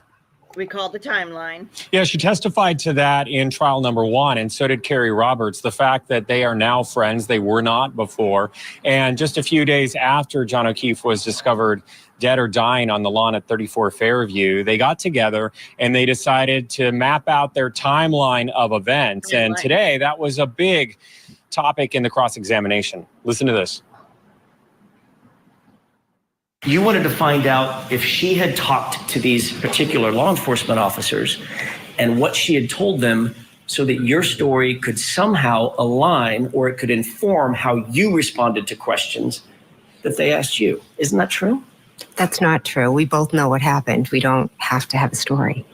There's nothing more than me calling and saying, hey, did they come to your house? That's what we did when the media showed up, when Miss Reed's private investigator showed up. We just give each other the heads up, hey, somebody's coming, because we're just like normal moms. We're not used to this. Just normal moms. Just normal moms. Yeah, that comment also stood out to a lot of people when she ended her statement by saying, we're just normal moms. We're not used to all of this. But she has testified in front of a grand jury. She's also given multiple police statements. And she also testified during last year's high-profile trial. And as to how often they do speak, they've become friends. Remember, Kerry Roberts testified last week that Jen McCabe called her before her testimony that morning and said, good luck. These communications are not great when you have witnesses in a case who are telling each other their stories and comparing notes, putting together a timeline together. That's not good. You don't want that as a prosecutor. Trust me, you don't want that as a prosecutor. Doesn't mean that they did something wrong, but it has the appearance of perhaps doing something wrong, which again, you put together with some of the other parts of the cross-examination could be very problematic. Anything from Karen Reed today after court? Right. Last year during trial number 1, we were able to get comments before the cross-examinations or after for particular witnesses with the defense team. They would speak. This year, as you know, they're under a gag order. So it's just Karen Reed able to speak to the media. Yesterday, she told me that she has nothing to say to this witness, her former friend, Jen McCabe. Today, here's what she said about her testimony. Take a listen. What do you think today, Karen? Karen, how did Jen McCabe Another do? witness, another instance of perjury, or instances, I'd say. How do you feel about her change in demeanor? Change in demeanor? I didn't From notice. the last trial. I did not notice. How did you feel about Karen, did you tell Jen to make that Google search that morning at 6:23? I did not tell Jen to make a Google search. I certainly didn't tell her to make the one at 227 either. What stood out to you most today? We know all the details. We know all the changes in statements. It's just what will her reaction be? And it's just more of the same. Inconsistencies. Every statement's different. Under oath, not under oath. With the cops are all wrong. This is very similar to what we saw a year ago. Do you think that she colluded with Carrie Roberts? Why is she so inconsistent? Because she's lying. Do you think she That's colluded? it. Thank Do you. you think she colluded with Carrie Roberts? There was influencing going on. What, David? God. Set the standard with a practice partner you can count on. Build your best practice with Headway. Commercial. That was the answer to my question. There was something going on, and then she ended that little gaggle right there. They went straight back to their hotel where they have their war room in place. They have this extra day of prep before wrapping up their cross-examination of this all-important witness, really the key to the House Long to Die in the Cold. We haven't even got there. We're expecting to hear that cross-examination on Friday, Vinny. And I'm sure they appreciate the day to prepare. So we'll come back to this next week because the rest of the interview is very interesting, and then they bring a panel on, and it's very good. So we'll watch a little bit more. We'll watch the rest of that next week. But I really do believe that Jen McCabe 1.0 and Jen McCabe 2.0 is very obvious. There's an obvious difference in her demeanor. She thanked Jackson multiple times, and she apologized multiple times. It was overkill. And anybody that can't see that, the jury won't know because they didn't see trial one, but all the rest of us know the difference big time. I mean, the makeover, her trying to keep her composure. There's times, if you guys go back and watch on your own, when Jackson is like needling her, especially on that last day, like the last hour, and she's tired, obviously fatigued, but you can tell that there's times when she flutters her eyes, and the way it's just something about her face that you can tell she is screaming inside. Like she wants to be snotty, snarky Jen McCabe like she was last year. You can tell it was taking everything in her to, and even when she's nice to him, if you really listen closely, you can tell it's fake. It's fake as shit. And she's a good actress. I don't know if I'm sure the jury thought she was so polite and so nice when she would say thank you to him and apologize to him. But those of us that saw her last year, and I personally can see it in her face that she is everything she can do. And we've all had those moments in our lives where we've had to stay PC, where we've been in a situation in a group or something to do with work, and we're absolutely pissed and we can't let anyone see it. And we have to do our best acting job to get through a situation. That's what it looks like she's doing to me in trial 2.0.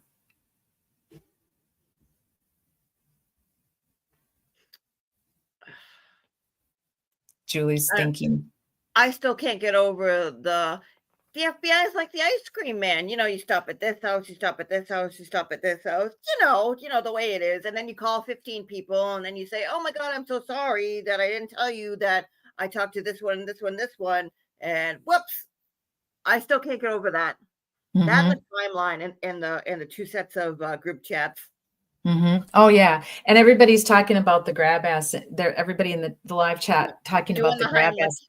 And it's not normal behavior. It's not normal behavior for grown men to behave that way. Maybe at a house party, if you have a little too much to drink, maybe at a house party, but not in a bar. I mean, you don't typically ever see, you just don't really see that behavior out of men in their 50s, well, late 40s, 50s. You just don't typically see that going on. I mean, that was bizarre. There's just nothing more you can say about that. The whole waterfall thing was bizarre. And I mean, personally, and I think most of us agree on this, that there was some premeditation here. I mean, they wanted to talk to John, whatever it was I don't know if we're ever going to know, if we're ever going to find out, but they were pissed at John about something. And that getting John to come to the waterfall, that was all premeditated. And Chris Albert was totally in on it because John was there earlier in the day with his nephew getting a slice, as they put it. And that's where he got invited. He didn't get invited. He got invited out by Chris Chris wasn't involved in that. So it wasn't just them inviting him to their after bar. This whole idea to have this, I think, this chat that they wanted to have with him, and I think it was premeditated. Now, him dying, obviously, I don't believe that was premeditated. They wouldn't have had a reason to want to take anybody out like that and do it in such a, obvious way where they're going to get caught. So I do believe that it was an accident, that his death was definitely an accident, not premeditated at all. But I think them wanting to talk to him and yell at him for something that they were mad at him for, I think that was premeditated. But that's just my humble opinion. Yeah, that's kind of where I started too with the stuff that went on behind the scenes in Canton and the reports that came out where this one was doing this, and there was, some stuff going out in front of his house, and he was like, hey, knock the fuck off, and they didn't, and everyone acts like children.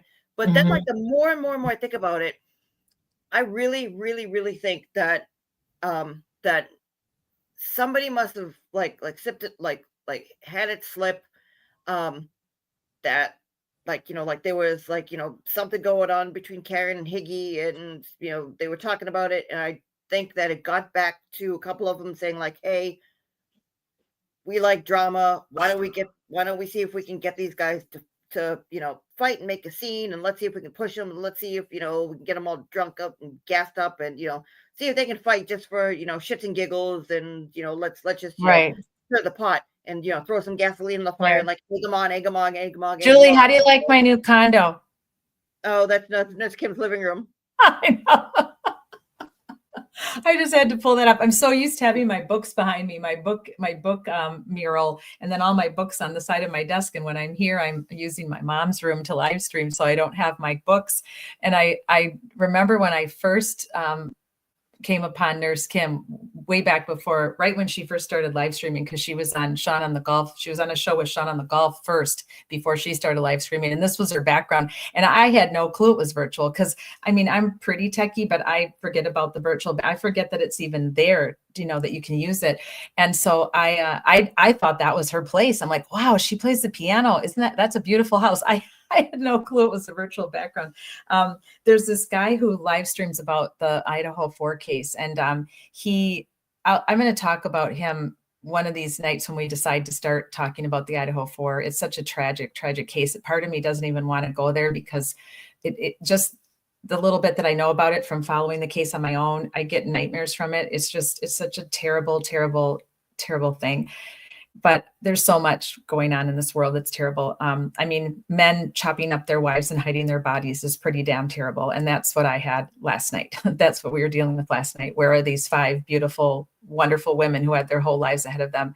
And because of domestic violence, they're not here anymore. And then their husbands, so they don't get caught, move their bodies and do nefarious things to them to hide their bodies. It's so despicable. All of what we're following is despicable. But the Idaho 4 is just bad. And but this guy who live streams, he's an interesting gentleman. He's a Southern gentleman, so he has a little bit of a Southern accent. So I like his voice. But he has been down and dirty investigative reporter on this case for a whole year now. He's done pretty much the equivalent of what Aiden has done for Karen Reed. He has read every police report. He has pulled footage. He's got footage. He's got theories of what he believes really happened. And so I do want to introduce some of his theories to you all, because I think you'll be fascinated by it. And there was a lot going on behind the scenes of that case with the parents, more than people realized as well, with drugs. And so we'll have to talk about that one of these Friday Night Lives. We'll do an hour introduction to the Idaho 4 case for all of you. And this man that I follow, he uses really cool, interesting backgrounds. And once I got used to doing this, I realized that they're virtual. But I had forgotten that I could have pulled up the virtual background instead of my mom's room. So, all right. So what I wanted to say at the end here tonight is, where are we? Let's see. We got anything from Shauna? I know, Julie, it's insane. Imagine all these women calling your guy every day, all hours. Oh yeah. Leaving tomorrow for the weekend. Oh, What is MCAT says, leaving tomorrow for the weekend with 2 other couples, and trust me, there will be no grab assing going on. Okay, well, you're going to have to update us on that, MCAT. And MCAT, send me an email, because I am going to go back to Florida for a few weeks before I have back surgery. I just need to. So I'm going to have to tolerate the pain for a little while. I just need to go back to my Florida house and check on things there and have a moment to take my beach and breathe in my beach before I have to go through this. So send me an email so that maybe we could meet as I come down through Rockford, and maybe there's a spot that would work out for you and I to meet up and say hi in person. So send me an email so that I can reach out to you. I'm probably leaving before we live again next Friday Night Lies. So definitely get a hold of me. I'll type my email here in the chat again for you guys. Anybody else who has anything to add or wants me to cover, please send me an email. It's been kind of quiet in my email lately. I'm getting lonely. Julie and Shawnee used to email me a lot before we became friends, where we're actually texting now. I don't get any emails anymore. So I'll put this up here for you, acttmsw@gmail.com. And yeah, so we'll talk a little bit more about the two faces of Jen McCabe. I think Jen McCabe and the whole situation with the looking out the window and the timing and the kids in the truck, I think that's like a huge, huge part of this case for the jury. If I was on the jury, these are the things that I would be saying, this doesn't add up for me. And then of course the whole taillight stuff doesn't add up at all either. I mean, there's just so much. I'm still dumbfounded that 8 people thought that she accidentally hit John. I'm still dumbfounded that they did not take weight in all of these nefarious, bizarre things. Like you said, someone said earlier, I think it was Shauna, I started saying this is like the theater of the absurd. I started tweeting that out. And I agree with MCAT. This whole thing with Higgins Jeep really bugs me. They don't do anything. They don't testify to anything that isn't for a reason. And you, Julie, you were talking about that, I think, when we were texting with Shauna earlier, that's you were going back and saying, look at this. Why did they say this? Why did they say that the Jeep was parked in the front of the mailbox? Why did they say they were dancing to It's Raining Men? Why did they do this? Why did they say they were talking about peanut butter and jelly sandwiches? What, everything that they do that's a deflection. Why did they plow? Why did the guy, why did Jen McCabe say that the repair guy came by the day afterwards to One Meadows? Why? Is it random? Is it just random that you say, oh, I showed up there and nobody else was there, so as a joke, I plowed? What? No, it doesn't feel random because there's so many. Like if it was just 1 or 2, but there's so many things that have been weaved into their testimony that they need to have there for a reason. And I still have not, I'm with MCAT, it bugs the heck out of me. And one of the biggest egregious things that the cops didn't do, other than everything we've already talked about numerous times, from the not securing the scene to not interviewing witnesses to not going in Brian Albert's house and saying, sir, can we search your house? On and on and on and on. But why didn't they get a hold of Ricky, Heather, and Ryan? They should have all been interviewed right out of the gate, because it would have been known to them by Jen McCabe and Carrie and anybody else they interviewed that those 3 kids were there, and that they were there at almost the exact same time as the CW is trying to say the timeline.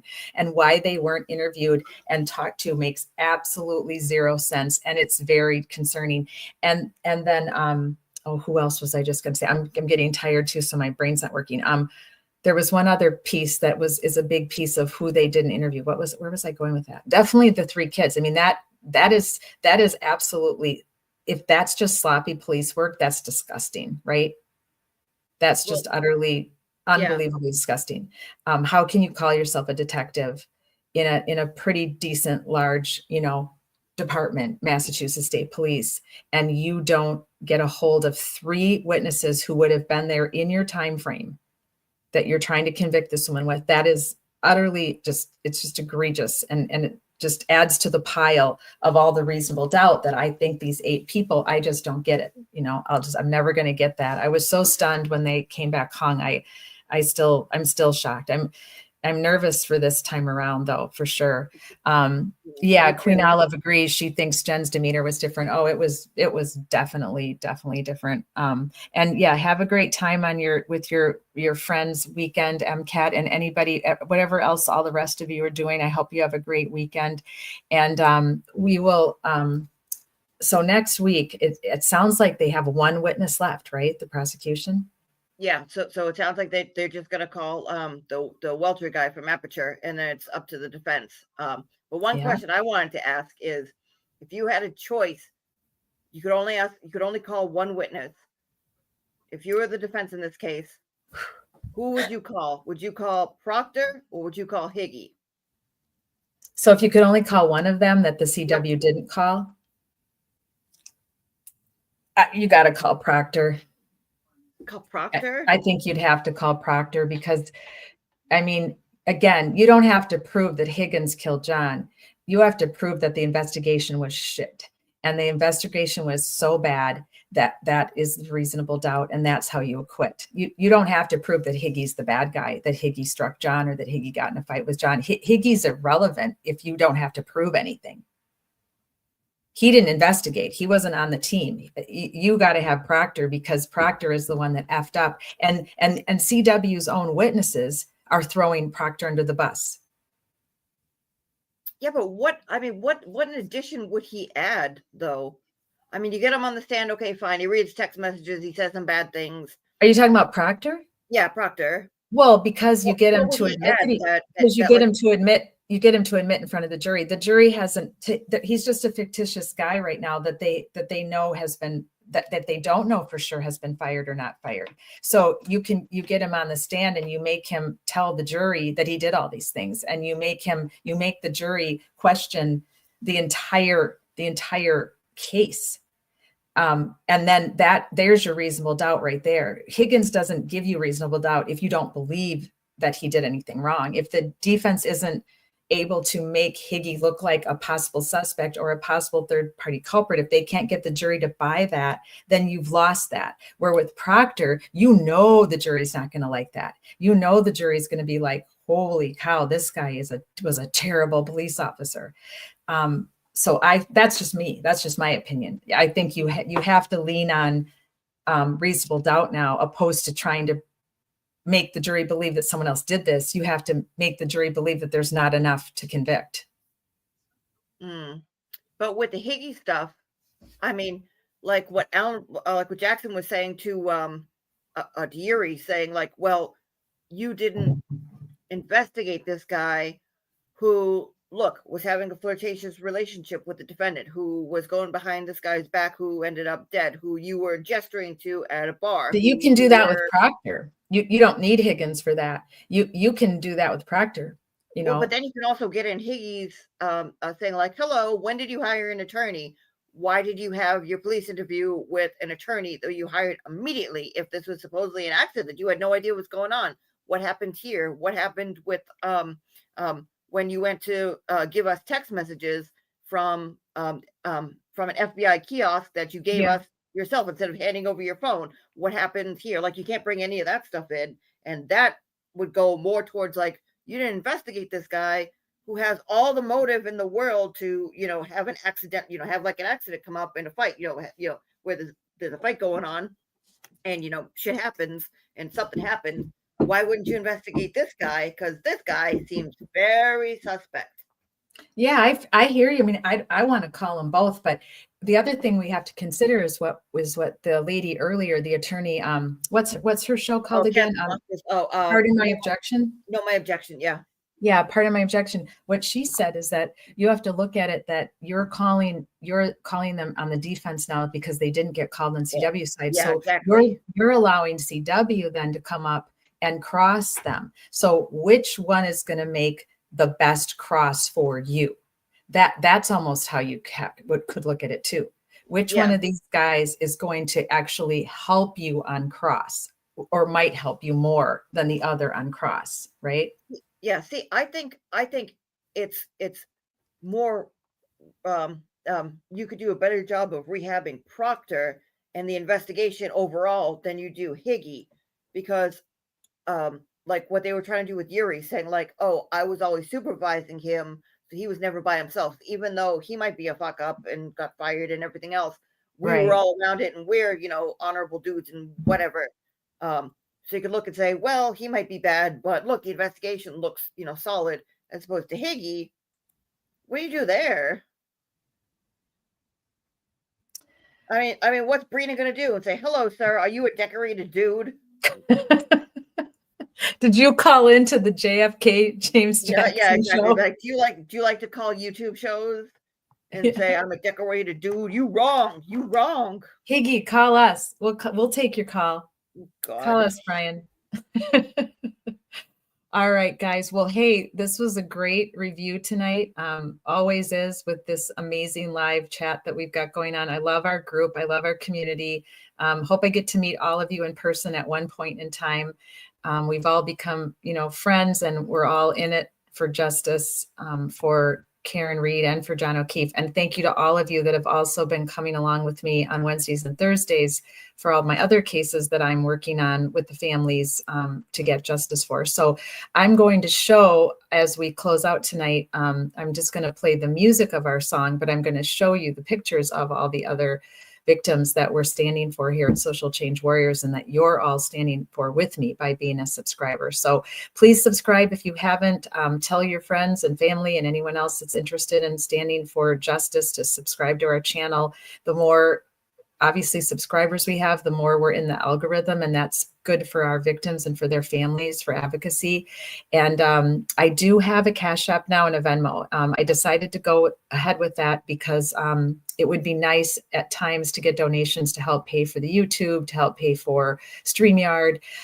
Sometimes I like to help Kara and Michelle on those cases on the ground, and I could help them by making my own copies of my own flyers. And if you guys are willing to donate to any of those type of costs, I'm not accepting anything for salary or for profit.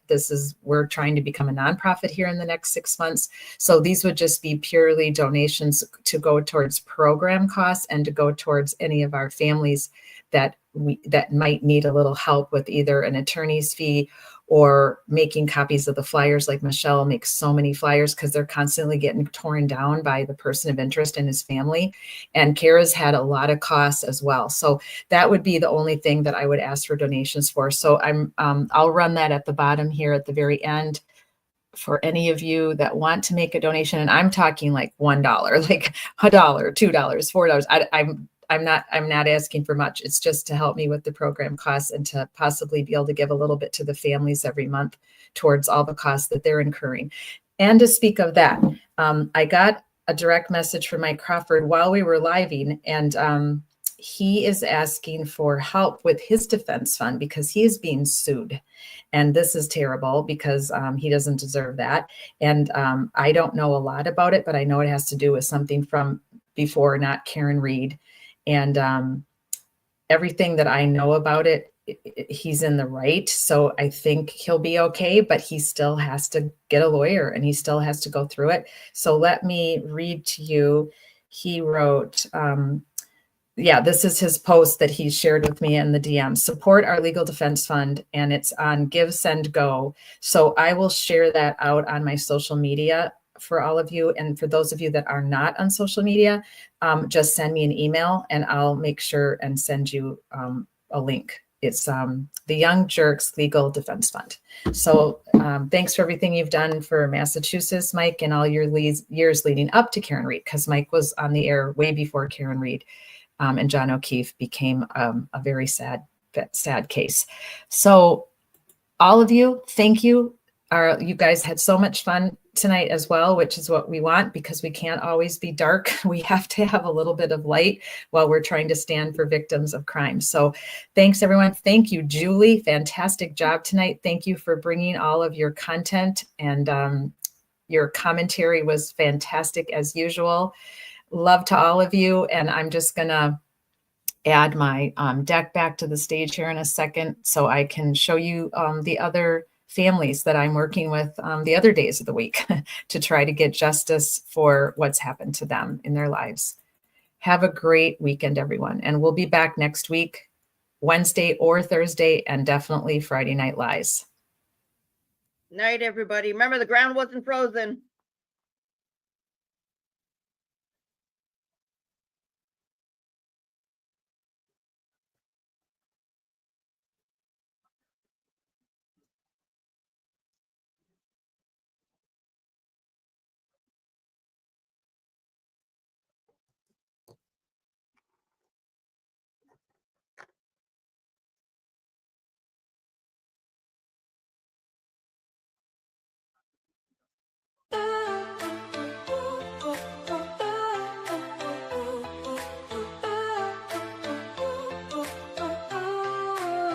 They try to silence the truth we shout, but we're still here, we're still calling out. Corruption hides behind a badge of name. We light the fire, expose the shame. We're justice seekers, we'll fight the fight for every voice lost in the night. My life mattered is the cry we sing for the ones they tried to bury within. It's just us, we're a movement wide. Together we rise, won't run nor hide.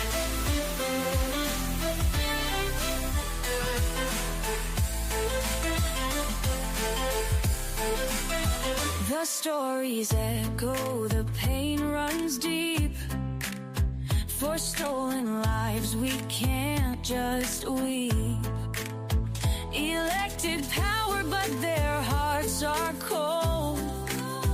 We'll bring the truth, let it be told. We're justice seekers, we'll fight the fight for every voice lost in the night. My life mattered is the cry we sing for the ones they tried to bury within. It's just us, we're a movement wide. Together we rise, won't run nor hide.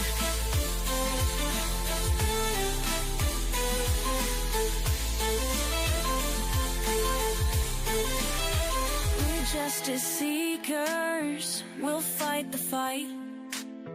The heavy wounds, undo the harm. Calling out corruption, we'll stand tall. For justice and truth, we'll risk it all. My